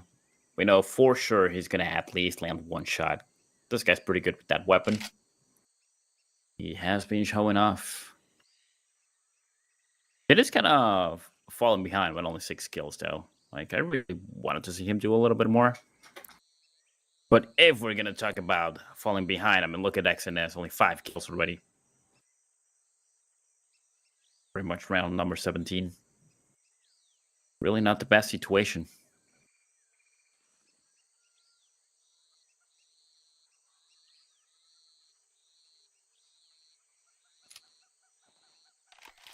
Taking a breather, taking a bit of a breather here, if you are players. And you will need it. You will for sure need it. I mean, 2-1 record, exactly the outcome that Elevate are looking to get from this match. And so far, looking mighty possible that they do just that. The quickness in which we have seen them call out players, you know, the way that they just take map in a much more aggressive manner, that they're able to put themselves exactly where they want to be and capitalize onto it. We'll see if they can do a bit more of that during the rest of their CT rounds, or if perhaps players can find a way to to disrupt what has been going on for Elevate. I mean, they did see most of their success in the previous half, and just now they're getting accustomed to what is to come. We'll see, though. We'll see who gets to prevail at the end. And between a rock and a hard place, to say the least here, for players, though at the very least, they have pretty solid ground to stand on as far as just how close they are to potentially finishing out with a positive outcome for themselves in this map. We'll see, though. This could be the turning point of this match altogether. And it's up to the players to really put up a show for us. The important thing to take into consideration is that Elevate right now is fighting for the win, and players right now is fighting just to stay alive. So you can already tell who is actually going to be more, how should I say it? Like, who has the more probabilities of making mistakes, right? Oh, well, never mind, shut me down right now because he's just trying to shoot through the smoke. Actually, it lands against nothing, and of course, retaliation falls in. He goes down. The other side, though, refrag, Speedy goes down as well, so we are back to a 4v4.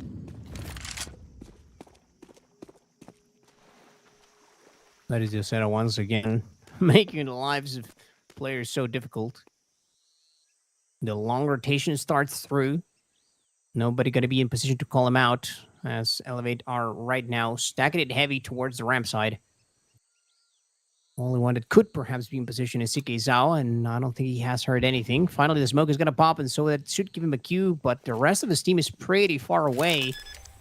This seems like a foregone conclusion, but we'll see if at the very least Lash manages to make it there in time. We could potentially seeing a retake attempt. And it seems like, yeah, indeed, the challengers are going to come through. So not that much time left, but plenty of action to live through here for our round number 16. 17, sorry. Oof. All right, look at those kills That's falling it. in. Oh, Lash is actually sticking to it, but the shots fall in, and yes, he does go down and stuck, getting that one for himself and the round for the players. Kind of unexpected, to be honest. But now we got 8 and 9 players back again with the advantage. Wow. Who swings first? Look at that. Of course, the tactical pause actually gets called right here because Elevate is just really, I don't want to say it that way, but they kind of fuck it up a little bit.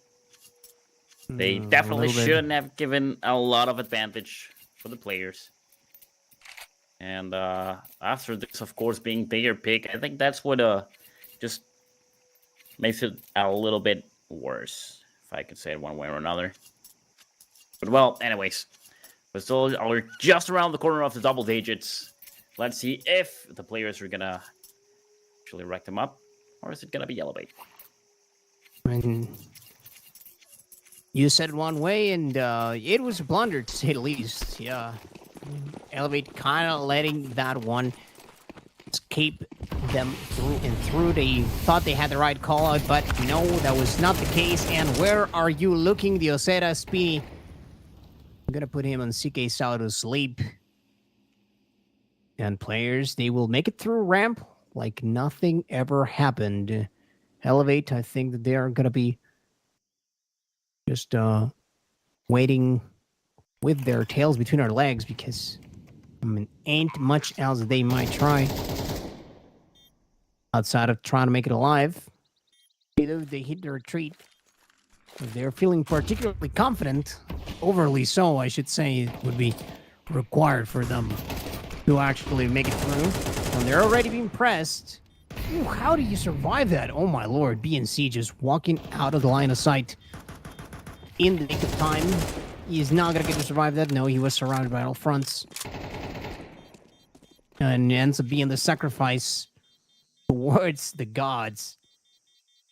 One that players will gladly take. Double digits for themselves, and this is now threatening on dangerous territory if you are Elevate.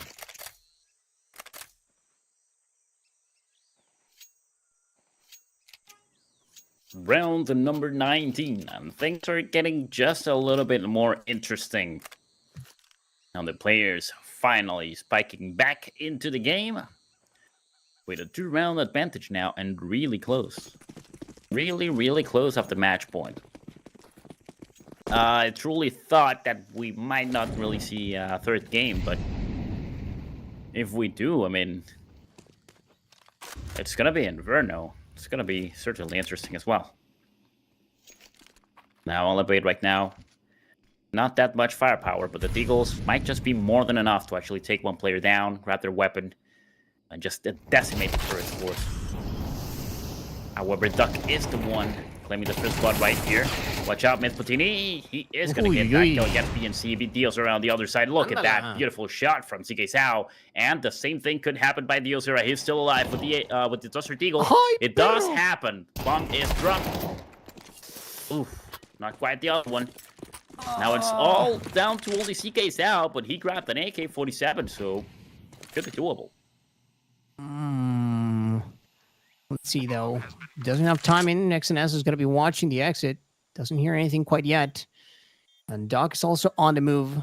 He's going to have him lined up. And unfortunately, running is straight into the firing squad. XNS will take care of business. Players reach the double-digit mark first. And not only that, but they are looking to perhaps put an end to this. Elevate is going to have to be flawless Counter-Strike from here on out on their behalf. Or maybe they just want to make things a bit more exciting with OT, but I don't think that's in the plans. Certainly not having their plans, just having fun around with the enemy. You should never allow them to breathe. You hold them, you choke them, and you make sure they die right there. If not, well, this is what happens. You actually give chance for the enemy to actually retaliate. However, look at this. 2 kills are falling in. A third one as well. BNC claims a fourth. Only one going down in this case. Seeded from the Elevate team. Taking him out of the equation. But now it's all down to Mythputini with the AWP. He is going to see one player just around the corner. Oh, look at that. Would be the duel between the AWPs. Lash versus Mythputini. Who can press the trigger just a little bit faster? Mythputini wins that duel. Lash is out. Crucial. Now, do you think it's possible, though? Now I do. Now I definitely do, especially because they're going for him. Still plenty of time to plan, but the aggression is coming straight his way. Oh, I thought for a second he hits that shot, and all of a sudden this is extremely spicy. However, not gonna go their way, and not exactly flawless as I was talking about, but Elevate do get the job done, and hey, that is more important than just giving it away. They can still do it in regulation even, so let's see what they can offer now that players are going to be suffering a bit of a setback for themselves in the money department. I really got nervous. I really got nervous just watching Elevate. I mean, it was a 4v1, and those 2 players just didn't even shot a shot. Like, they were just trying to push it out a little bit, just peek me up and see where he was. Ooh. But other teammates all around the corner, and that's definitely not a good thing to see. I'm not liking that from Elevate. But, well, I mean, let me just focus on what is happening right now. I like this from Lash, though. Immediately feeling the heat, going straight to the other side, gonna be requesting some reinforcements, which will make it through. Not to the side of the lane quite fast enough to avoid the plant, but at the very least, good enough position for them to try and reclaim some lost territory for themselves. Mythputini, oh my lord, gotta survive that one. And so Lash doesn't get a chance to take the shot immediately. BNC is right there, gonna try to fake it through. Oh god, Flash I can. now finds himself in a 1v2, and this is not going to be regretted by players. Almost there, and we are looking at the verge of a map number 3. I am pretty sure right now this tactical pause actually falls in, just so everybody can just actually skull down Lash because of missing those shots and actually not saving his teammate, because that was all they needed to get that round for themselves. I cannot believe they actually whiffed it out like that. But hey, I mean, this guy is a designated upper, so maybe he just isn't that good with the rifles. But that was such a terrible mistake. I mean, and at such point in the game in which you're actually giving the match point to the players. What happened, Lash? I believed in you, my man. Ah, brother. Bit of the jitters perhaps kicking in at the worst possible moment, unfortunately, there for Elevate, who are now looking to force this overtime if they want to close it out right here, right now. I don't know if they would deem their mental energy might be better spent on going straight into map number 3. We'll get to see. And the players, mind you, they were a little bit underpowered, so. Bro, this is turning into a much more complicated situation than we were perhaps expecting, especially judging from the performance that we just saw in Dust 2, right? And also the confidence that we saw from players such as Diosera. And indeed, most of Elevate did manage to pick it off, but perhaps they need at least 3 to be popping off, and Lash is unfortunately not joining the party this time around. He's got a much more quiet role, and right now he's gonna perhaps have to survive through another round with only FMS in hand. Let's see if he proves successful right now. Nobody checking the corner right there. Speedy got a fall to the wayside. Myth-Patini does find a little bit of retaliation. Doc is going to press the issue. We've seen this man be an absolute fire here on Ancient, and this could very well be it. And indeed, that will be the case. Players, they find an answer. They dig very, very deep. And now we have a decider map for us, ladies and gentlemen. I definitely was not expecting this to happen, especially going into a decider map. But, well, it seems, Roy, that we are jumping into Inferno. Against all odds, it seems that players was actually able to rack up those kills and rack up those rounds for themselves after so humiliatingly losing the first one, just pretty much turning off all hope we had for them on the second map, since we were jumping into enemy territory. But hey, I mean, I think we did say it. Nothing is written on stone. And in this case, we had to wait to see how it developed. And in the end, it seems we had the 1-1 on the score. So what about we just go into a small pause as we wait for everything to get ready. We can go grab a snack, probably a soft drink, something out there for you guys. And we are going to be right back to see what happens on the next one, as we are still looking for our champion of champions.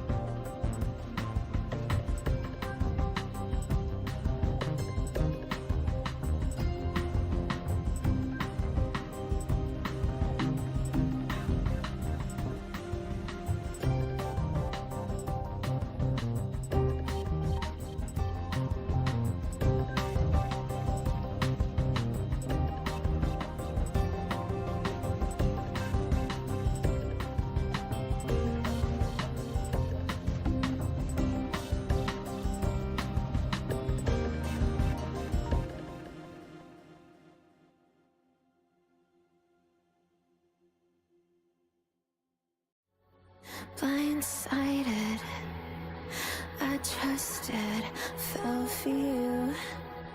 What a stupid thing to do.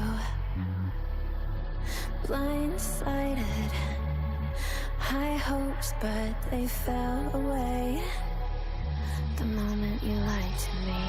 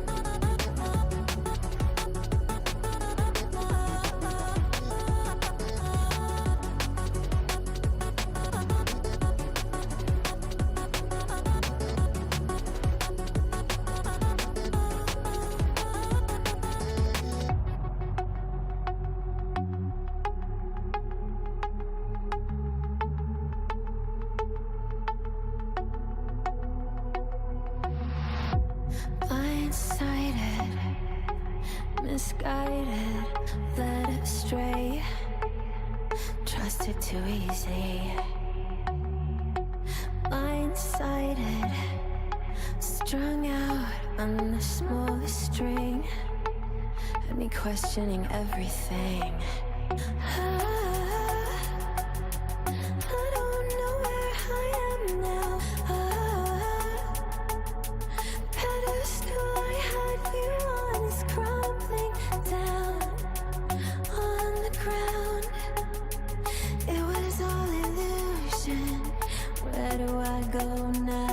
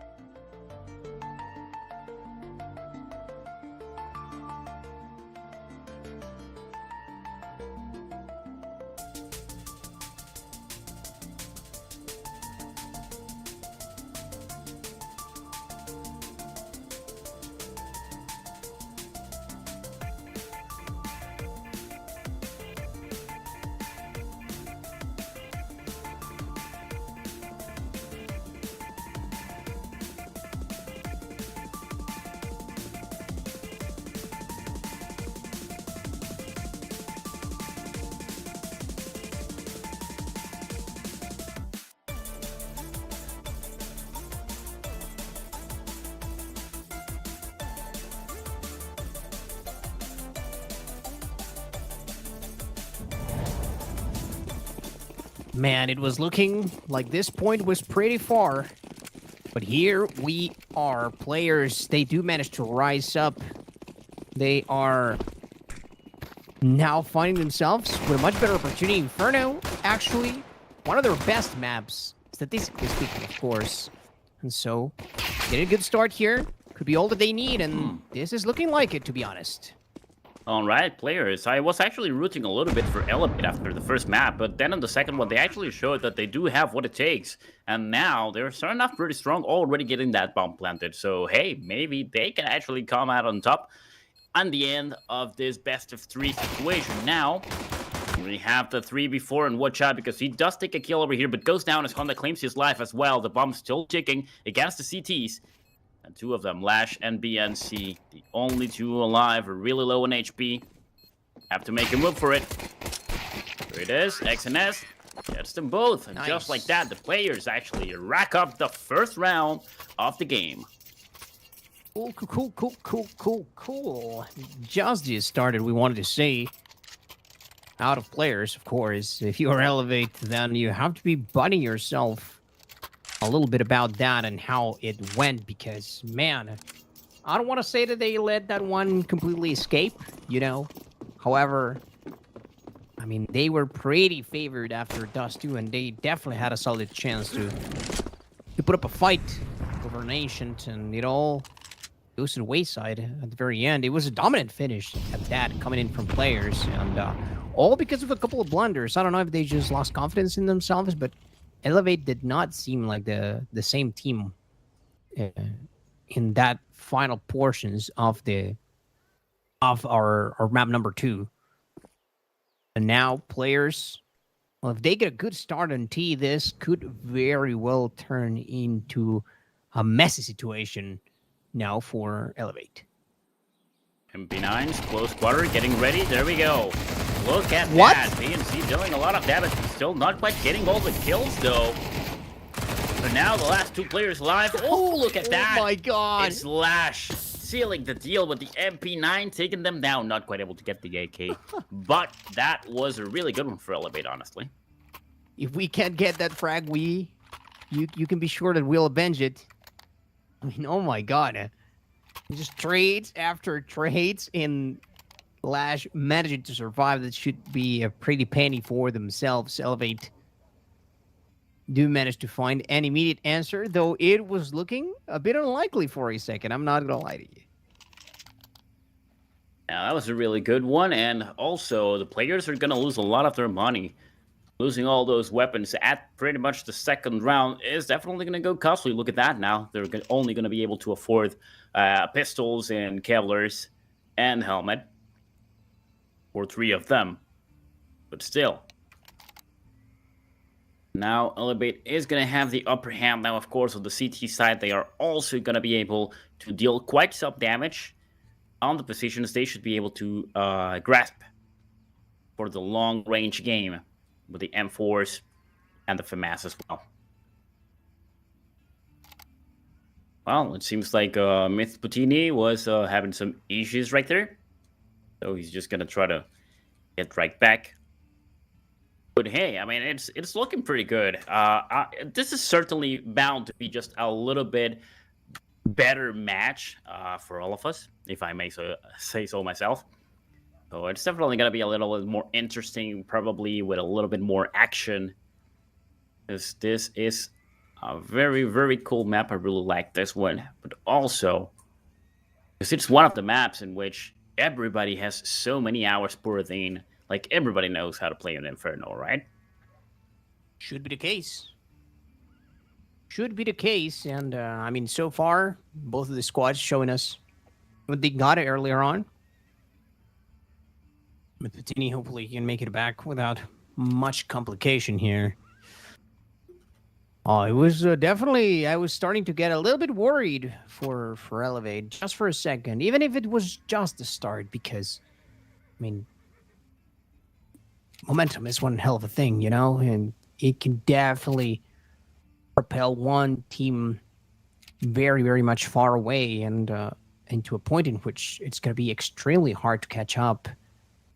So luckily for them, that does not end up being the case. And here we are at a perfectly evened out situation in rounds, though the same cannot be said for the power that is going to be available for both of these teams. But at the very least, you've got a fighting chance. And in Elevate, they stopped the bleeding at a perfect moment, I want to say, because I mean, players, they get to run away with a couple of rounds that could have got very, very scary. Just like playing defense might be a little bit simpler here for the side of Elevate. Once you actually make it into sight, those retakes are going to be much tougher for the CT. So, I mean, if you're talking gun advantage for the T's early on, things could get very ugly very fast, and could still be the case, of course, but a little bit less likely now that happens. All right, well, it seems like our player is finally back, so there we go. Everything is getting in place now.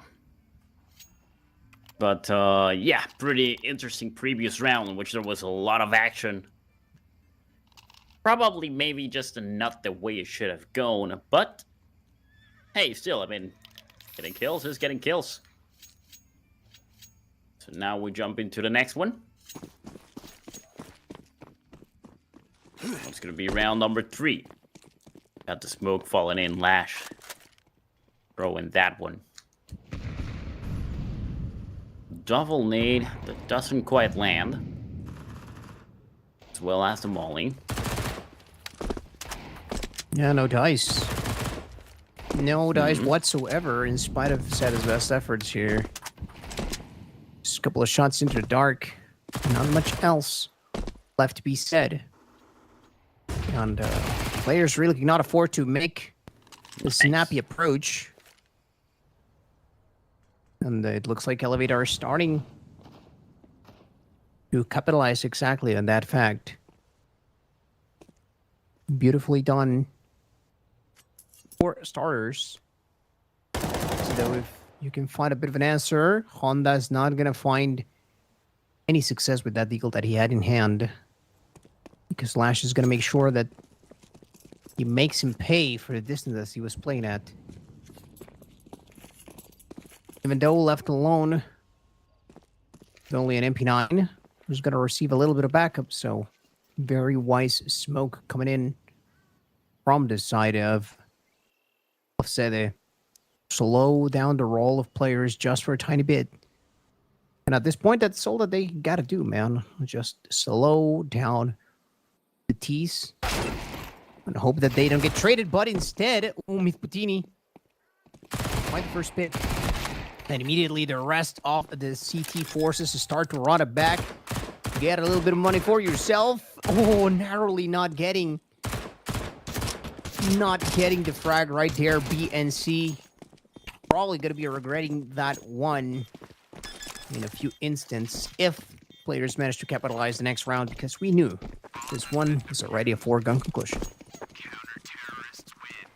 Well, round for Elevate. They clearly had the upper hand, at least regarding firepower, so it's kind of expected. And also on the city side, I mean, Elevate definitely has advantage. However, I'm pretty sure if players start doing the right thing, I mean, if they start playing it smart, if they start using their weapons accordingly, they are actually just going to go for a... Oh, look at that, just pistols once again, utility. They just want to make sure they can go for the big ones later. But yeah, if players actually start doing the right thing, they get around maybe 4 rounds. I'm pretty sure that once they hit the city side, they should be fine. And I really do hope to see them actually put the show we are supposed to be expecting from them, after all. Yeah, about this that. game, yep. Look at all that damage already. Spinny really suffering. On the right alongside him in that regard. We'll see though. Gonna come through both sides. Try to aggress on BNC. Causing a little bit of trouble for them. Only gonna slow their roll a tad bit.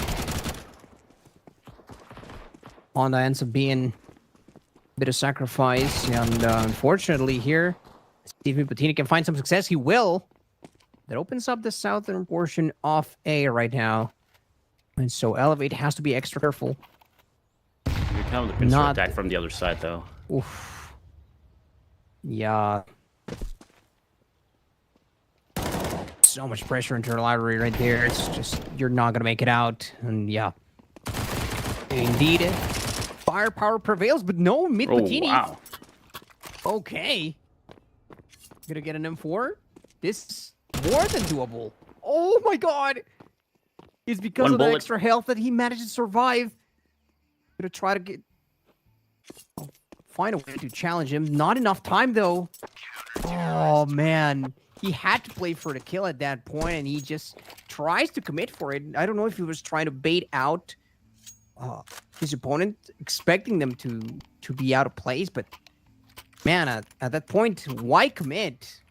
Even if you don't get a frag, you can just play time, so that is gonna do it. Tense moments that we are seeing, and well, Elevate are trying to make the most out of their CT rounds here. Oh man, at one point it just looked like Mid Pathini was actually going to be able to clutch that on a 3v1, but it does not happen. Time actually plays against him. That we already got the first blood over here. You can see with a grenade against Speedy. Oh man, Speedy has been taking a beating for the previous rounds. He's always getting real low in HP. Now, 2 players already are out of the equation. Players not having a good time. It's a 3v5. Of course, firepower is helping them out, but the AWP already has, yep, view of one of the enemies, lands that shot, gets the kill. And just like that, the players are forced to be pulled back and be unable to do anything at all. Just a little bit of damage, you can see. He's alive for one. No reckless plays around the sports. And plenty of clock to burn, unfortunately, for themselves. But Elevate, I don't think that, at the very least, for the next 20 or so seconds, aren't going to be any preoccupied in overextending. They know that they have full control, full firepower, and whatever little advantage they could get out of taking this 2 AKs out of the hands of players, they could be losing much more, and especially when you are just establishing yourselves in the earlier portions of a map. Particularly crucial that they play with caution here. So they will end up exercising just that. Elevate are going to be leading by quite a bit now. It is starting to not feel, well, to feel a bit unsurmountable, but let's see what players can cook up here.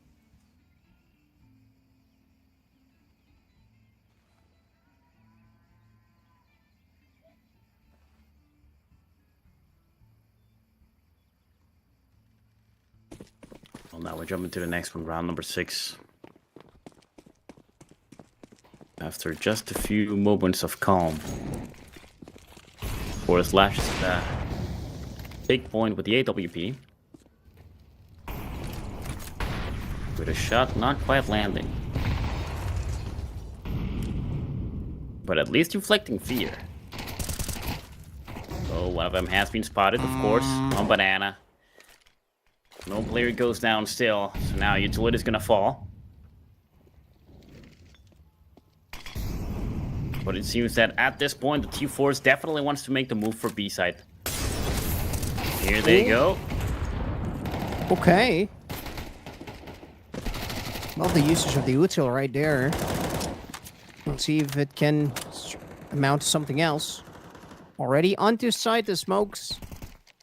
Gonna keep them a little bit safer. However, shooting onto the default position pretty much is gonna work out like a charm, but not gonna impede the plant.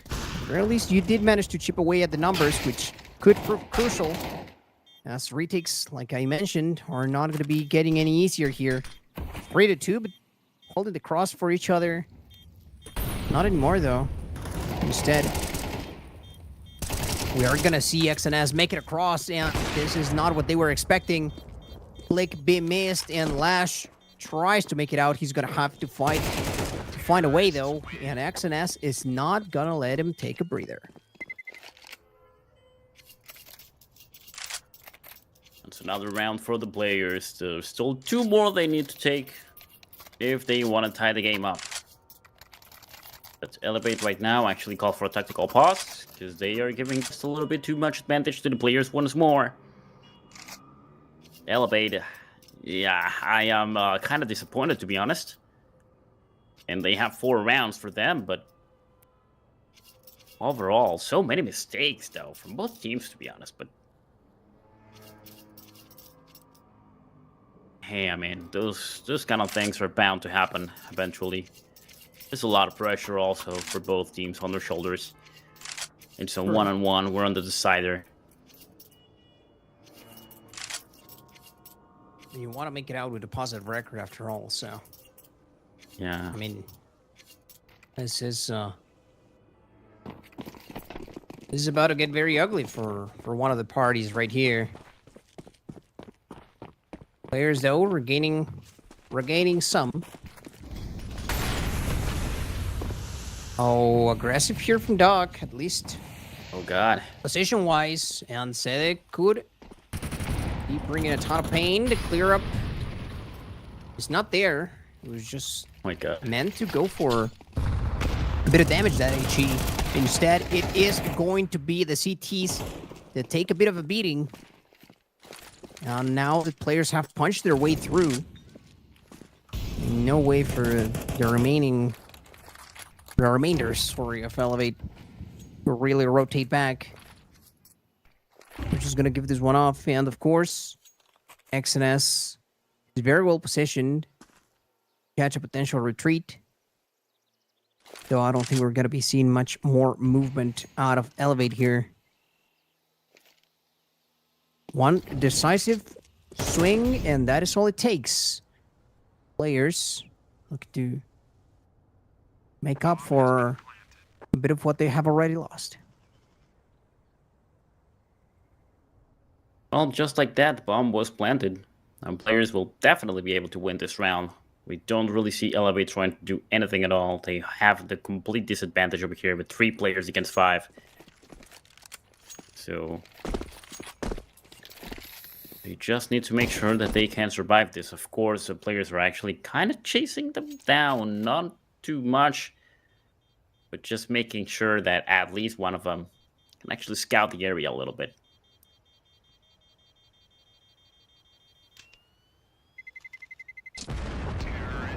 Sure that they are not caught out on the rotation outside from the site.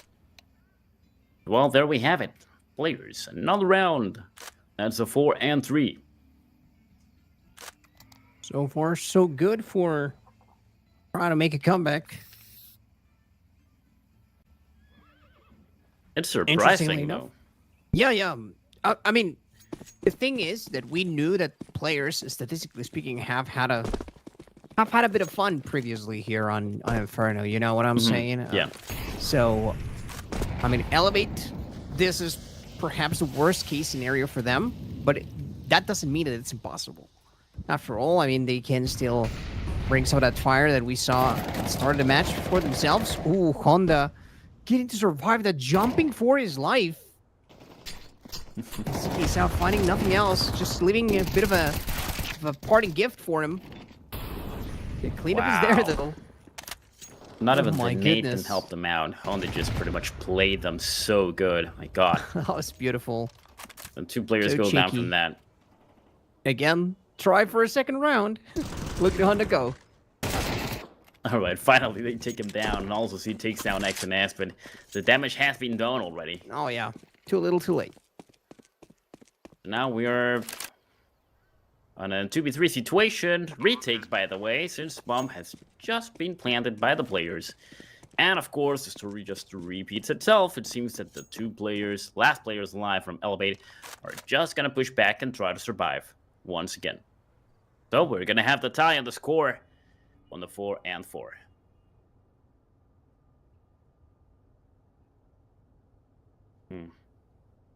Well, just time passing by. Once again, the calm before the storm. But now it just really makes me wonder. I mean, yes, just like you mentioned, and we saw on the numbers, like players does have a little bit of an advantage. And I know that this is not the all-time sake Inferno map like it used to be before, since the advantage for the CTs was huge. Still a little bit, to be honest, but it's not like before, right? But still, I mean, once that the players actually jump into the CT side and they have the positions playing for them and the good utility spots as well, like, what's going to happen? Players right now are having a rough time on the T side, and still, they are able to just die, elevate up. So I'm pretty sure that once they hit the CT side, they should be racking up those rounds. They might actually come out on top from this one. Could very well be the case here. We're gonna have to wait and see, though, if Elevate can rack up a bit more for themselves. Not as dominant as it once was, but nonetheless,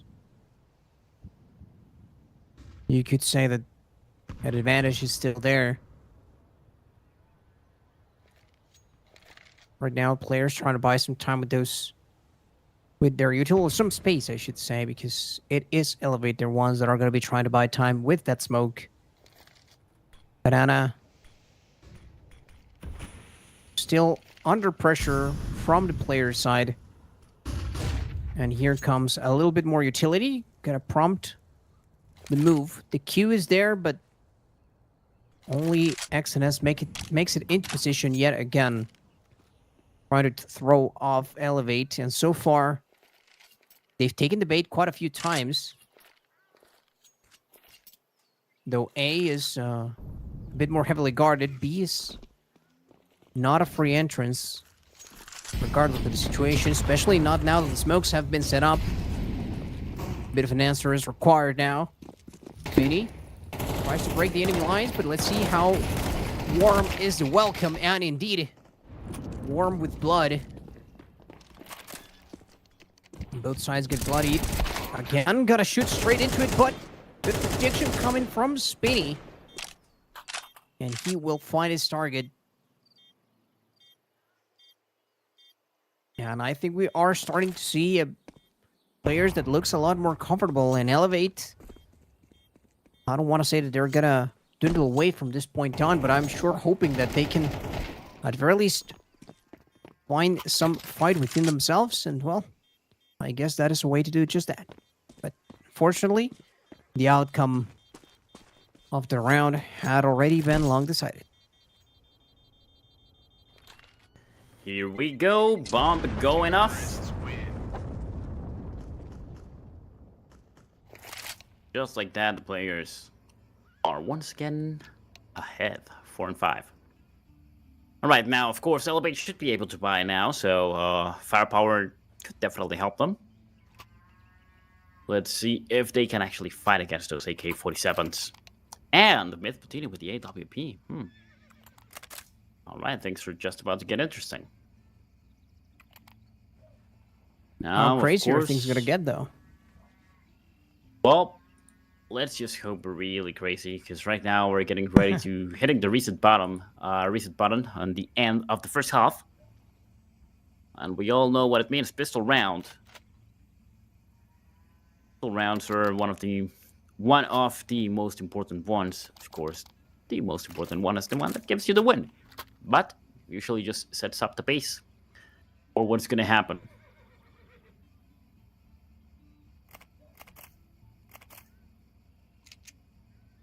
Feels like this is the first lead that we've seen from players in forever.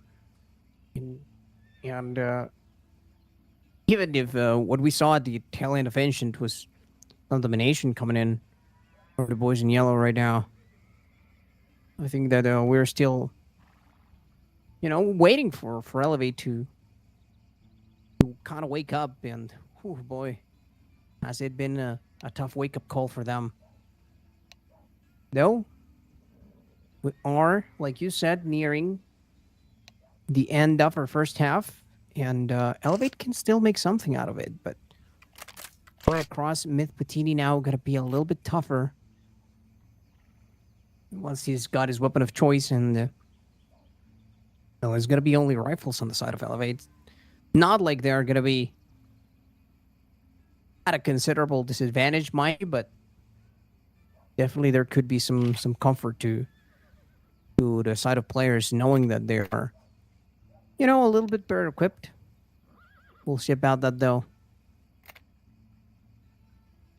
Been a couple of successful B pushes, a couple of times in which players have successfully faked out their opponents, just trying to aggress towards A at the middle of the round and then manage to bamboozle their way through.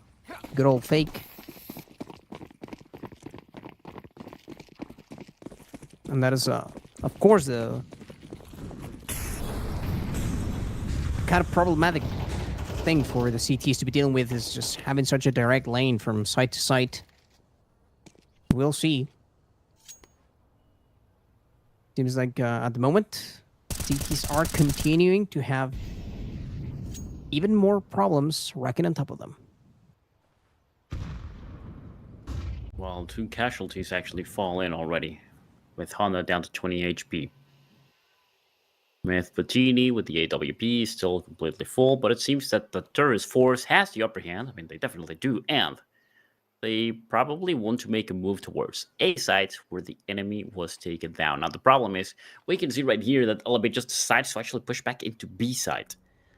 And they're just gonna give it away for free. You can already tell this guy just wants to survive once more. But how many rounds have actually gotten for the players just like that? I mean, it's Elevate, like, getting casualties, yes, knowing that they're going to be unable to defend, and they just pull back over and over again. So, how many of those can you give? Especially when they don't really have the upper hand to be doing that. Anyways, the bomb has been planted, so that puts the timer down against the CTs. And they actually want to chase him down. Deal a little bit of damage. There we go. We might actually have some action, though. Ah, come on, Speedy. Oh, look at that. Okay. Still claims one. That was Speedy. The other side of construction. Inside the church. I guess you do pay for your mistakes right there, or for your lack of taking the opportunities that were handed to you. Bit unfortunate, but it is what it is. And players been taking reign over Inferno this time around. Elevate, we're gonna have to see some amazing offensive coming out of them, because these 4 rounds, while they are still in the air, and while they're not fully equipped, they could definitely make a very big difference, push come to shove, for the outcome of this match.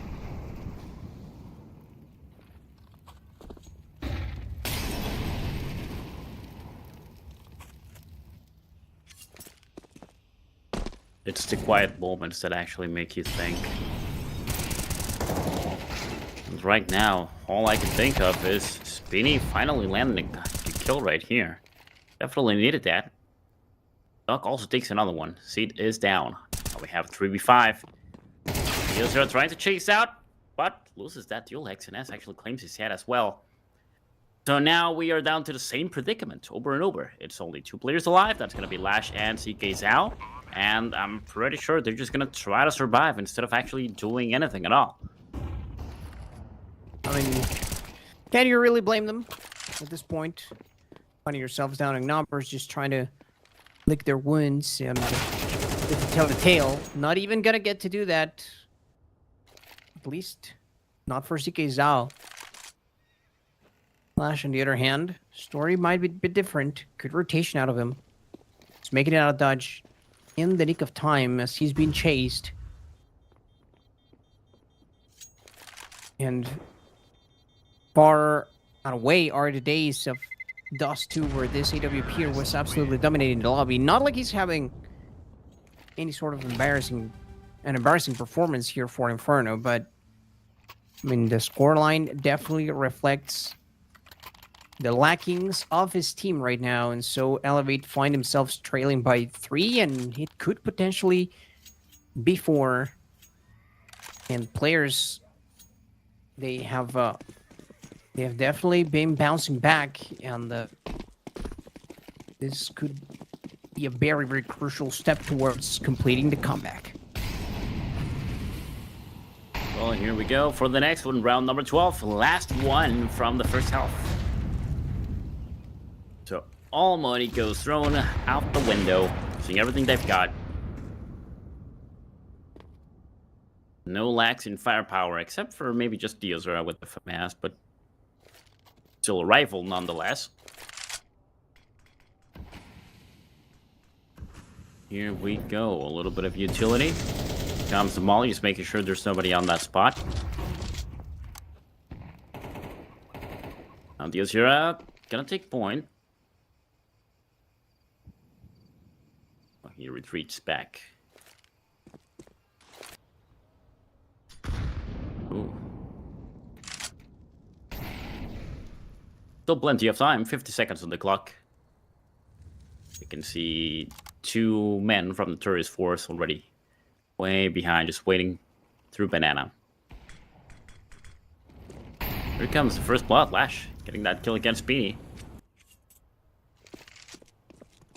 And they have one more smoke to make the life of Flash pretty difficult here. If they do decide to go forwards, gonna use it to block the rotation, the potential rotation. Here come the rest of players. 20 seconds. And Lash better be calling them out, and he better be ready to hit some shots. Oh, that is a big miss. Big success, though, back-to-back for him. Correcting the mistakes of the past, but still not out of the woods. BNC's Wow. there, though, and every single one of them survives. How did Lash make it out alive? I do not know, especially after that first miss. But in the middle of all the chaos, Elevate get one final chip to their name, one final round to alleviate the pressures of the future to come from their CT efforts. Now it is up to them to dictate the pace of the match, and let's see if this round here is any indication of what we are about to see coming in from Elevate. Well, congratulations, Lash. You got a 4K. You actually showed everybody that you actually have what it takes. Now, please be consistent and try to do it once more, because right now your team definitely needs you. You are 7-5 on the score. Gonna have to do a little bit better on this one as well. Now they are on the T side, so things are gonna get really, really rough. And players, to be fair, they have definitely gotten back from the humiliation of the first map, and I'm really glad I can actually see them, well, maybe just shining a little bit better than what they did previously. They were able to keep themselves alive on the second game, winning on enemy territory, and now, well, they are the ones with the advantage. Let's also hope that they can keep up with it and show us as well that they do want to become the champion of champions. Because right now, well, we still don't really have a clear winner. The road ahead, still perilous, but be a good step forwards in that ultimate goal as you are talking about. Right now, XNS gonna watch the cross. Now the same entrance being harped upon by Spinny. XNS does find a first shot into a set that now goes negative. Spinny joins in the action. And at this point, Elevator gonna have to start to be worried about the pressure coming in from the banana side. Indeed, a ton of damage being dealt. But Spinny prevails at the end of it all. Nearly an ace for the man. And players, they're gonna further their lead and try to see if they can further their success.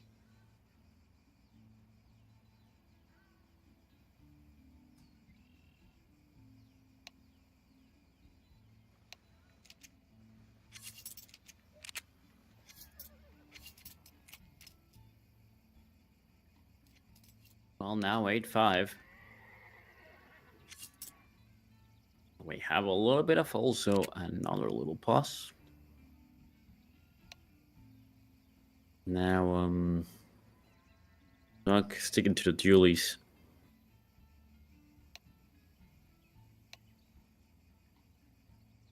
You know what? I just noticed that CK Zhao has only 2 kills up to this point. We are on round number 14, and that's only 2 kills. That is definitely not good.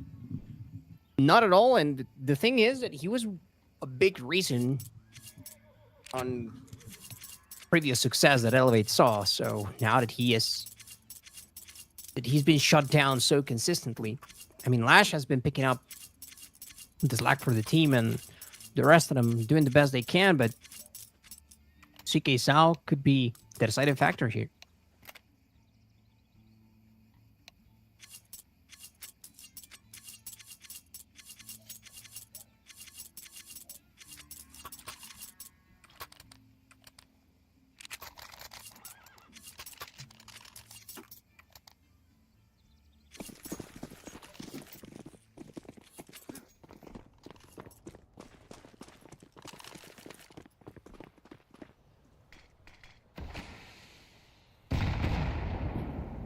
Well, it seems that we just had enough calm right now with these guys. I really hope they went through their strategies and try to do something different for the next one. Elevate behind by 3 rounds. Only pistols this round for Elevate. And Duck, oh, he is definitely feeling ready. He wants a little bit of that blood to actually sprinkle him nicely. He wants to be right there. He's definitely ready. Once the smoke dissipates, nope, he actually pushes back. No enemy push, and he doesn't really want to wait on that spot either. Well, I really thought he was going to go for blood, but nothing happened over here. However, Furious Force starts moving forward. They actually deal some damage against C. Ooh, that nade. That was smoke. Okay. Oh, that is a hell of a lot of money for Doc as well. Oh, brother. Bit of a tough entrance right there. Elevate, they have paid their taxes now. Perhaps looking turn a new leaf.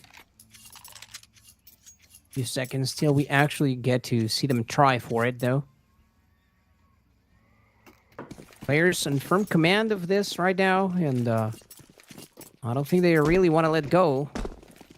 Elevate are gonna, for sure, have to dig deep. Maybe deeper than they tried before.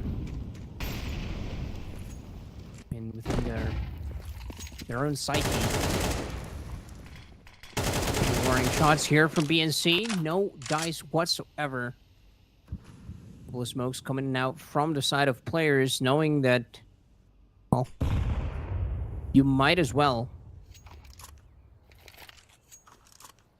A little over a minute left, which should be plenty for Elevate to reconsider their position.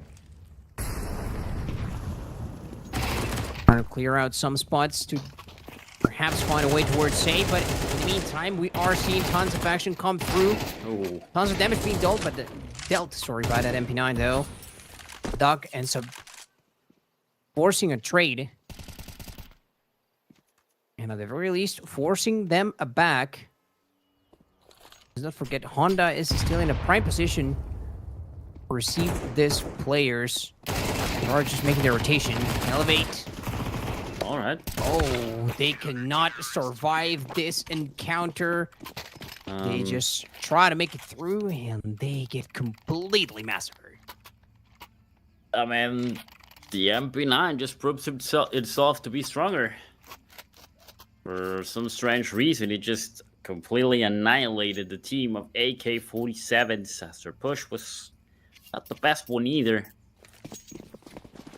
Well, that was a lot of damage dealt by the MP9, and now Elevate is going to have an even harder time. Players already with the double digits on the score, and that's double of Elevate's score, 10-5. No weapons, but only pistols in this case. Myth Patini taking the first kill. Yep, everything seems to be going down the drain for Elevate right now. And players, oh, they are definitely comfortable. I mean, especially knowing that there's only going to be Technology on the other side, it should push your confidence even further. And now, I think they're looking to guarantee it, sending a bit more reinforcements. That is Duck making the long way back towards A. And they're ready. They're getting ready to make the move. Forced to pull out the smoke to stop the bleeding right there. But it is only the Osera left. And trying to bang through the wall right there. Not gonna be successful enough. And at this point, the best the Osera could do is try to swing to take at least one of them with him. Somehow, living so much and getting a couple. Okay, the Osera, I see you. Oh What? my lord! Osera, ay, padrino, que hubiera sido? What could have been? Can you imagine? Can you imagine Osera just going berserker here? Oh my god, that was almost so nasty. I mean, it was still pretty nasty, don't get it twisted. One single Tech 9 versus the world, and the Osera almost made that happen. Imagine the sheer boost of confidence that would have given Elevate, and I mean, it would have been so much momentum to their side. I mean, even running away with 2 frags right there should be rewarded enough. But I mean, these players, I'm willing to bet that they want much more than that. And I'm talking about both players and Elevate, of course. They won the W, and right now, one squad is looking a lot closer than the other, let me tell you. Well, it's nice to see that sometimes cool things actually happen, the matches. Of course, I mean, most things haven't really been good, but that was at least enjoyable. But I digress. In the end, players do get the round. That's what matters. That's 11 points against 5. One more for a match point for them. Still with the upper hand, as also Lash has been hit hard. HP mid between waiting patiently, gets the kill against the Ozera. Now he got CK Sao pushing forward. He actually spots one enemy thanks to the nade, but that's just gonna block this guys out for a bit. Oh man. 40 seconds left. I mean, they have to do something fast. Oh, they can't, bro. Okay. Well, Last ditch effort. Oh no, you cannot make it out like that. You cannot make it out like that. Oh, nearly Willy. They must have known that there was still somebody close by. So, I mean, I guess you're trying to check a different corner, but...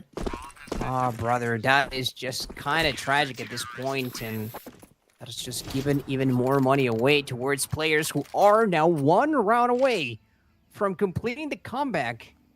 Reverse 2-0ing their opponents, and, well, definitely calling me surprised at all that, especially after how Dust 2 went. But hey, it's never too late to bounce back. well, Honda right there just pretty much sealed the deal to actually get the 12-point and match point for themselves with the double kill and the chicken right at the end as well. Which just pretty much means that players just has just won. I mean, look at that. Double nade doing some damage as well. Elevated with only 5 rounds. I feel like also maybe they just don't want to throw it away, but I think that maybe any flicker of hope is already extinguished. Yeah. I mean, we do have a couple of frags, and even if we rack up a couple of rounds here, which, I mean, I wouldn't be surprised by completely, still, you have plenty of ways to go. And yeah, of course, the rest of the players are just going to sit this one out and wait for their chance to strike. Not much else left to do for the squad that find themselves so close to tasting victory. But there at least one big show. One big last chance for Elevate to show what they're made of. at the very least, make it look a bit closer, make it competitive, make them sweat. Oh, an entire nuke falls onto XNS. That is gonna hurt them where they leave. Just said, looking on fire all the way throughout. I mean, he's definitely been ramping up alongside Lash. Picking up for this lag that CCT. You know, I mean, he's not been pulling his own weight exactly this time around. Definitely the bottom of the barrel right here for as far as pranks go. Of course, there's much more than that a player does other than the kills, but I mean, it is a pretty telling sign if you're absolutely not getting anything, especially when the rest of your teammates are looking pretty alive, to say the least. Superiority of the AK proves through. Doc forcing the trade. He will be refragged immediately. Not the wisest player right there. Honda decides to stand his ground, and unfortunately, he took that decision at the worst possible moment. Almost perfect timing there from Mitputini. And the smoke at a perfect height to keep him off the play. Elevate, showing some signs of life, but don't get the Heimlich maneuver out quite yet. I think that players are just patiently waiting at this point for their chance to strike. Hey, at least they could make it a bit more interesting. If they do manage to completely strip him away of the resources, this could be very, very tough to actually close out. 4 players elevate on one last-ditch effort after another, and all of this is just to force overtime, by the way. Well, they're pretty much just delaying the inevitable right here. That's a really good round for Elevate. They are actually able to rack up 2 for themselves, so now we got this 12 and 7, but it's still a long way to the top. 5 more rounds just to be able to go into an overtime. Both players right now don't really have any money, so they just opt for the USPS. And this might just translate into a free round. So right here, BMC getting a double right through the smoke, spamming those shots. Slash takes another one for himself. 2 players left, one of them 0. There we go. Easy round for Elevate, as the enemy have nothing to fight with, but maybe things might actually change right now, as players should be able to afford their weapons. Mm-hmm. And it's still their match point, so... Oh, look at that. They actually go for the MP9s. Okay. Want to play close quarters. They still want to save up a little bit more. And we saw that happen already. Like, we saw this guy's actually annihilating the enemy with only MP9s. So it's still pretty doable. Even against the AK-47s. Could be done. Will it be done, though? That might lie in a different realm. Players fighting for their lives at the moment. And gotta get surprised right there. Gonna get to collect some of the goodies. XNS now with an AK. Pass moving through the lane. A crucial shot to be missed. Mitputini had one chance, and unfortunately, he did not take it. Not even able to deny the bomb plant. And said it. Gonna spot Speedy before he even gets a chance to do anything else. This is quite a bit of a streak that we have seen from Elevate so far. Man, though, the thing is that they were so far away from their opponents that even all of this feels kind of for naught, you know what I'm saying? Like, it was 7 rounds of a difference. Now, of course, reduced by huge amount, but still, you're only kind of halfway there, bro. Like, there's plenty more to come. And now, of course, players, they were just waiting for their chance to, okay, we eventually make it back to an up and a couple of M4s, so no harm, no foul. You know, you want to know why I think that this starts to look a little bit possible? Okay. Because CCT just doubled his score right now. That's all that Elevate actually needed to be able to get back to the so No, I still think Not that quite it's double. really. He was at 3. He was at 3. He needs a couple more to double it. But he was at 2. I don't know for how long as well. So Yeah, it was a Fair real point. long time. fair point. I mean, but it's been a minute since he's got his time to shine. A bit unfortunate, but it is what it is. Miss Patini not gonna allow him to continue this time around, and it could be curtains, especially considering the hell that Zeta is operating with, and they seem fairly committed to A at this point. Molly flies through. You have to be very cautious about it. Last 50 or so seconds, Lash with 2 very, very massive picks. X and S left all by his lonesome. He missed Oh, the shots. God. That is so big.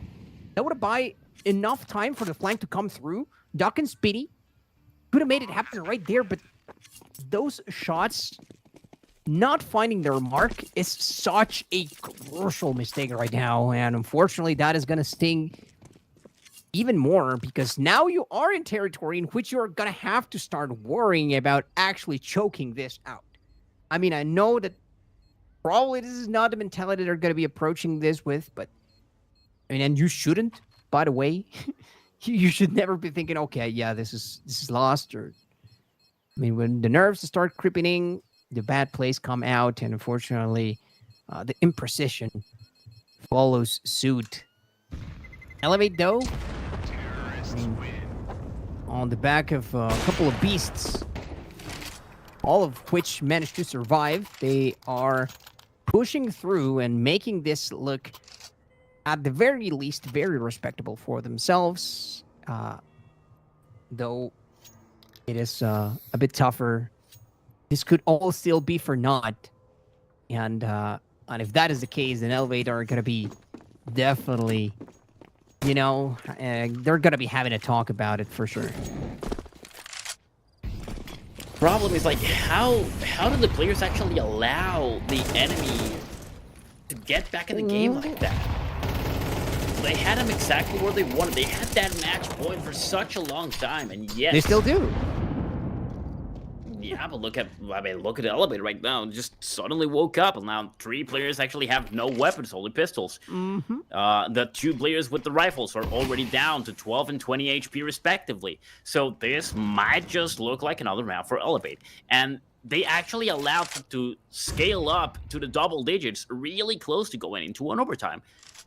Man. I really thought players was gonna be able to come out on top, but now I don't really know. And I think I said it. You really do never know, huh? I guess so, bro.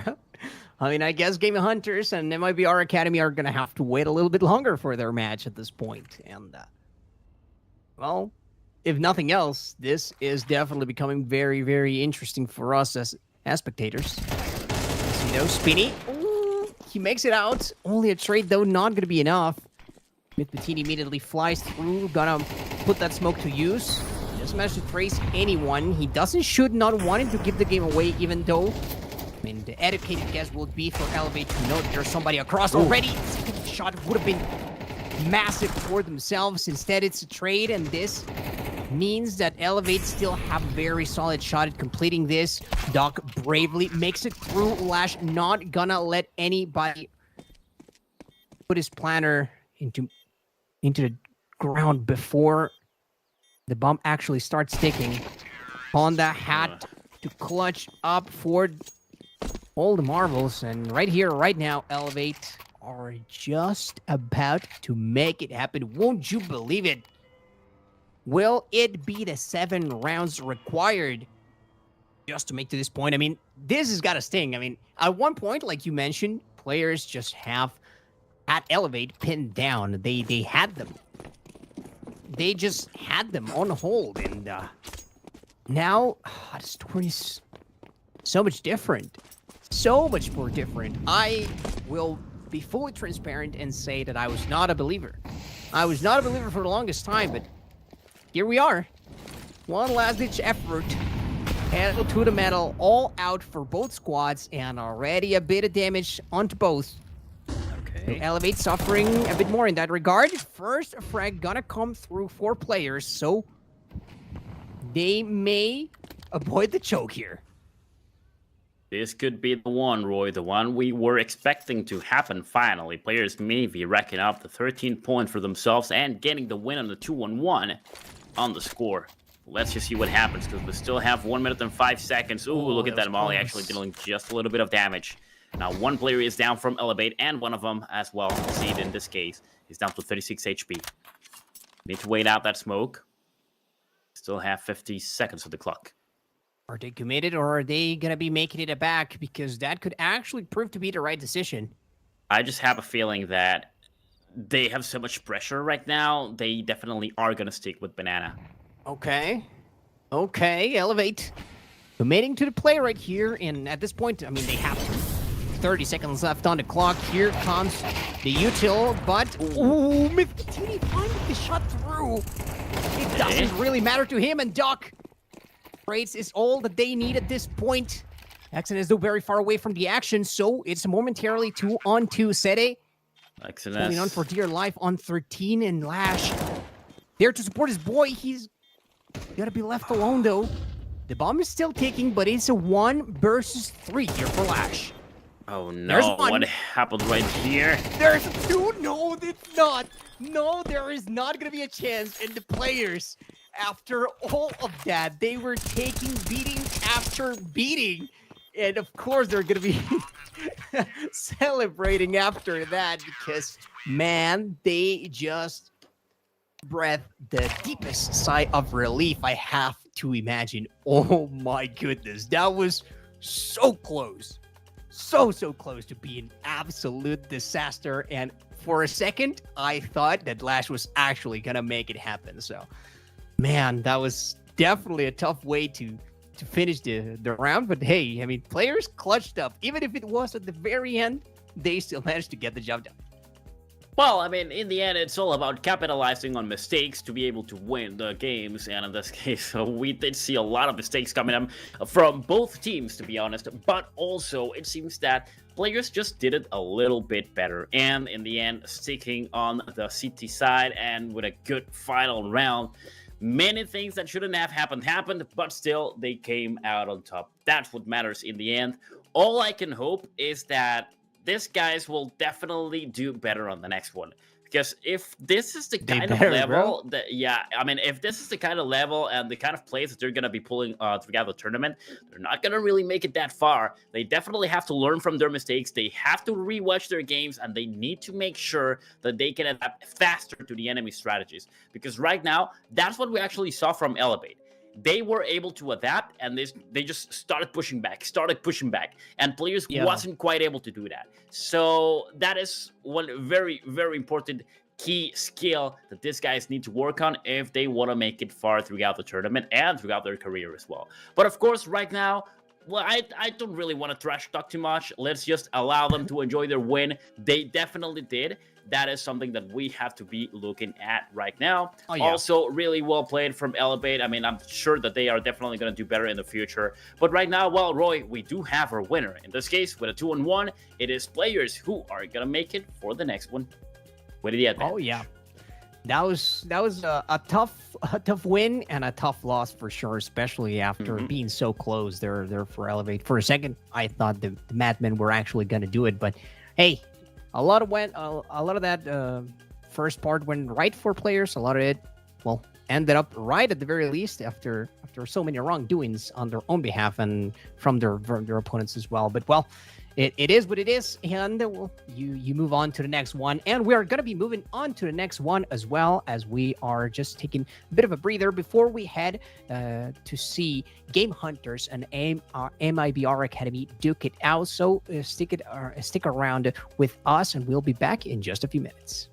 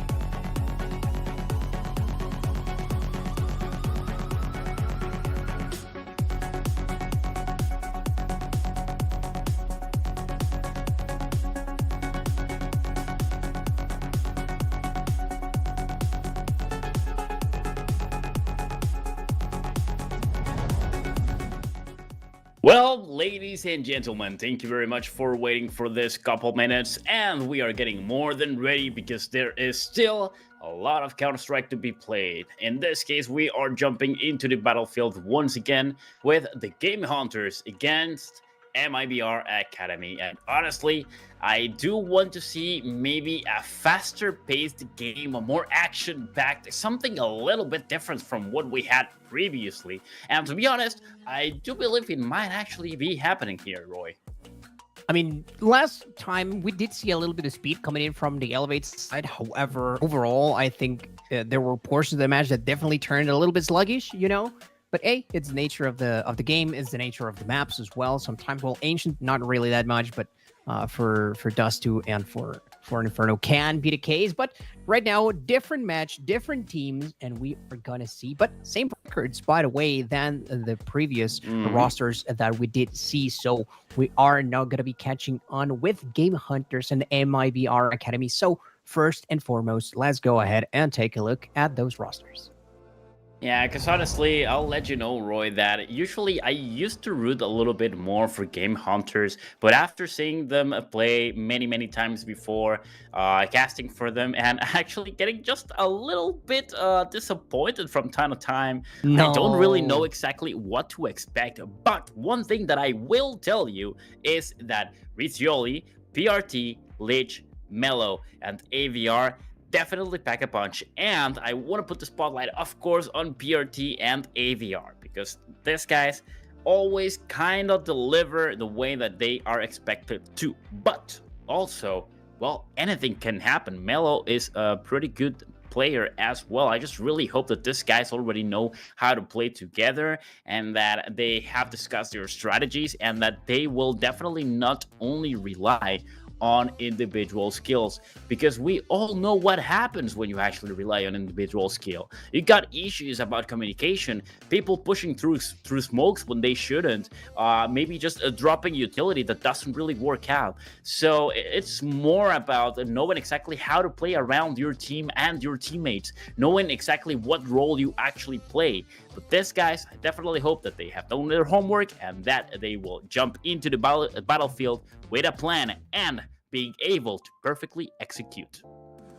I mean, it is there's definitely a lot of talent in this roster, and again, technically speaking, they should be favored, but like you said, things can change in the blink of an eye, and so let's see if this roster up next can change things as well, because we are talking about MIBR Academy, of course, the new iteration of MIBR Academy. I mean, a couple of players that have been in here for quite a while, like Burn Money, for example, and Card as well.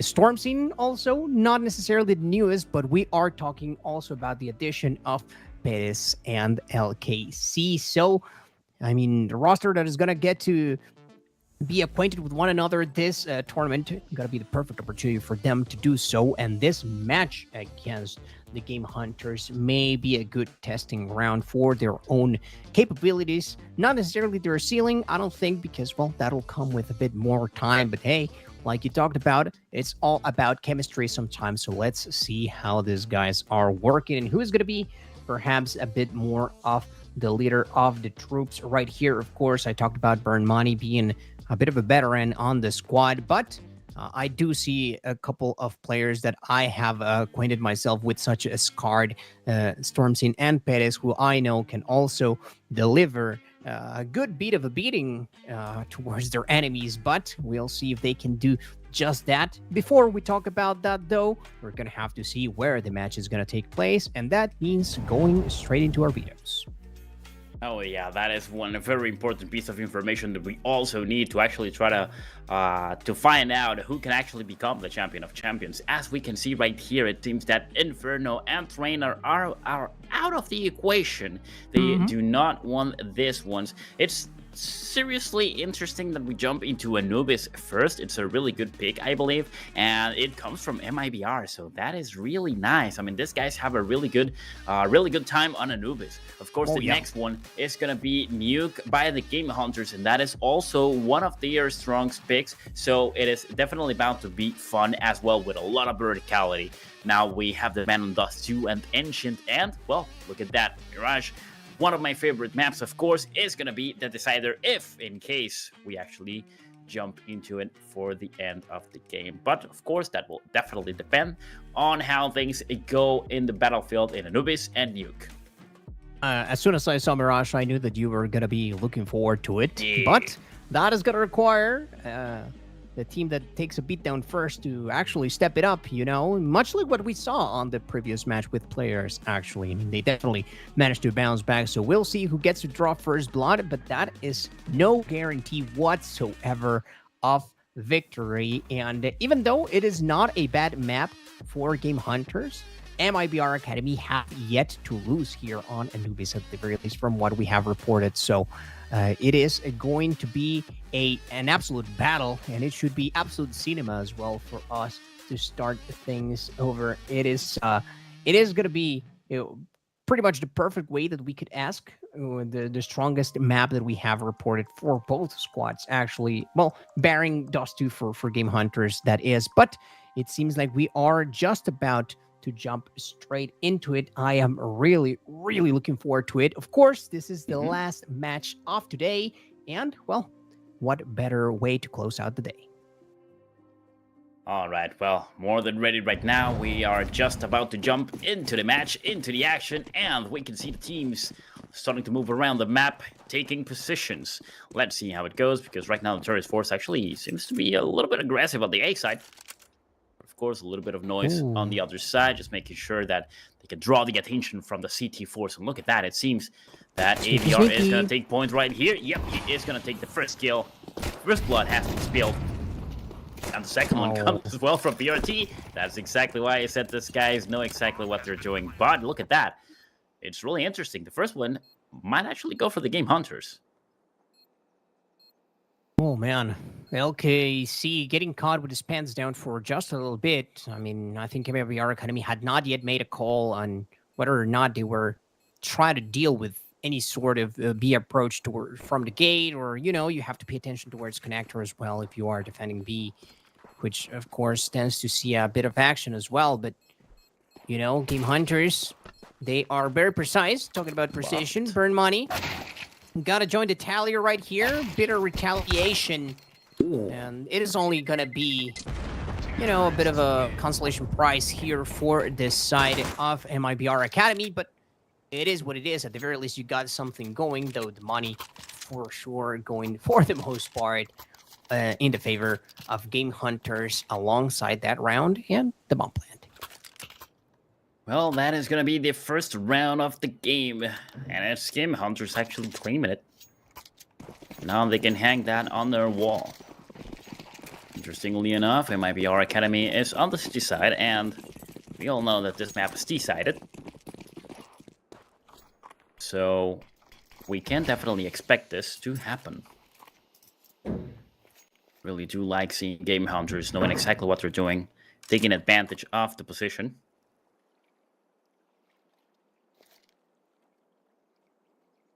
Right now, of course, we actually see something different from the previous round. After just waiting a little bit, they get ready, they push forward. After weapons, and of course, the enemy team is not gonna be there at all. Just decided to stack on B side. But still, both teams actually playing it really well. One of them actually commits from to one side for the defense, and the other one just patiently waits and then just drops everything they can. It was perfectly played, but it was not on the right side. Like, put a different one. Yeah, I mean, half of this lobby definitely played perfect, and the other half, unfortunately, gonna have to wait for their chance to strike, which, of course, it will come. We know that MIBR Academy can hang in this map. It's a question of whether or not they can hang against the GameHunters right here. I do believe that the names are actually flipped, because we do have GameHunters on the T side right now, and making much of the early portions of this first map, the last encounter that we will see for today. But there's plenty more to come until this series is over. So get to see what type of an answer will come the way of GameHunters if they get some divine picture in their minds and they're able to come up with a strat. Though I think that is going to have to wait a little bit. The economy has not been kind to them. The money gods have not blessed them, unfortunately. That means that they're going to have to take a bit more of a cautious approach, and GameHunters here can be a little bit safer in pretty much doing the same push that they have been doing so far for a third consecutive time and come out unscathed once again. That actually makes a lot of sense. Like, I wasn't really looking at the player names, so I didn't notice. But that makes a lot of sense why precisely, like, MIBR is the one having the advantage right here and playing it so perfectly. Because, after all, it is them on their map. The names are flipped, though. Like,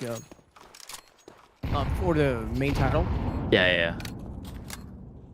But, well, now we're going to have another round in this case for the Tourist Force.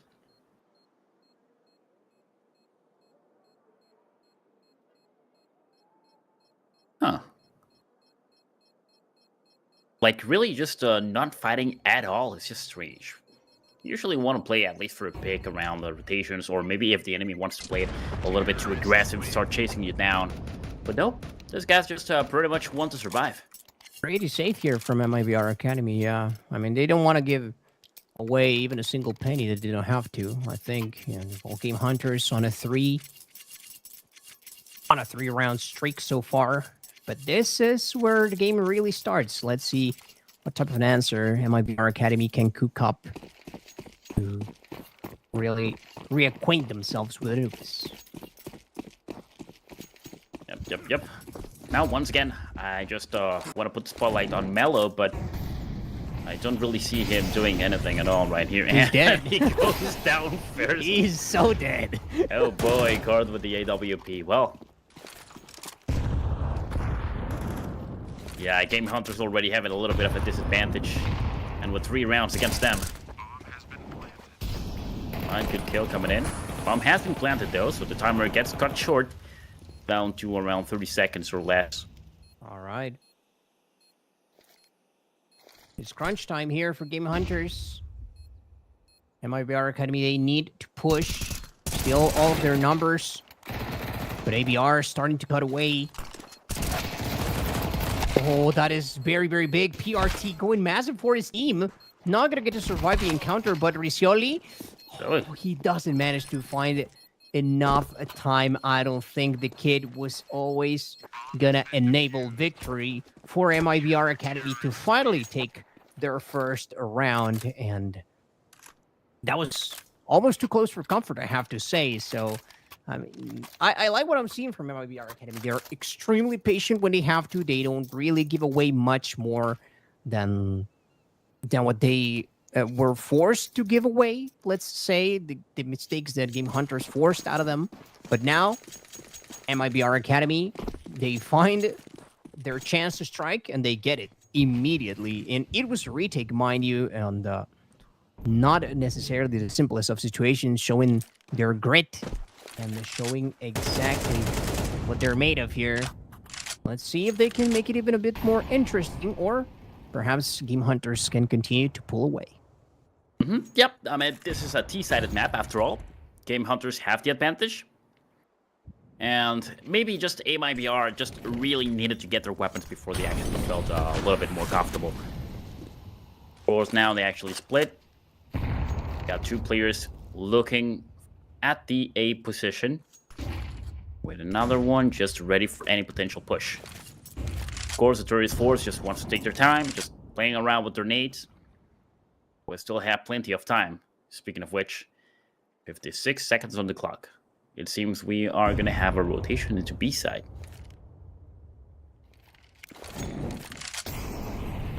Alright, let's just try to see. Catch anybody off guard in that position, but that does not happen. Here it goes. Alright, there we go. First blood. PRT is the one claiming versus Heck in this case. Molly pushing Burned out of that spot.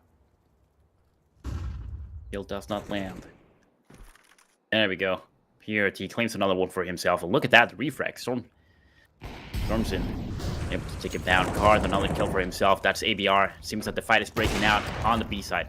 On the A side. Love that from Card. Whew.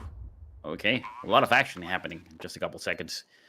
Bomb has just been planted, and it's now down to Stormson.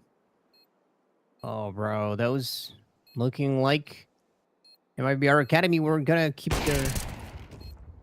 their pedal to the metal, but doesn't seem like that is gonna be the case. Mello completely shutting them down, finally giving a chance to take a shot, and he will do just that, to take a couple of them actually in a successful fashion.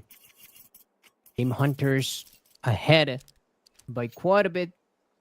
3, I mean, not gonna be felt as harshly as perhaps in later portions of the match, but you know, a lead is a lead after all.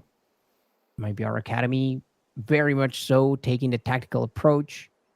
Gonna take their time to see what's next, what their move is going to be to try and change the tide of this.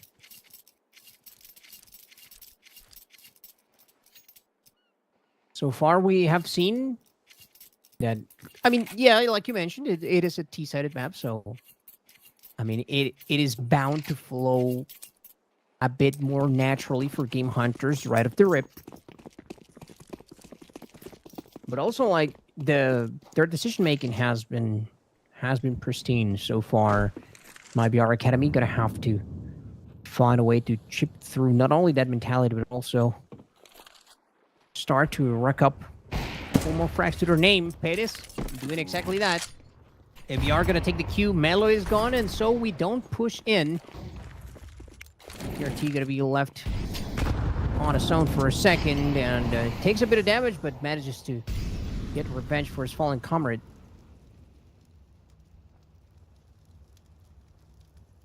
Forced back for a second, but whew. I mean, GameHunters still have a shot at this. It's just that their resources are running a bit thinner, and the ABR, well, he may just be following Melo to the grave. Yep. 1 and 4. GameHunters having a good time. We got the 4v4 situation with 50 seconds left. And it seems it's going to be a beer push. As the tourist force starts getting ready, smoke will dissipate.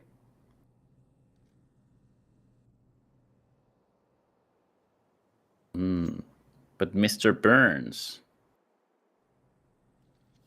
is coming just around the corner. Here they go, utility. 20 seconds on the clock. They need to make a move fast. What is gonna happen right here? Time's running out, boys. Making the move. 1 kill falls in. Riccioli is out of the equation already. 8 seconds. Bomb is just getting planted, but oh, Jesus. What was that? Okay. It is the way the cookie crumbles, I guess. Everything was played so strangely. Why would they wait so long for that? And no utility at all. Oh, well. Anyways, GameHunters still has the advantage, though. I guess that's in the end what matters. But now MIBR is catching up, and they're going to have their weapons. You know, I'm curious to see what ABR decides to do here. Eagle in hand is going to be probably the first one to try and aggress. No, instead it's going to be PRT. The setup they're looking for is going to be received by an AK-47 that was stolen. LKC not ready to put his gun down, but they're going to force him to do just that. Oh my word, card. Their reactions from this man, and he hit the nose cone to completely annihilate the opposition. Nobody shall pass through towards A, not on his watch. What a final play. What a way to actually win that round. Oh, that was filthy. It was everything you want to see. That was nasty. Yeah, this guy just snipes one down, whips out the pistol, gets the kill with a 5-7, and then just a no-scope to top it all off. That was a great play. That round just made everything a little bit better for me. Yeah, now that was fun. That was neat. Neat little sequence right there for the man himself, Card. And he's not slowing down anytime soon. ABR finding out once again that there's very much a ton of fight left in MIBR Academy.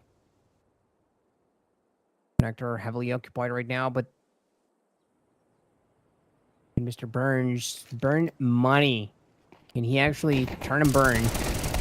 Destroyed him as they approach. The double is right there. The trade for Riccioli, but his hopes for making it out alive were looking very thin. And, well, I guess I was proven right just as it happened. MIBR Academy have found an answer, and they have found themselves at even odds now with GameHunters. A pretty fast round. Now we have the tie. And MIBR already getting 4 rounds this fast. This is going to be a really good one for them, because once they actually hit the T side, I have seen this guys played. They definitely know what to do on this map. Definitely know how to move around and how to use the utility. So they're going to have a blast once they actually reach the turret side. 4 rounds racked up for themselves right now is pretty good. I'm sure We will see more of them on the first half, and the second one might just be plagued with it. But of course, we saw it happen before, Roy. I mean, you can never take anything for granted in this game. No, you cannot. You cannot do that. I mean, ask the players about that. Yeah, numbers will definitely give you an idea, but numbers talk, but they only talk about the past. I like that phrase. I really like that phrase. And we are, at the present time, trying to figure out a little bit more. Establish some new numbers, perhaps. And they're looking to rank up the numbers here. GameHunters getting the first blood. Stormson has not been having the prettiest of starts, and now that Melo is heating up, perhaps this is looking very, very different. I mean, once the first chip falls for the CTs, this just feels like an unsurmountable task. All of a sudden, you have much less of an opportunity to cover for your crosses, to really try and shoot together. You know, that coordination goes out the window, and it did exactly that. And with LKC being all that's really left out of MIBR Academy. Though, it's been a pretty close and contentious match so far. The GameHunters are going to slightly be pulling away, but very, very slightly so. MIBR Academy should still have a chance to try and find an answer, to see who gets to run away with the advantage after our first half. And if it's MIBR Academy, some way, somehow, then this could definitely be a tough pill to swallow here for GameHunters, though. At the moment, they are looking comfy. Yep, that was a pretty neat round for GameHunters. Another one for them. Now we jump into round number 10.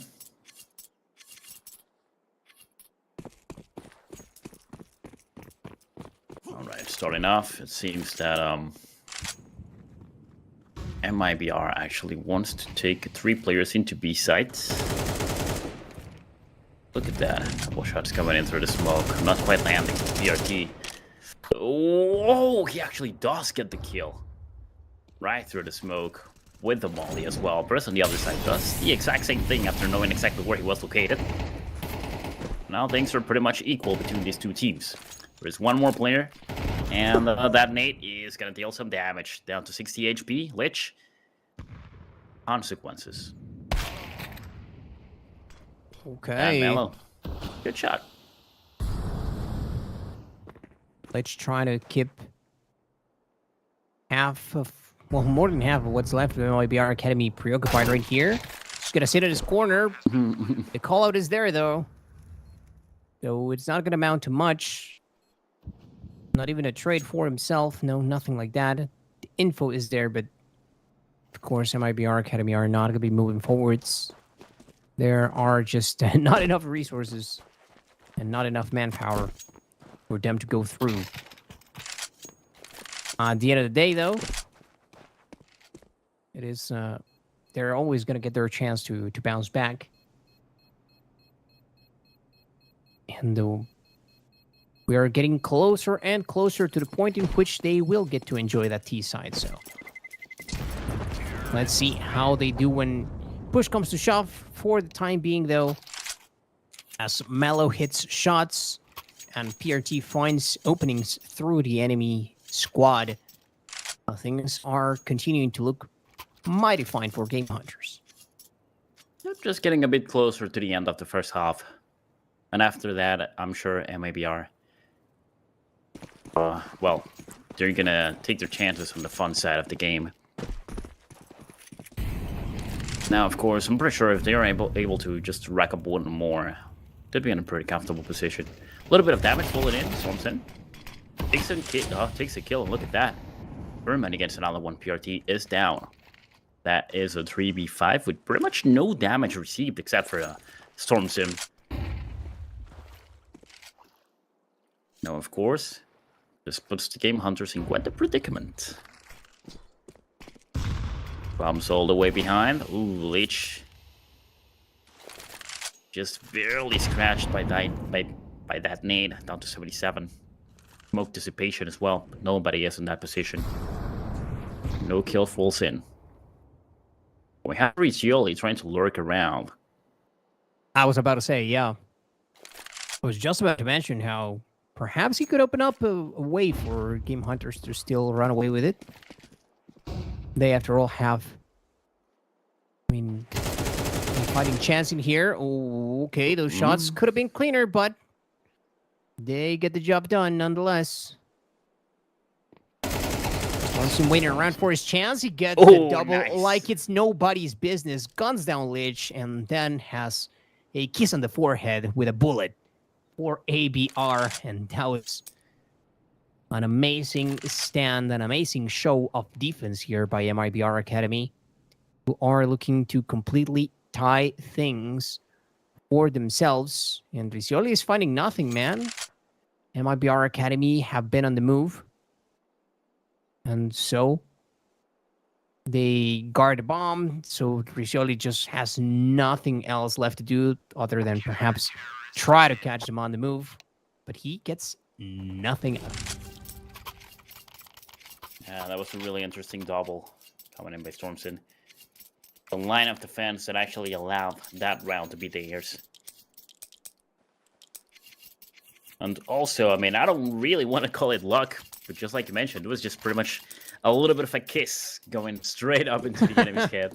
Like, he tried to flick, but just at the moment he tried to flick, like, the bullet just perfectly landed. Here, I got it for you. Yeah, I wanted to go for the spray, but no need. I got you, fam. That's, I'm gonna get the enemy, like we used to say. He just got CSGO'd.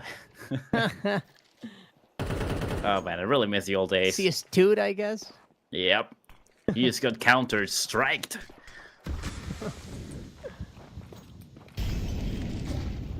But alright, well, now round number 12. Last one of the first half. This is gonna be really important, and kills are already falling in. 2 players down for each team.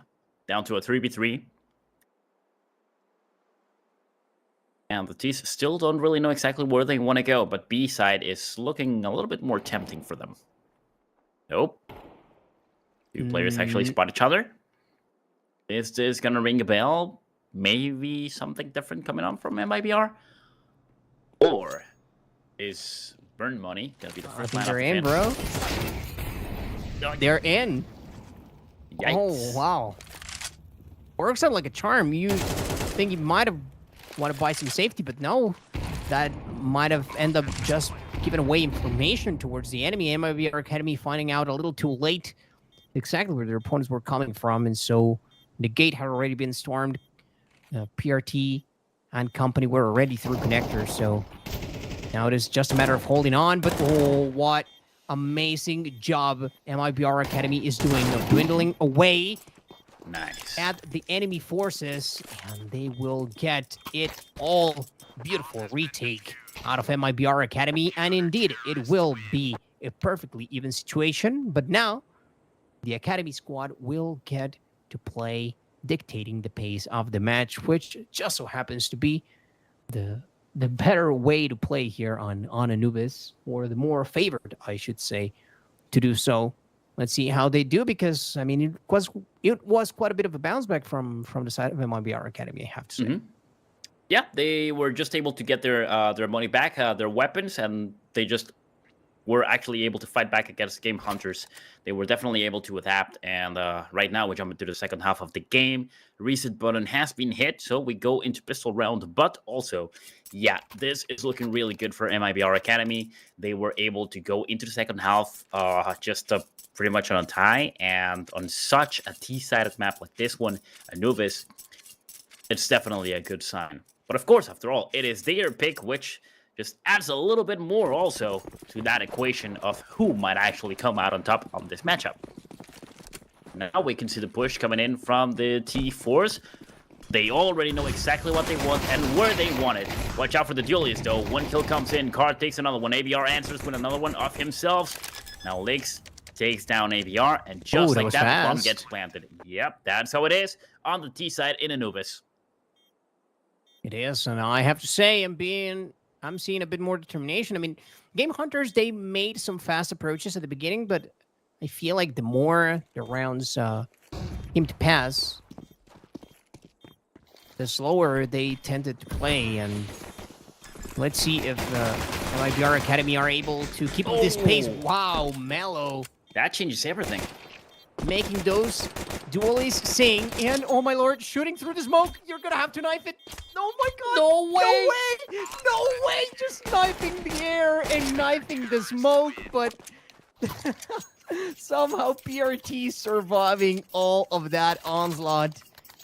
The man just poofed into the air. That was some crazy survivability, tragic way for MIBR Academy to finish what otherwise had been a pretty good round for themselves. Oh boy, that one has got to sting just a little bit extra. Yeah, and he was so close also. That just with the knife, he was really close, and he was also really close with with the pistol as well. So it's just really unfortunate right at the last moment. But still, hey, I mean, GameHunters, they stuck with it. Turned out well. Especially after such an entrance and a very clean start of the round. MIBR. Okay, Mag 10. Like that. That's one kill.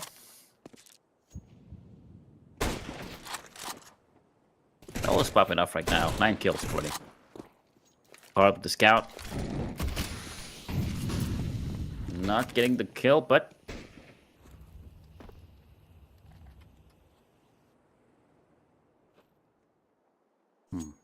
I see. yeah, we're past 1 minute mark, so also MIBR actually just started seeing that it was not going to be as easy as they thought. Oh no, for sure. I mean, like I mentioned, this is, and you said it as well, this is one of GameHunters' best maps, statistically speaking, as well. So it's not like it was going to be a freebie here for MIBR Academy, and we are definitely seeing a bit of a tougher clash than perhaps they might have been expecting. Oh, a little bit jittery right there. ABR does find 2, finally get taken out. Formson manages to fall through on the information. Card is right there to support him. Riccioli doesn't find a shot quite yet. He's not gonna take his chances. Obviously, Lad was gonna come through into the other side of the obelisk right there. So has to make the life of the CTs as hard as possible. And this is such a tough setup to overcome right now. I mean, Riccioli must know exactly what he's dealing with. It's just a matter of, can I even take this approach? And the answer is no. You pick up the M4 and you make it out of there. Also, not enough health to even at least try to tank something. You know, I mean, the defense was there for him, but the health definitely was not. So it is going to have to be a bit of a waiting game for him. One that he's not going to come out on top of. But hey, he got the M4 back. So I guess that is something in the favor of GameHunters. MIBR Academy, though, again, making sure this is even Stevens. Yep, that was a pretty good play in the end. I mean, he was able to survive with the M4, just like you mentioned. He takes a risky play right there, trying to go into the side, get a weapon, but it pays off. But now we got the tie on the score once again on the 7-7. And I really haven't seen MIBR making plays on mid. Perhaps eventually they will actually start going for it. Now be careful though, Riccioli right here. There is 2 players just around the corner. Both teams want to play it safe.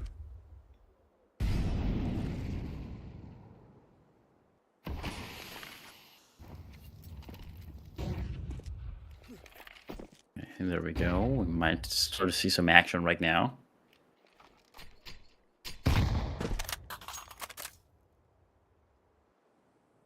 All right.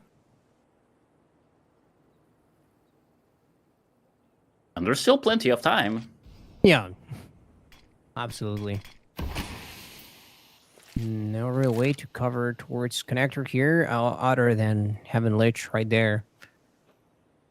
Do they risk it for the biscuit? We did see every single time GameHunters deemed that there was an opportunity for them to go A. They knew that their opponents were going to bunker it down. It seems like There they go. now that they are in the offensive, MIBR Academy are going to favor this. And, ooh, okay, not exactly coming from where it was looking likely to be, but the gates are stormed once again, and everybody coming out alive. Bloody, yes.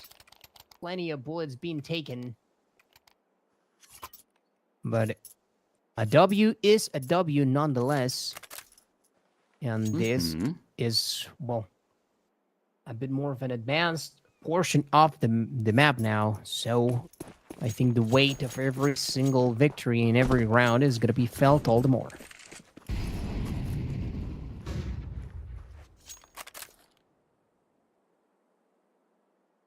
Well, round number 16, and things are looking pretty even between teams.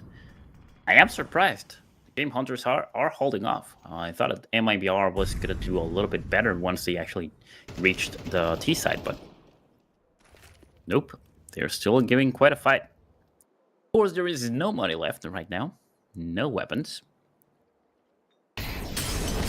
Usually translates into a free round card. This is one getting the first blood right here, but the AK-47 Mellow is out. BCOE as well. Another one, ABR and PRT, and now it's all down to Lich. Well, there it is. You pay your taxes. That's it. Yeah, he's around for MIBR. Definitely expected. No money, but now the GameHunters do have firepower. Let's see if that's going to be more than enough to actually get back in track, because right now MIBR just made that advantage look a little bit bigger. Oh, yeah. Well, like I told you, even if it's just 2, at this juncture, it feels like so much more if you're GameHunters. Well, this is exactly what MIBR Academy were aiming to do, it seems like. And again, just because one team seems to be more favored in paper doesn't mean that's outcome that we are going to see. Man, oh man.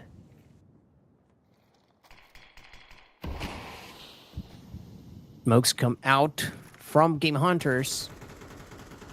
There's no other choice, really.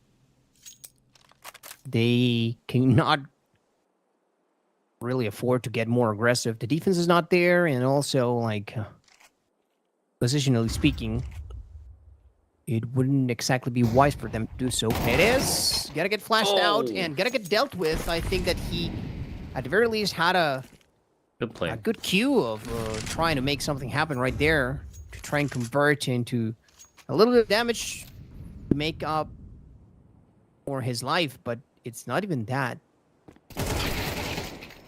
Oh, that is a bit of a sacrifice right there, though. Card and Stormson were not alone. The rest of the boys in yellow were ready to be aggressive, to make it in, and they will get this plant down. Look at that, the way that they forced PRT completely out, back into your own place, they say. There's just nothing for you here. And immediately they decide to get moving. I like what I'm seeing so far from MIBR Academy. Oh, tough timing right there. That is going to gift Mellow yet another life. It seems like more often than not, it has been LKC, the one that ends up in the wrong side of their encounters. But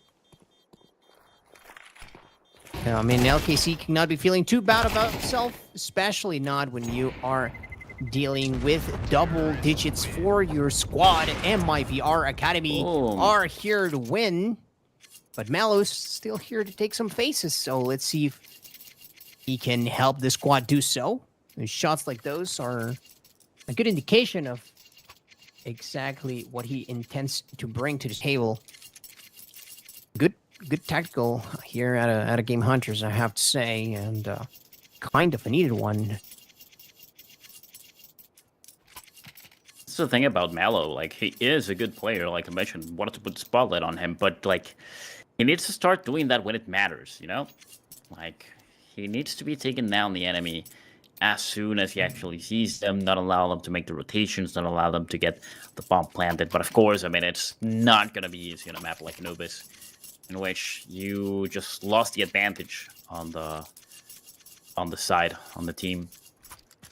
Well, a bit of a tactical pause right here, just like I mentioned. A really good one, actually, because you need to start rethinking strategies and making sure that MIBR calms down a little bit, because they're doing wonders right now. 7-10 on the score, really close to the match point.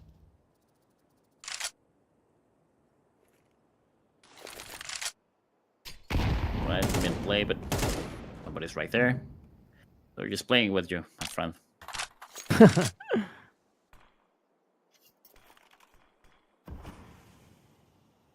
I'm just carefully waiting for a chance. Nobody coming through here from the side of GameHunters. Mellow getting tagged, but he will, at the very least for his troubles, get rid of Stormson. Alleviate some of that pressure. Excellent throw, but no dice. There was just nobody around. Mallow still in the same position. Watching those doors vigilantly. It is. He sees the challenger, but gets no dice. Oh my lord, still surviving that. Lich, never mind taking a second nade to the face, and that HE will do the trick. All the players right now trying to make it happen. PRT sees a rotation to the other side, gonna try to tail it to see if they can at the very least catch him off guard. The T's are in first though. It's about to get dicey. Okay, one of them has been spotted. The shot's not landing. Oh, no shots landing. just playing around with them as well. Oh, what is going on? The bomb hasn't been planted. He has to plant it right now. What? It does go down, but that actually allows 3 kills to fall in. And now Perez has to defend, but he's all alone against 3 players. Jesus. It's diffusing. Yeah, of course. Go for it, man. Oh, that was so tragic for MIBR Academy. No shots hitting whatsoever that actually amounted to anything. And the GameHunters were just ready. And of course, you're going to put at the very least one body into the bomb straight away. And they get it done, man. Even if it was a forced 1-on-1 at the very end. Which, I mean, props, but it was just too little too late at that point. And of course, you can only move so fast. I don't think there was any saving that round for the T's.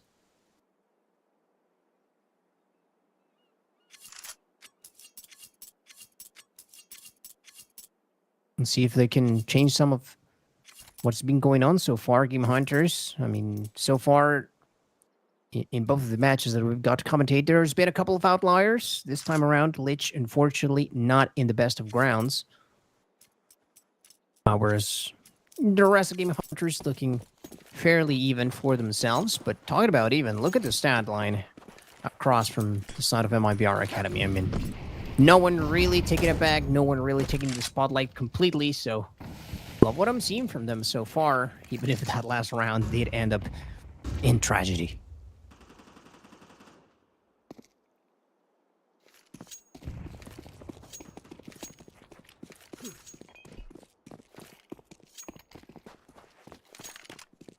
Well, we haven't really seen blood being spilled on this round, but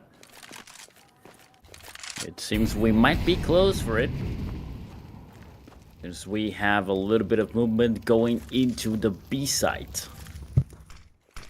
And look at that. Oh, it's the mid play we were expecting.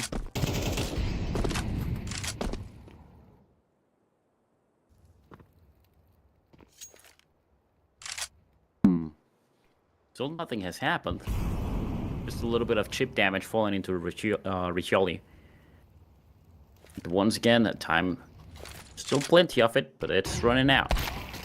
These guys have to make a move for it, and look at that. Mello actually takes the shot right there against Stormson. Takes him down with the AWP. 2 more players outside of B, waiting for the perfect moment. with 30 seconds on the clock once again. It's getting dicey here. MIBR Academy down in numbers and down in time. And now even more so down on themselves. Okay, that is a big frag there by LKC. That headshot gonna at the very least allow them to go for the plan straight up. Lich finding no dice whatsoever. Okay, finally. No. They haven't doubted such a crucial miss. Such a big miss. And with that amount of health, Pet has had very little left to do. He just ends up being a cleanup. And that AK, you best be certain that it was gonna be switching hands. Now, one room away are the GameHunters. ¿Qué pueden hacer aquí? What can they really do? Well, from a 7 and 10 to a 9-10, it's not looking good for MIBR. And right now, look at their economy as well. It's kind of decimated. Yep. That's So an we might important actually factor have here. the tie.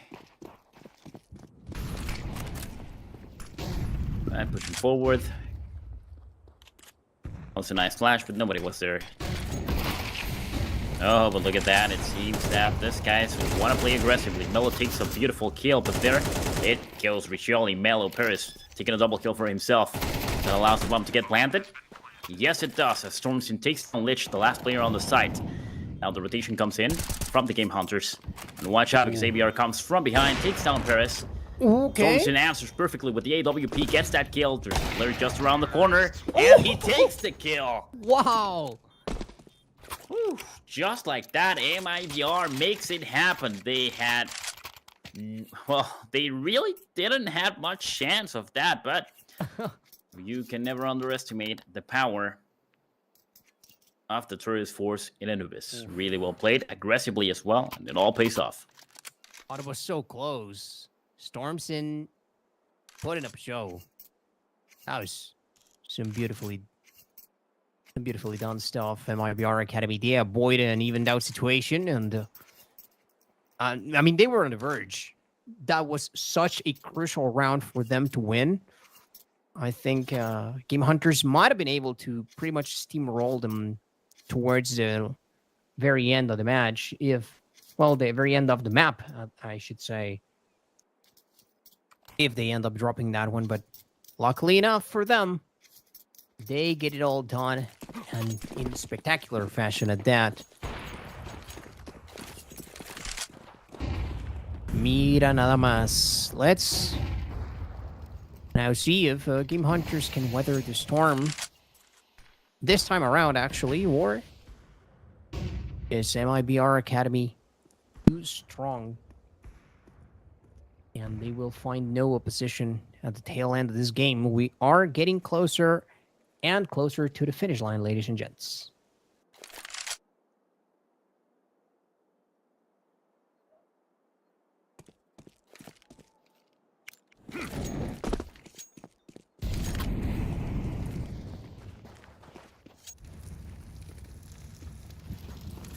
It's a little bit of the calm before the storm. Once again, patiently waiting. Those shots are coming really close. Ooh, but look at that, ABR. Like that. Waits patiently and gets that kill. Grabs the AK-47 and might get the second one as well. He's gonna push. Oh yeah, Oh, he yes, was he does. gonna push. Really nicely played. Takes a bit of damage, but he's still alive. I mean, he's got 46. It's like you could tell just from his movement. Yeah, I'm taking this challenge. I do not care. You know? He makes had it to work. he had to make something happen. Yeah. Pretty much. I think that Hunters? might actually be enough to win this round, though. Yes, it might. I mean, look at the positioning right now. Completely stacking a couple of lanes. So I think, this MIBR Academy, they're not going to be willing to risk the AWP, especially, So, I mean, they have a chance to fight for another day. So they postpone their victory, perhaps, but we'll see if that actually ends up being a something postponed or something canceled, you know, because after all, Game Hunters are closing in, and it is looking, well, kind of dangerous territory here for both squads, actually. Okay, we might have some mid plays again. Bard is patiently waiting with the AWP. Ooh, but the ABR can actually smell something going on. Actually decides to retreat just a little bit. Oh, but look at the boost. Or the one's blood. He wants to make sure he can get something out of that. Now the Chiefs begin pushing forward, but look at that. ABR just gets a little bit. Oh, squeezes that trigger just a little bit too fast. Too soon, bro. You gotta hold it in. Sometimes you just had to hold it in. Pretty much alerted the team. Oh, okay. Stormson. He woke up and he's starting to actually pop off right here. A little bit of damage falling in. But now 45 seconds on the clock. PRT takes a kill against LKC. And it seems that the tourist force just decided to go into B side, but look at that. PRT, ABR getting those 2 kills. Shot. I don't think it's doable anymore. This might be a round for the Game Hunters.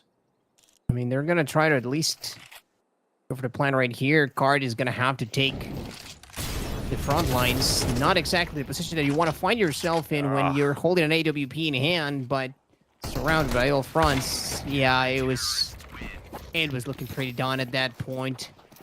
Not even any chance or any situation in which he could have gone for the plant or some last-ditch effort. Even Stevens once again, but I think this could prove a turning point of the entire series, perhaps. Who gets there first? That 12 pretty much guaranteed. I mean, a bit of a rhetorical question, given the loadout that MIBR Academy are working with. But hey, I've seen crazier stuff happen. You know, I was really not a believer last time around when we saw Elevate almost pull out that comeback. I'm going to be a little bit less skeptical this time around. I'm going to say MIBR Academy have a shot. However, it's going to require some things to go very, very well in their favor. And so far, that is just not happening. 2 members down already, and they're pretty much trapped in the middle of the map. Looking like Game Hunters are going to be securing themselves OT first.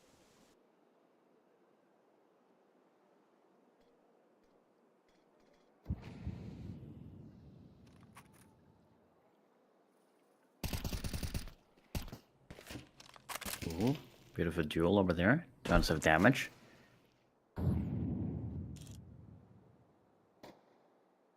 Mellow patiently waiting with the AWP as usual. That's what he has to do. He's got 17 kills already, and I think this might be number 18 coming in. Utility available? Nope. Yep, this is gonna be a kill. There it goes. Bunga line. Alright, PRT making a beautiful dupe. And just like that, Game Hunters gets another round. Well, I am surprised, to be honest, that this is happening right now. I was having high hopes for MIBR Academy, but Game Hunters are already on the match point. And we're also really close to an overtime, so we can't really tell yet. It was a very quiet comeback, I have to say. It was not extremely evident what was going on, but slowly but surely, they do manage to make it. Or it's looking like they're going to make it. Of course, MIBR Academy may get force OT. We'll have to see about that. Mellow currently posted, trying to defend main, so that nobody can make it towards A all nilly-willy. The smoke will prompt the side of MIBR Academy perhaps take their sides towards connector, though that place is also heavily guarded. But all the pressure seems to be going down, and now they get the call out. MIBR Academy getting ready to make their play. Shooting through, Riccioli finds one. It will stay at that, though. Oh, a couple of frags. Very important ones for the side of the CTs. However, ABR going massive for his team. Take the shot, boy, and he will indeed take a couple, finally finding his mark. Beautifully done here by the side of GameHunters. Like I said, a bit of a quiet comeback, but whew, that was almost too close for comfort. But hey, it was exciting to say the least. Yeah, many things happened, and I really liked the way it all developed. Like we mentioned, was having really high hopes for MIBR, especially with all those numbers actually helping them out. But in the end, I also did mention that GameHunters is a really good team. They do have a really good roster as well. The only thing that happens sometimes with them is that sometimes they just fall off. But in this case, they actually were able to demonstrate that they do have what it takes to become the champion of champions. So they end up going up in front against MIBR, and they get the first point for themselves. Of course, Roy, we still have a couple more matches. Let's see what happens on the next one, because this is just the beginning of what is coming right ahead of us. Oh yeah, let's take a bit of a breather, and we'll be right back in just a few minutes for our map number 2.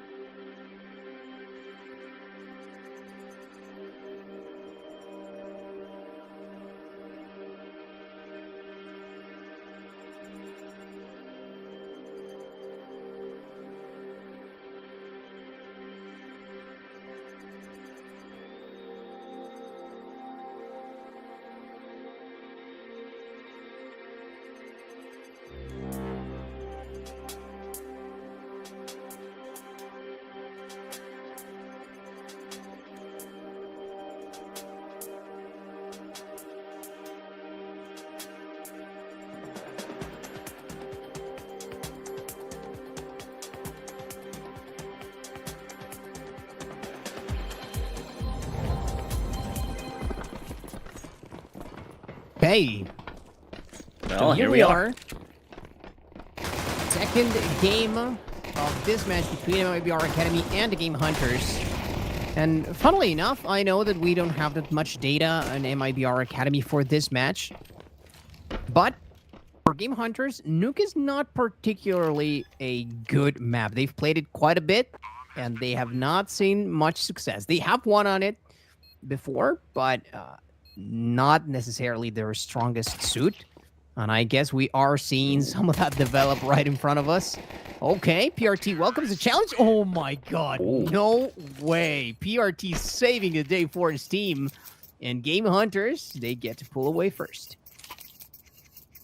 All right, well, that was the first one for the GameHunters. Starting off pretty strong. Honestly, I was kind of rooting for MIBR at the beginning of the previous game, but GameHunters just definitely demonstrated that they do have what it takes. I was also rooting for Mellow as well, and this guy just definitely delivered. So right now, I really don't know what is going to happen. And starting off really strong, GameHunters just shutting my mouth off and definitely showing off that they want to win. They do not want to give up, and they want to do everything they've got in their power. And I'm pretty sure they're going to be more than a match now for MIBR Academy, because also this is their pick.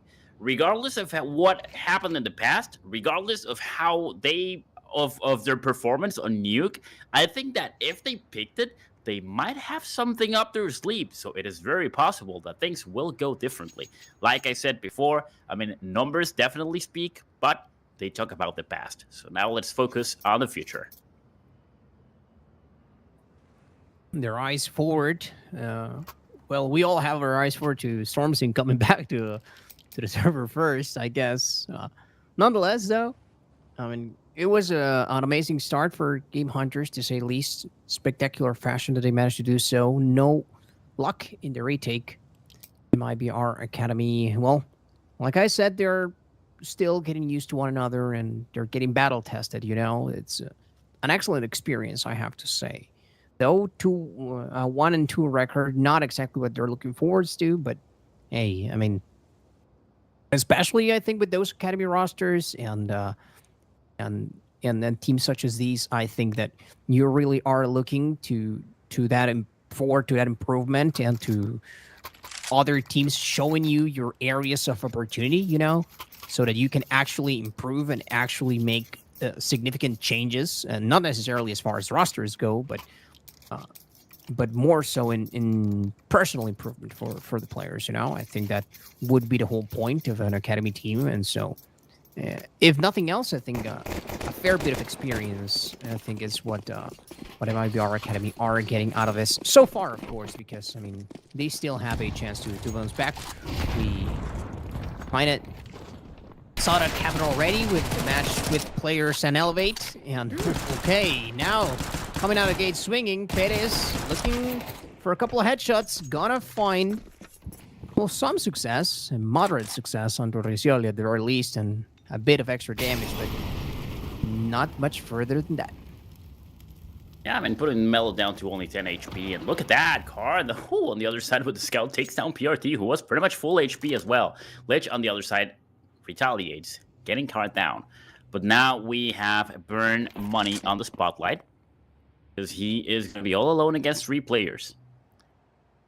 But 2 of them are really low in HP, and he's got a FAMASO. He could probably do something with it, at least a little bit of damage. Of course, it seems that he just wants to play it safe, wants to save that. He has a Kevlar and helmet as well. Would have been a smart thing to lose it right now. But hey, if he gets 1 kill, that would be nice. However, GameHunters will get that bomb planted, and this is totally going to be their round, starting off really strong.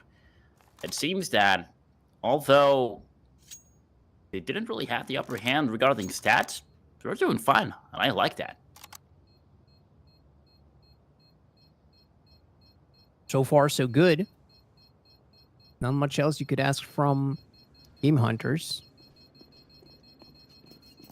And MIBR Academy, I think they're going to be revving up. Okay, oh, that is such a big double right there. And he's even taking on the next challenge. I mean, that doesn't see an end, because, you know, the change around cuts it off. But a bit of tension, to say the least. A bit of tension that we've had. Yeah, that was a really painful last moments because I mean they just GameHunters just got a little bit too confident being 3 players against 1, and they just got decimated.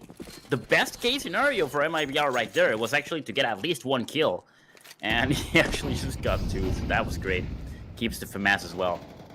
But right now, GameHunters are gonna come stronger than ever with all full AK-47s. Look at that damage. PRT with the Galil. Oh, he actually has a Galil. Didn't notice, as well as PRT. So that's 3 AKs, my mistake. But yeah, 3 AK-47s, 2 Galils, dealing a little bit of damage. 1 player goes down. And PRT survives with 33 HP, as well as Mellow with 20. Now, GameHunters just want to play it slow. 1 player on the silo. And this will be blood spilled. Ooh. Yes, there it is. All case he takes 1 kill. Watch out because 1 player boosted. Takes 1. Not quite the second. Deals some damage. Okay. Oh, Dropping before it was time, bro. ABR gonna capitalize onto that.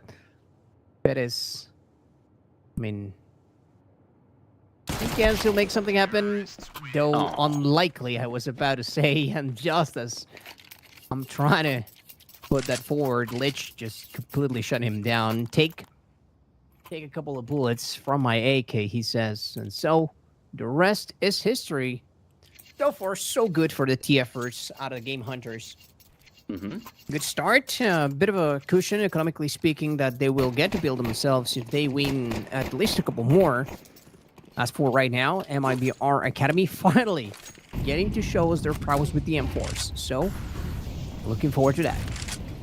yeah, really strong start from GameHunters. 3 rounds already, especially on the T side. It's definitely important on the Nuke. The space, but not really working out. There's nobody on that spot. Now Riccioli, coming from the outside. Watch out because Mr. Burn Money is just around the corner, and he is gonna stumble upon him. Yes, he takes that kill. Ouch. Okay.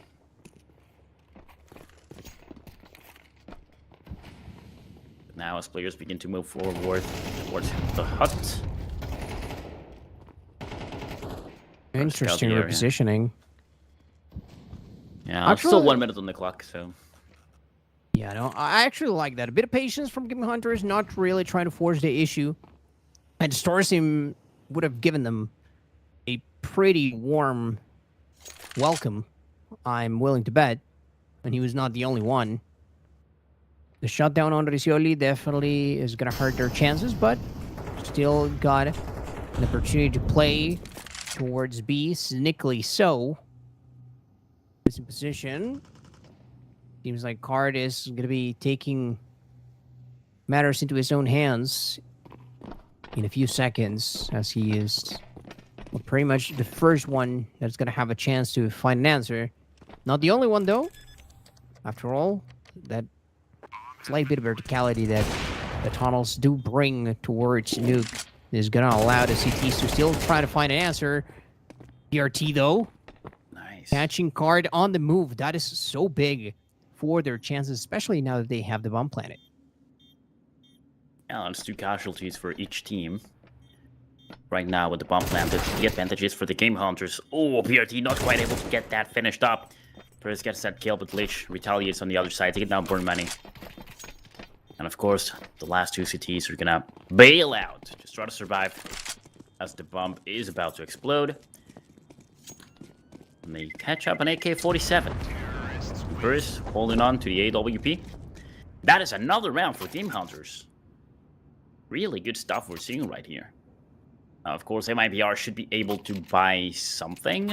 Yep. Okay, Purse goes for the M4. Burn goes for the M4, and Mr. L sticks with the MP9. On the other side, however, look at that. 1, 2, 3, 4 AKs. 5 AKs. Perfectly played. They got enough utility. And after this little tactical pause, after just a couple seconds, GameHunters will definitely rush right in, getting more than ready to get another round for themselves. Could this be the 5-0? I think it's possible. Very well could be. Yeah, they're coming strong. On that economical cushion that I was talking about could finally come to fruition here for the side of GameHunters. I mean, the lead is there after all, but finally pretty much fully powered on. See what LKC can do as he tries to close in the distance. Or does that MP9 take him? Oh, trying to weather the storm. They make it through. Storm Sim has a chance to shoot nobody. Excellent usage of the utility to keep him at bay. LKC, oh, not the right weapon for the job, let me tell you. Not at that range, and of course, the AK is waiting for him on the other side. Riccioli finally finding some success. He's been playing the outside, but oh, no trade and no position here.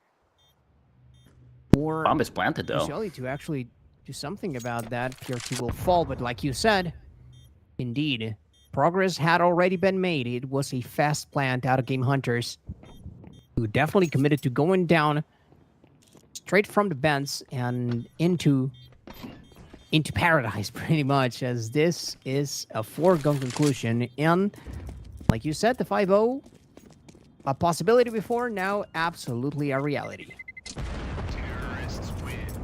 And look at that, the way that GameHunters is actually able to win this round. And yes, they get 1 kill, but that's all they take. And they also get another casualty for themselves, and still, just getting that early bomb plant down and just drawing all the attention to the outside part of the map was more than enough. Really well played. And we need to take it into consideration, man. This is actually a CT-sided map. So GameHunters is gonna have the upper hand as soon as we jump into the second half of the game. I can tell you that.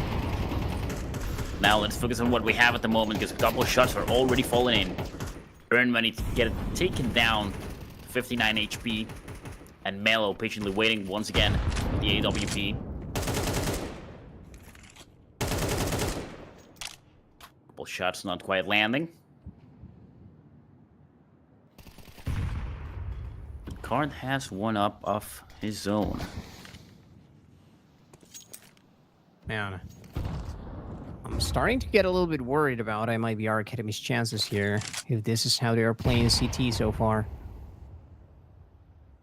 Not like it is, that is, will for sure predict how their future is gonna go, but perhaps could tell. And sometimes being just a tad bit ahead is all that a team needs.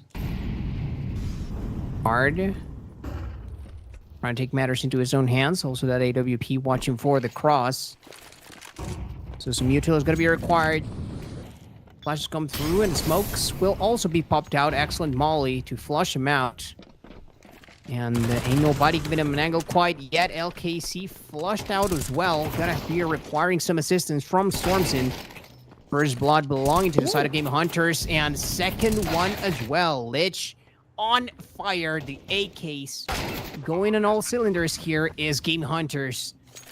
And bro, what do you even do at this point? Oh my goodness, we are witnessing domination. Like I said, perhaps, yes, they did have more experience, not the best results over here on Nuke, but GameHunters absolutely no slouches, and, well, this was their pick for a reason.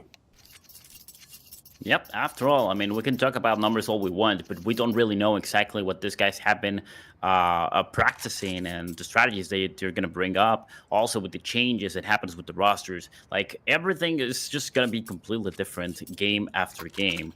And these guys definitely did their homework. I'm really glad to see this coming from the GameHunters, because I really thought they were going to fall off after the previous game, but no, they're definitely delivering. 6-0 on the score. That is huge. They're choking down MIBR. Oh, man. Well, we've seen leads like this before, and they went poof in just a matter of minutes, so I mean, I'm not going to count them out quite yet, but the Academy squad looking to be on the back legs right now.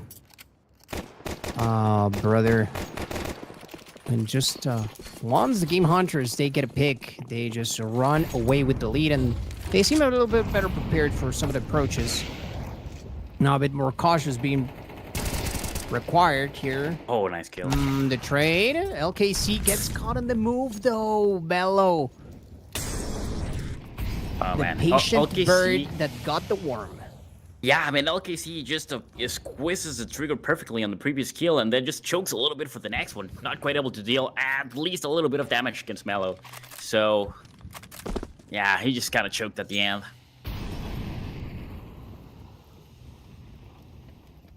Still 3 players alive against 4. Okay. Yeah, the bomb's gonna get planted right now. I was gonna say it might actually be doable, but what do you think, man? What's gonna happen right now? Oh, I mean, I don't know if a miracle is gonna be required or not. It was gonna start with Bettis first getting rid of ABR. That doesn't come to pass. The Storm's in though, okay. Showing some signs of life. But still a couple of seconds to work with. 1 kid in the hands of Burn Money. But you have to go, and you have to go now, and it seems like the call has been made. No shots are to be fired from here on forwards. We are just saving and hoping that the future is a bit brighter. Well, that is another round for GameHunters. 7-0. MIBR at this point needs to get at least 1 just to make sure that they don't get humiliated the way they are right now.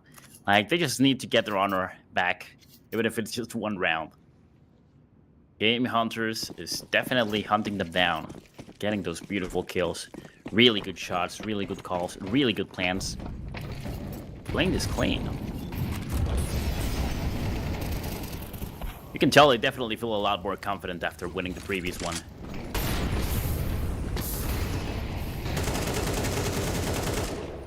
Ah, look at that. Now, LKC being the last player alive is not really going to be able to do much against 4 players. Now the bomb gets planted. And the timer cut short against the CTs once again.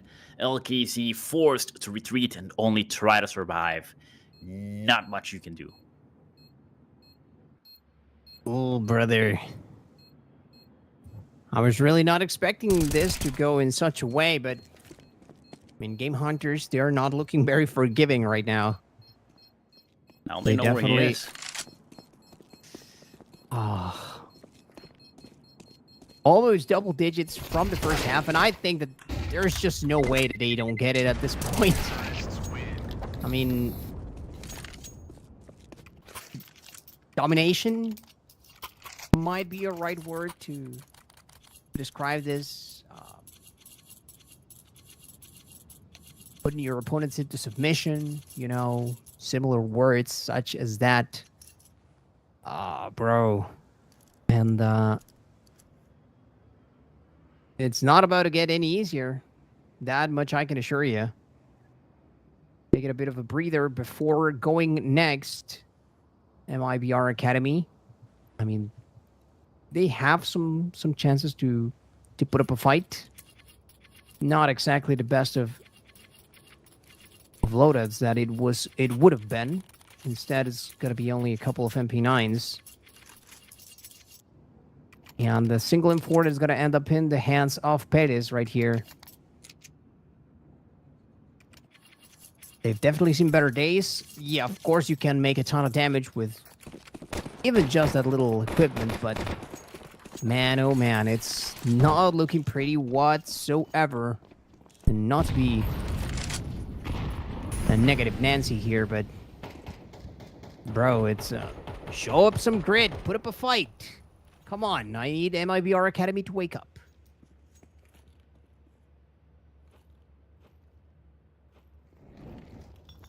Well, welcome to Pedder Creek, the safest plant in the world.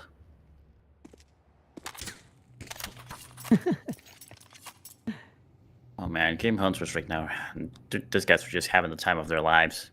They can completely humiliate the enemy. And look at their pockets. I mean, they have so much money chasing down the enemy on the previous round. Like, they don't really care what happens. They just want to take him down. They just want to send a message, an aggressive message against them. Like, next time, try to do better.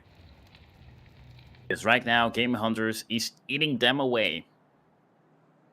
We got 50 seconds, and they still need to make a move. Okay. Here it comes. Pettis gets called out. Not on Three top of my kills. hut. Okay. It's Jover. Are you ready to call it? Because I'm ready to call it. Like, Well, everything can happen.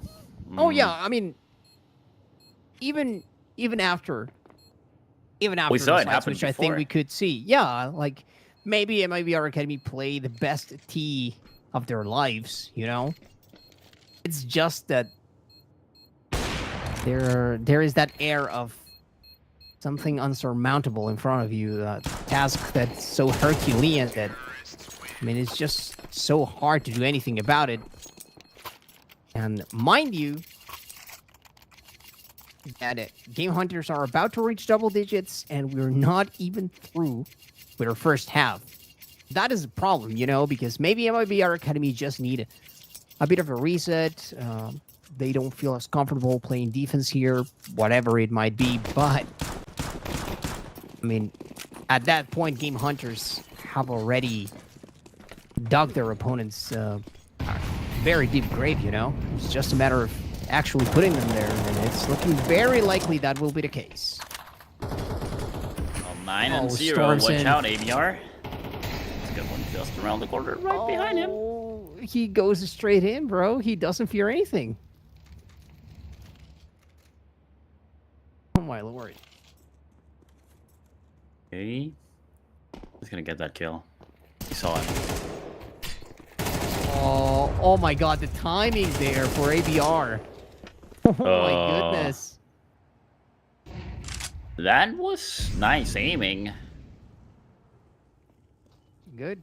Good on him capitalizing on both his teammates' info and previous damage, you know?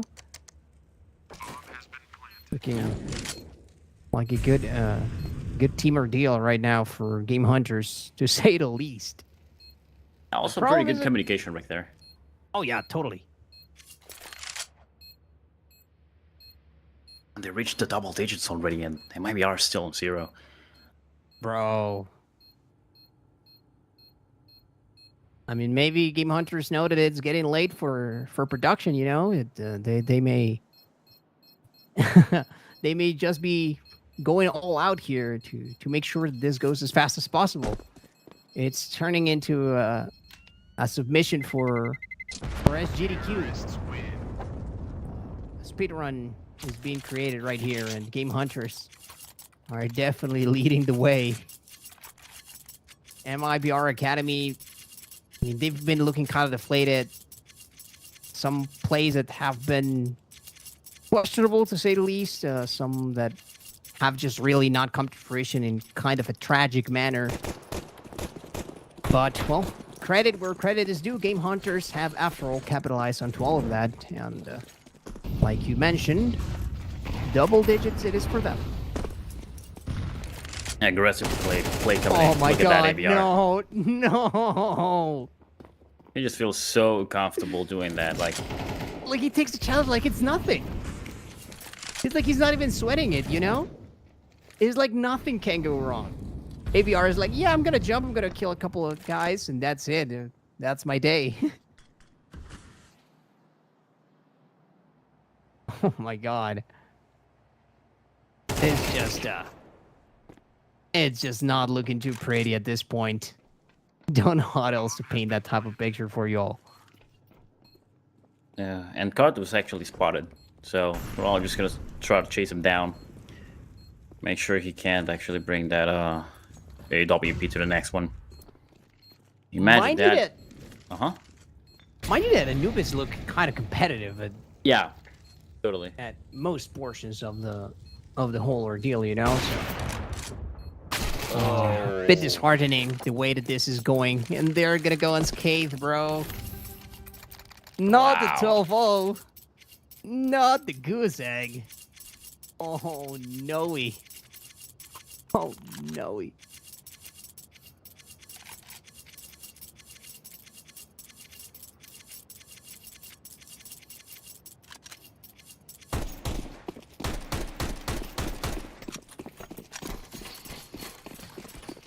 Well, the next one, the last one of the first half, the one that will actually tell us if we go into the second half with a 12-0, or maybe, just maybe, MIBR will be able to do something for themselves and actually get one, just for the honor. Do it. Come on, I need something. I mean, that's 2 MP9s and FMS in the hands of Burn Money, so I don't really think so. I'm begging you. Make something magic happen. Something magical. Something truly magical is required at this point, and I'm not seeing any fairy dust around here, bro. I am not feeling it. Okay, here we go. Oh my lord, another jumping challenge just like that is like, yep. What can go wrong? Of course, this time around, Lich does end up losing his life, but Mello is like, I got you, bro. Bit of retaliation. Ooh, just gets dinged. Oh, he's gonna get gunned down the cross, yep. Okay. Reaction Bumbo, time. bro. And the call out, of course. Of course. Oh my god. As if it wasn't enough. Well, there we have it. I think this is the end, my friend. 12-0. We're jumping into it for the second half. Only just barely, almost landing. Yeah, OKC narrowly managed to survive that one. Imagine though, comes back, gets 4. Nah, he's got 5 HP and MP9. He's got the bomb already at the Let a man half-timer. dream, bro. Let a man dream. 5 HP and a dream, but sometimes those dreams become nightmares. Riccioli gets that kill, and just like that, the GameHunters jump into the second half of the game at a 12-0. Dude. It's painful, but at least I'm really glad to see GameHunters actually playing like better than they're what they playing did on the very previous well. one. Yeah, I think this. I mean, you at could this point, argue, you could Okay. argue that maybe it is MIBR just not playing good, but it's still better than what they did on the previous one. I mean, it's always a tug of war, you know. Like, Yeah, yeah, somebody is gonna be playing bad, and somebody is gonna be making the wrong place, and somebody's gonna be making the right place. But it's all contextual, you know. So you only win because your opponent made the wrong play and you made the right call. Of course, credit where credit is due. GameHunters are definitely doing something great here. MIBR Academy also, by the way, not looking as spectacular. Let's not sugarcoat it, you know. So, I mean, the win has been taking up their sails for quite a bit now. Let's see if they can, at the very least, put up a bit of a fight now on T, or if it's going to be the first 13-0 that we're going to be seeing in a while. Okay. For honor. all right, glory. pistols, USPS. Oh my god. No way. Well, look at that comeback. Yeah. It It was was not not meant going to into be. an overtime. If I'm GameHunters right now, I'm so pissed off that it wasn't a 13-0. Yeah, totally. I really thought it was gonna be like I really thought I would that be it might mad. be hard. I would legit be mad if I wasn't GameHunters. I would be like, No dream for you guys. If I can't dream, said LKC, you're not gonna dream either. You're not gonna get the 13-0. I mean, saving a bit of face right there. MIBR Academy, let's not forget. He will not be eliminated after this ordeal. Ooh, Melo. Que chulo. Que bello. Oh, what a miss, bro. No, Card, come on. This is not the time to be doing that. And the nade. Yep. Not doing anything. Now we just got defensive positions coming from the CTs. Just, ooh, look at that. Oh my god, Lich actually second lands one? that shot. Takes a lot of damage, bro. but gets a kill. And the flank coming in from Ticker as well. Card and LKC cannot be too careless. And I like the way that ABR is closing the distance, but Card a little bit more precise. It is the last one alive. Wow. And it was not a kind map towards MIBR Academy, I have to say. GameHunters tagging him up. It's just a matter of time at this point that the bomb had already been called out. It's just a matter of seeing who actually gets to put the final word into this. Looking like Riccioli. But no, instead it will be Mello with a headshot nonetheless. Precision all the way through, and man, was that a brutal beatdown. I have no other way to say it. Not trying to be mean, I really am not, but like I said, a ton of areas of opportunity have been exposed for MIBR Academy, and well, it's gonna have to be a lesson for them, you know. GameHunters definitely came better prepared today, and it was not like MIBR Academy didn't put up a fight whatsoever in the series. That is, yeah, Nuke might have been rough, but you know, their first encounter over on Nuvis looked much better, and after all, like I said, it's all about improving. It's all about, you know, trying to make sure to correct those mistakes little by little. And well, this time it seems like MIBR Academy are going to have some more to work in that regard. But hey, nonetheless, props to the GameHunters for still delivering what ended up being a bit of a speedrun for ourselves. But it was very entertaining, to say the least. Yeah, the GameHunters just come out on top with the 2-0 against MIBR, and honestly, sometimes, well, after losing the first game, it all goes into a downward spiral. I think maybe that's what happened, but whatever it was, I just really hope that these guys will definitely do their homework, learn out exactly what was just crunching them down so hard, what actually destroyed their hopes, and why did they allow that to happen. But, well, I mean, of course, we are not here for that. We just want to say congratulations to the two winning teams in which we actually participated right here, which was the GameHunters and one, I think it was Players, right? Players got Players on a 2-on-1. So, yeah, interesting matches nonetheless. There's definitely room for improvement in many ways. But, of course, the tournament, it's still pretty early on. We still need to go through the next phases of it. So I really do hope that these teams will definitely learn from their mistakes and go even better on the next time on the battlefield. But right now, Roy, I think that it might just be time to call it a day. Oh, yeah. It will be indeed our last appearance of the day. But guys, fret not.